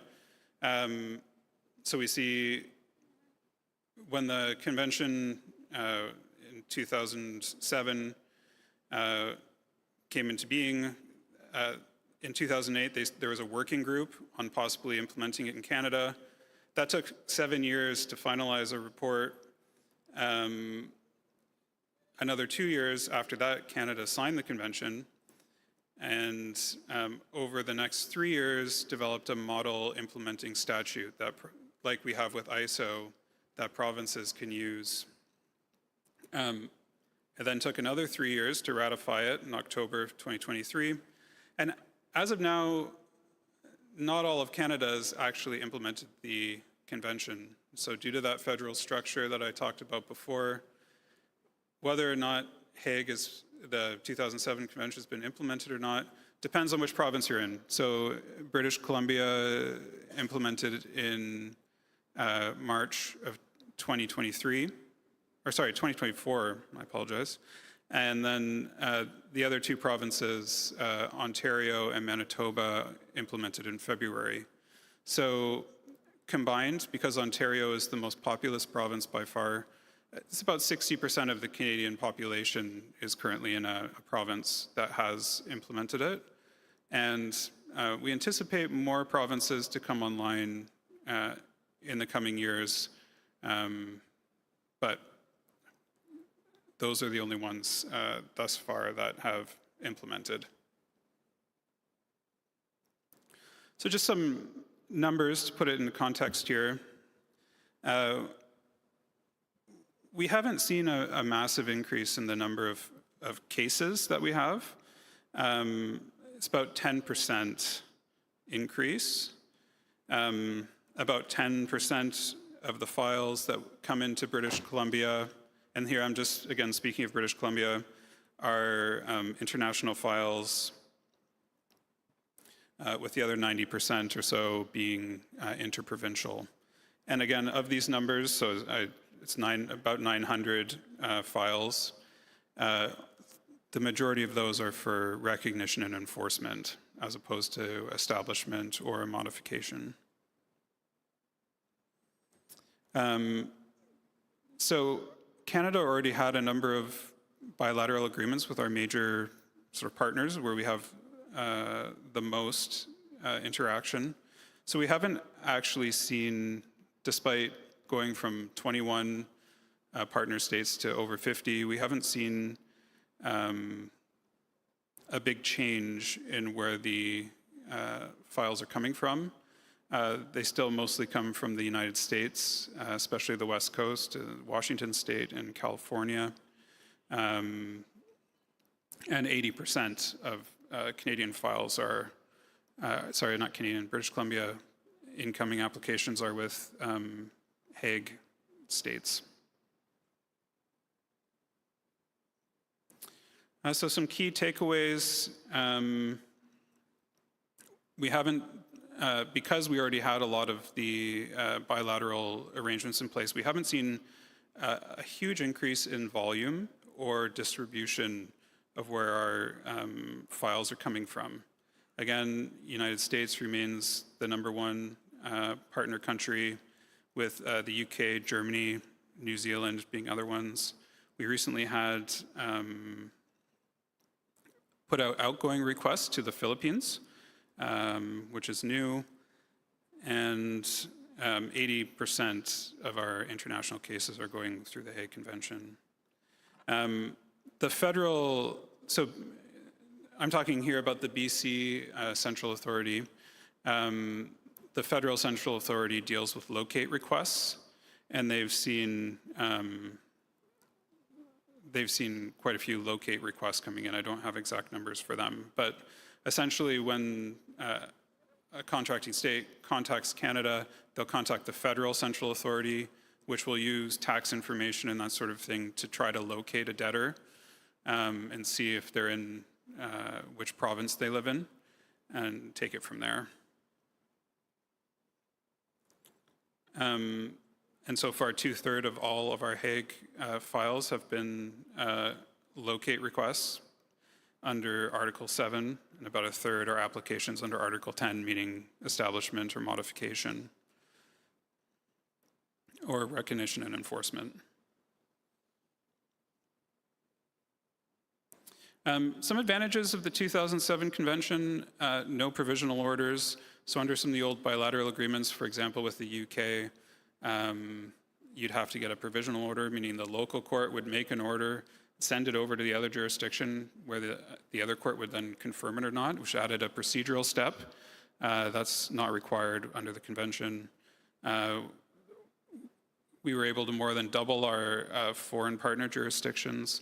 Of course, we already had bilateral agreements with some of our major partners, but of course, when if you're in a jurisdiction that doesn't have that same degree of bilateral cooperation already, making a bilateral agreement is difficult and time-consuming. You have to negotiate one by one. Joining the convention is a big advantage in that you instantly get a large number of partners just by implementing the convention. There's some procedural things involving forms being standardized, and again, provisional orders not being confirmed, provisional orders not being necessary. Orders don't need to be certified. The Hague forms are already translated into all sorts of languages, which saves cost and administrative effort. And then this is just the last bit. The BC Central Authority is the Interjurisdictional Support Services Office. And basically that office performs all the functions of the Central Authority under the 2007 Convention.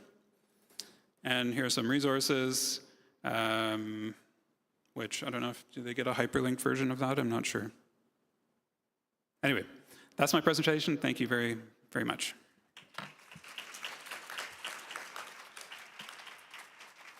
Thank you, Jim. Very interesting because we're learning what Japan did, we're learning what Canada's done, we've seen an overview, and then now we're going to have Ms. Min Ji Kim. Am I saying that correctly? Ji Kim? Yeah? All right.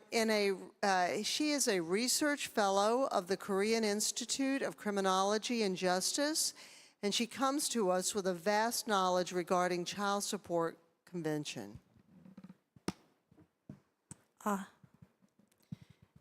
Hello, everyone. Thank you for staying with us until the last presentation of the day. I'm truly honored to be part of this session, and I'd like to thank Secretary General Berlusconi and the other speakers for sharing their perspectives. And as already mentioned, my name is Minji Kim, and I'm a research fellow at the Korean Institute of Criminology and Justice, KICJ, which has had the privilege of having organized today's session as part of this event. And since 2022, KICJ has broadened its work to include legal policy issues related to international cooperation in family law. So as part of this, we have looked into topics such as 1993 Inter-Country Adoption Convention and the HCCH Parentage and Surrogacy Project.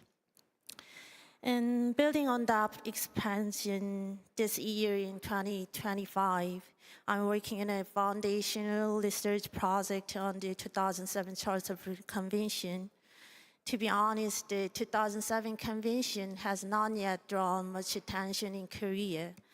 So today, I hope to offer some preliminary reflections still evolving but firmly rooted in a right-based framework. Let me begin with a brief overview of where Korea stands today and what remains to be done.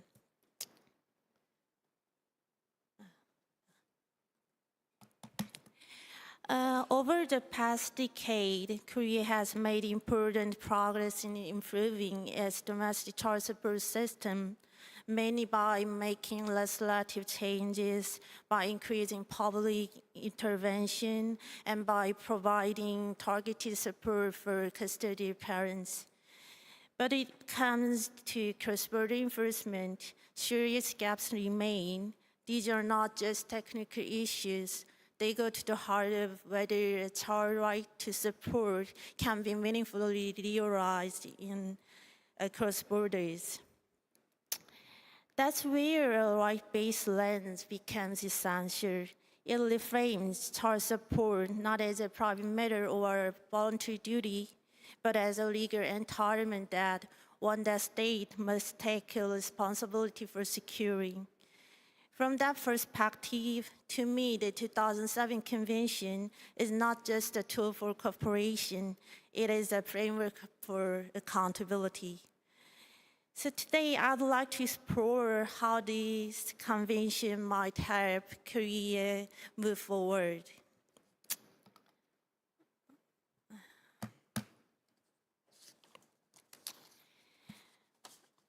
And to understand how far Korea has come and what still needs to change, it helps to look at how our legal framework has evolved over time. In the past, child support was treated as a purely private matter, something to be reserved between individuals. But the change in 2014 with the enactment of the Child Support Enforcement Act, and in 2015 with the establishment of the Child Support Agency. These developments marked a significant policy shift, namely from private negotiation in public enforcement and from informal resolution to state-backed accountability.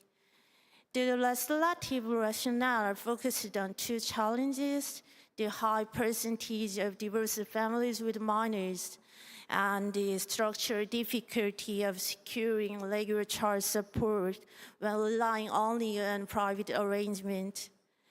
The aim was to guarantee at least a minimum level of stability for children in struggling families. Since then, Korea's legal framework has developed as a result of key amendments. It's reinforcing the state's responsibility to enforce child support as a matter of legal and social obligation. Rather than covering all relevant laws, I'll briefly highlight several key amendments to the Child Support Enforcement Act in recent years. In 2021, new sanctions were introduced to strengthen compliance, such as disposition to suspend driver's license, prohibiting departure, disclosing defaulters' names, and even criminal penalties in cases where support remains unpaid despite a detention order. In 2024, the agency was restructured as an independent legal entity with broader authority and direct operational powers. That same year, sanctions were enhanced by removing the requirement for a prior detention order, make it easier to impose the types of penalties mentioned earlier. Just this year, 2025, Korea introduced the prepayment and recovery system, allowing the agency to provide advanced child support payments and then recover those funds using access to credit, insurance, and finance data, even without the obligor's consent in certain cases. The prepayment system will go into effect on July 1st, just a few days from now.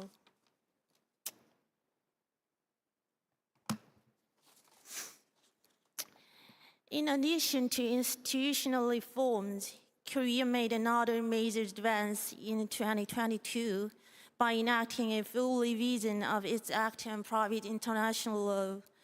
This comprehensive reform aimed to complete the overall legal framework by introducing clear and specific rules on international jurisdiction, especially for legal relationships involving foreign elements such as international commerce and multicultural families.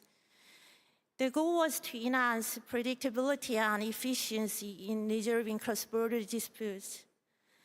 One of the most important developments was the adoption of Article 60, which explicitly allows jurisdiction to be established based on the habitual residence of the child support creditor, often the child. This provision strengthens protection for those in need and allows for quicker and more effective dispute resolution. Taken as a whole, the 2022 amendment signals Korea's growing recognition of the need for a right-based, child-centered approach to international legal disputes, particularly in sensitive areas like child support.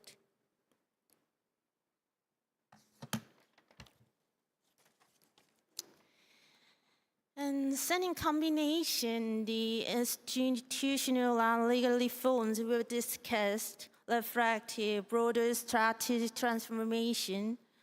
We can understand this transformation by looking at three interlocking pillars. First, Korea has embraced the use of formal sanctions to reinforce compliance, ensuring that failing to pay child support carries real legal consequences. Second, the state has expanded its assistance for custodial parents by improving access to legal remedies and, when necessary, intervening directly to ensure enforcement when private effort stalls. The new prepayment and recovery system is a clear example. It allows the government to step in early and recover funds more effectively. Third, the government has moved from playing a background role to take the lead in enforcement, with the child support agency now operating as an independent legal entity. Public enforcement is no longer a fallback option.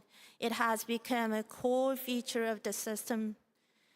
Together, these strategies have laid the foundation for a right-based framework, one that aims to ensure not only legal entitlement on paper, but also meaningful process and timely enforcement in practice.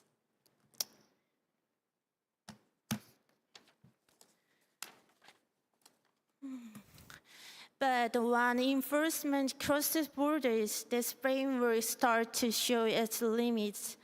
Let me introduce a case, one that illustrates just how difficult it can be to secure child support across borders. In this case, the custodial parents sought to enforce a French child support judgment in a Korean court, but the court rejected the request not because the obligation was invalid, but because the respondent had not been properly notified of proceeding in France. The court found that the respondent had not been given a real opportunity to defend himself and concluded that the French judgment failed to meet the requirement under Korea's Civil Procedure Act. The decision itself is now available to the public, and I receive it through a private channel. So while I'm not in a position to disclose the specific details of the case, but I believe that this accommodates a reflection of the merits of the case. Instead, it highlights the procedural and structural limitations that can prevent valid cross-border claims from being effectively enforced. But perhaps even more troubling is the reality that cross-border child support disputes often fail to surface at all. Such cases are very likely occurring in Korea, even if they remain undocumented. This may be because most of them never reach a stage where they are formally recorded in the legal system. Indeed, parents may give up early in the process due to high cost or legal uncertainty or the emotional strain of pursuing a claim across borders. In these situations, the child's right to support doesn't disappear, it simply remains unfulfilled.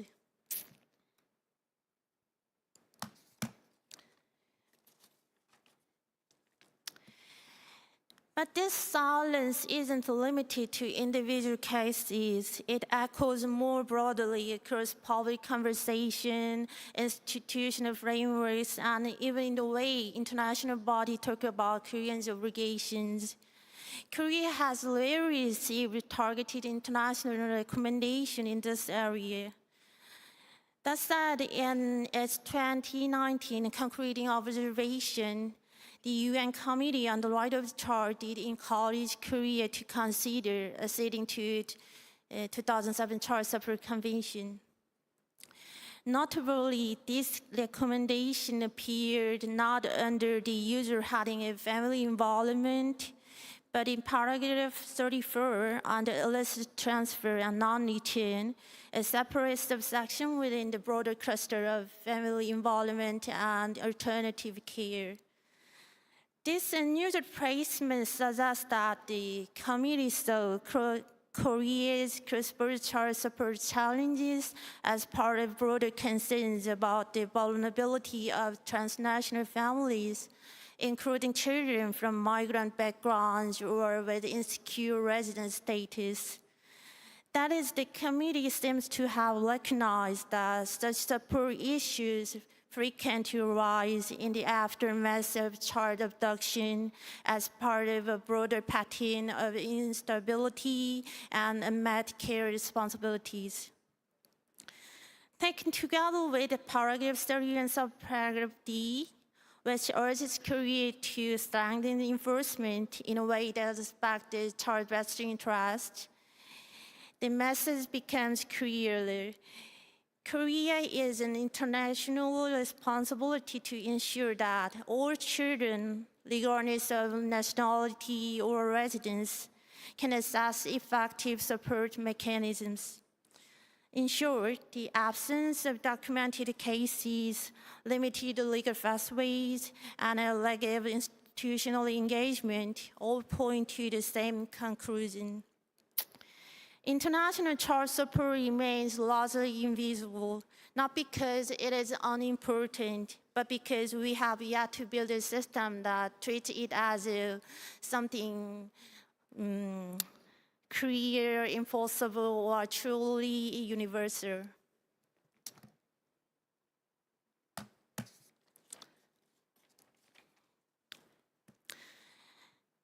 At this point, the 2007 convention becomes relevant, not because it replaces what Korea has built, but because it fills the missing pieces by providing tools that Korea doesn't currently have. As we've seen, without reliable procedures and institutional coordination, valid claims can fail or never even reach the system. So these mechanisms have moved cross-border claims from legal silence to actual enforcement. And importantly, Korea is not starting from zero. The Child Support Agency now functions as an independent enforcement body and already plays a key role in the domestic system. It handles a wide range of responsibilities, receiving applications, tracing obligations, coordinating with other institutions, and managing enforcement procedures.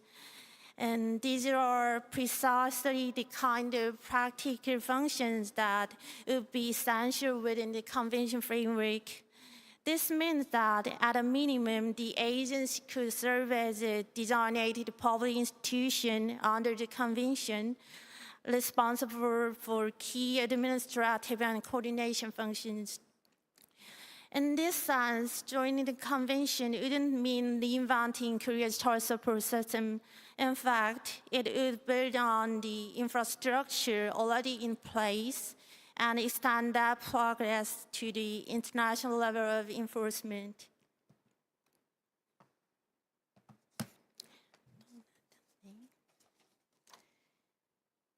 So the next question is, how do we carry that progress across borders? We've seen how Korea has taken meaningful steps towards building a more right-based approach to child support enforcement. But as international mobility continues to grow, so too will the number and complexity of cross-border child support cases. These are not isolated situations. They are part of broader global safety and family formation and dissolution.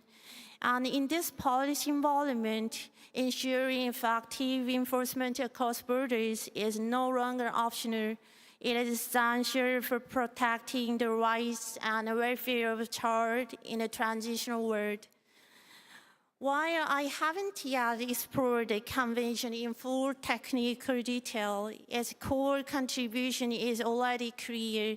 The 2007 convention offers a practical and principled framework for doing just that. It brings structure and coordination and procedural clarity to an area that has long suffered from fragmentation and uncertainty. Of course, joining the convention will require careful planning, interagency collaboration, and ongoing public discussion. But the point is this: Korea is no longer at the starting line, and legal foundations have been laid, and institutional capacities are maturing. What's needed now is not only that, but a transition from national progress to a truly cross-border framework that can turn children's rights into enforceable realities. In that sense, Korea may not yet be ready to join, but it is right to start the conversation. Thank you.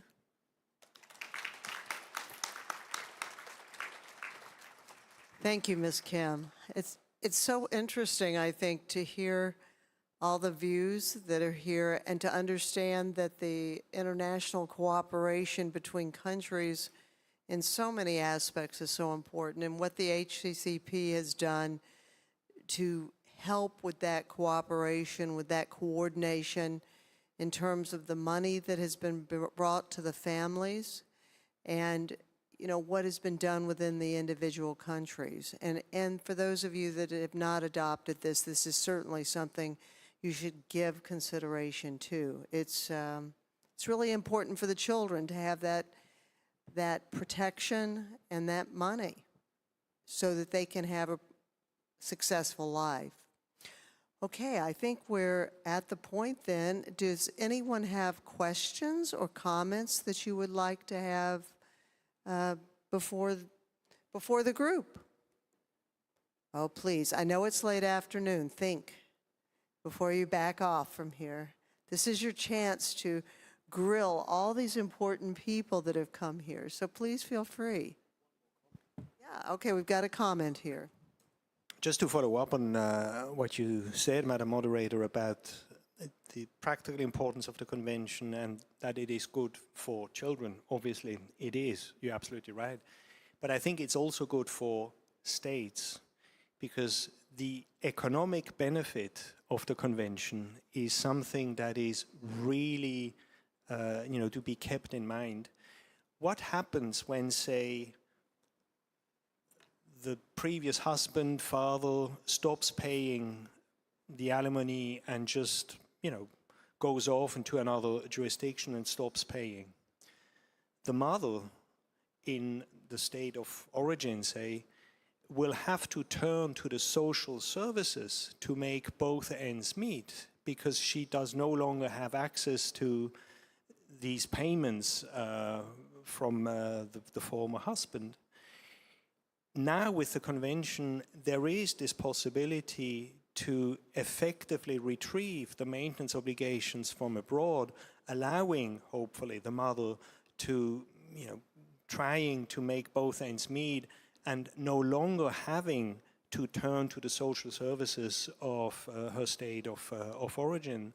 So, I'm almost sorry to put such an economic layer to the discussion, but I do think this is an important aspect that the convention also provides. It's in the economic interest of states also to join this convention and to make sure that they can retrieve these maintenance obligations from abroad.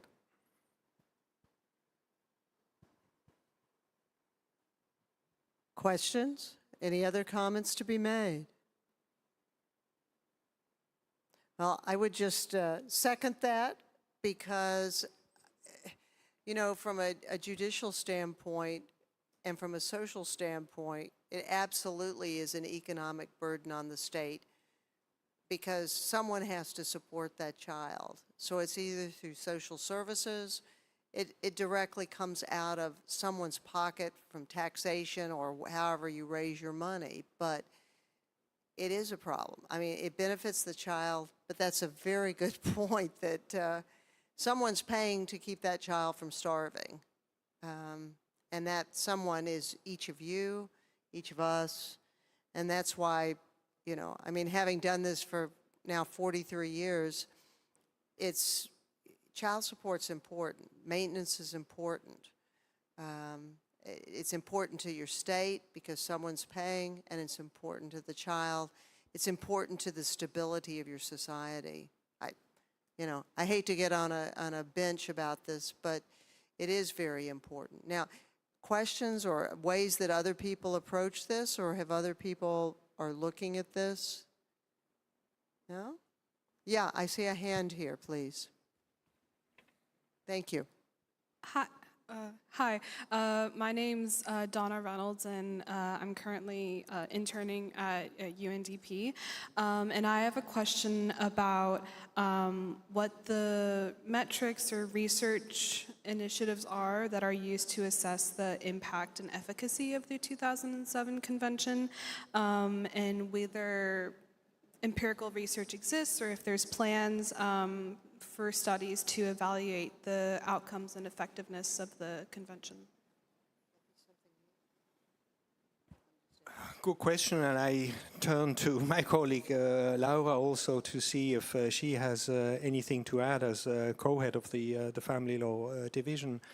The short answer is that I don't think we have specific plans in preparation to assess the effectiveness of the convention, which is something I would really like to do for more than just the Child Support Convention, actually for several conventions. We have had an economic study made a few years ago for a few conventions, including the Apostille Convention and the Child Support Convention. But back then, the statistical data that we had was, frankly speaking, not robust enough to produce a meaningful, trustworthy outcome. I think for us, still the best way to assess the effectiveness of the convention is to come together at the special commission meetings and have the exchange among all contracting parties to see what works and what is maybe subject to further improvements. But I think it's a great point. I very much believe in trying to assess as much as possible the effectiveness of these instruments. But that's clearly something for future work. But thank you. Laura, I don't know if there is any. No. Okay. Thank you. Great. Thank you very much.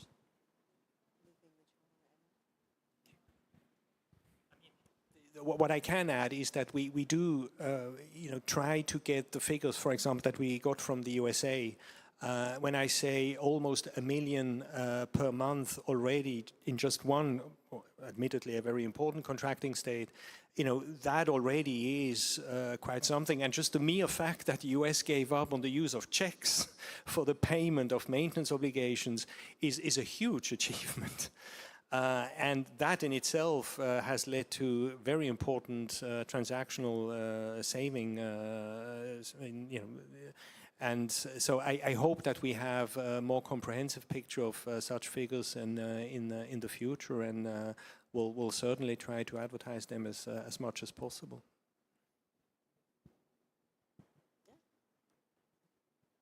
Is this on already? Okay. I would just say, from our perspective, and I showed just a small fragment of it in my presentation, is that we do collect the data on how many cases are coming through, and we monitor the outcomes of those cases. And I know the other participating provinces in Canada also monitor their numbers, and collectively we meet, some groups we meet weekly, some monthly, and these are the sorts of things we talk about. So it's fairly new, so we haven't taken these numbers and done sort of a really robust study of it, but it's definitely, we're paying attention, and it is being tracked. And, it does make a difference. That would be my assessment. I personally see people all the time who get a support order enforced or get one made that otherwise just wouldn't have it, right? So it does make a difference for people. Anybody else? Yeah. Okay. All right. I think what we're hearing is that it's very individualized, that individual countries may be tracking this, but when you say assess, that can mean many things. And it may mean that there's things out there that they're having judgments or, trying to enforce, but maybe they're not always successful. And at this point, it sounds like that we can track the money that is being accrued to a certain extent. I mean, by literally asking the United States or asking Canada if they'll share, how much has come in. But in terms of maybe there's other things that are not happening, that's a little harder to tell. I mean, you can track money coming in or things like that, but whether there should be more or less or how it should be done, I'm not exactly sure I don't know how to answer that either. Other questions? Anybody else out there? All right, any other comments from the group? All right, then I would say I will leave that to our commencement there. Thank you. Thank you.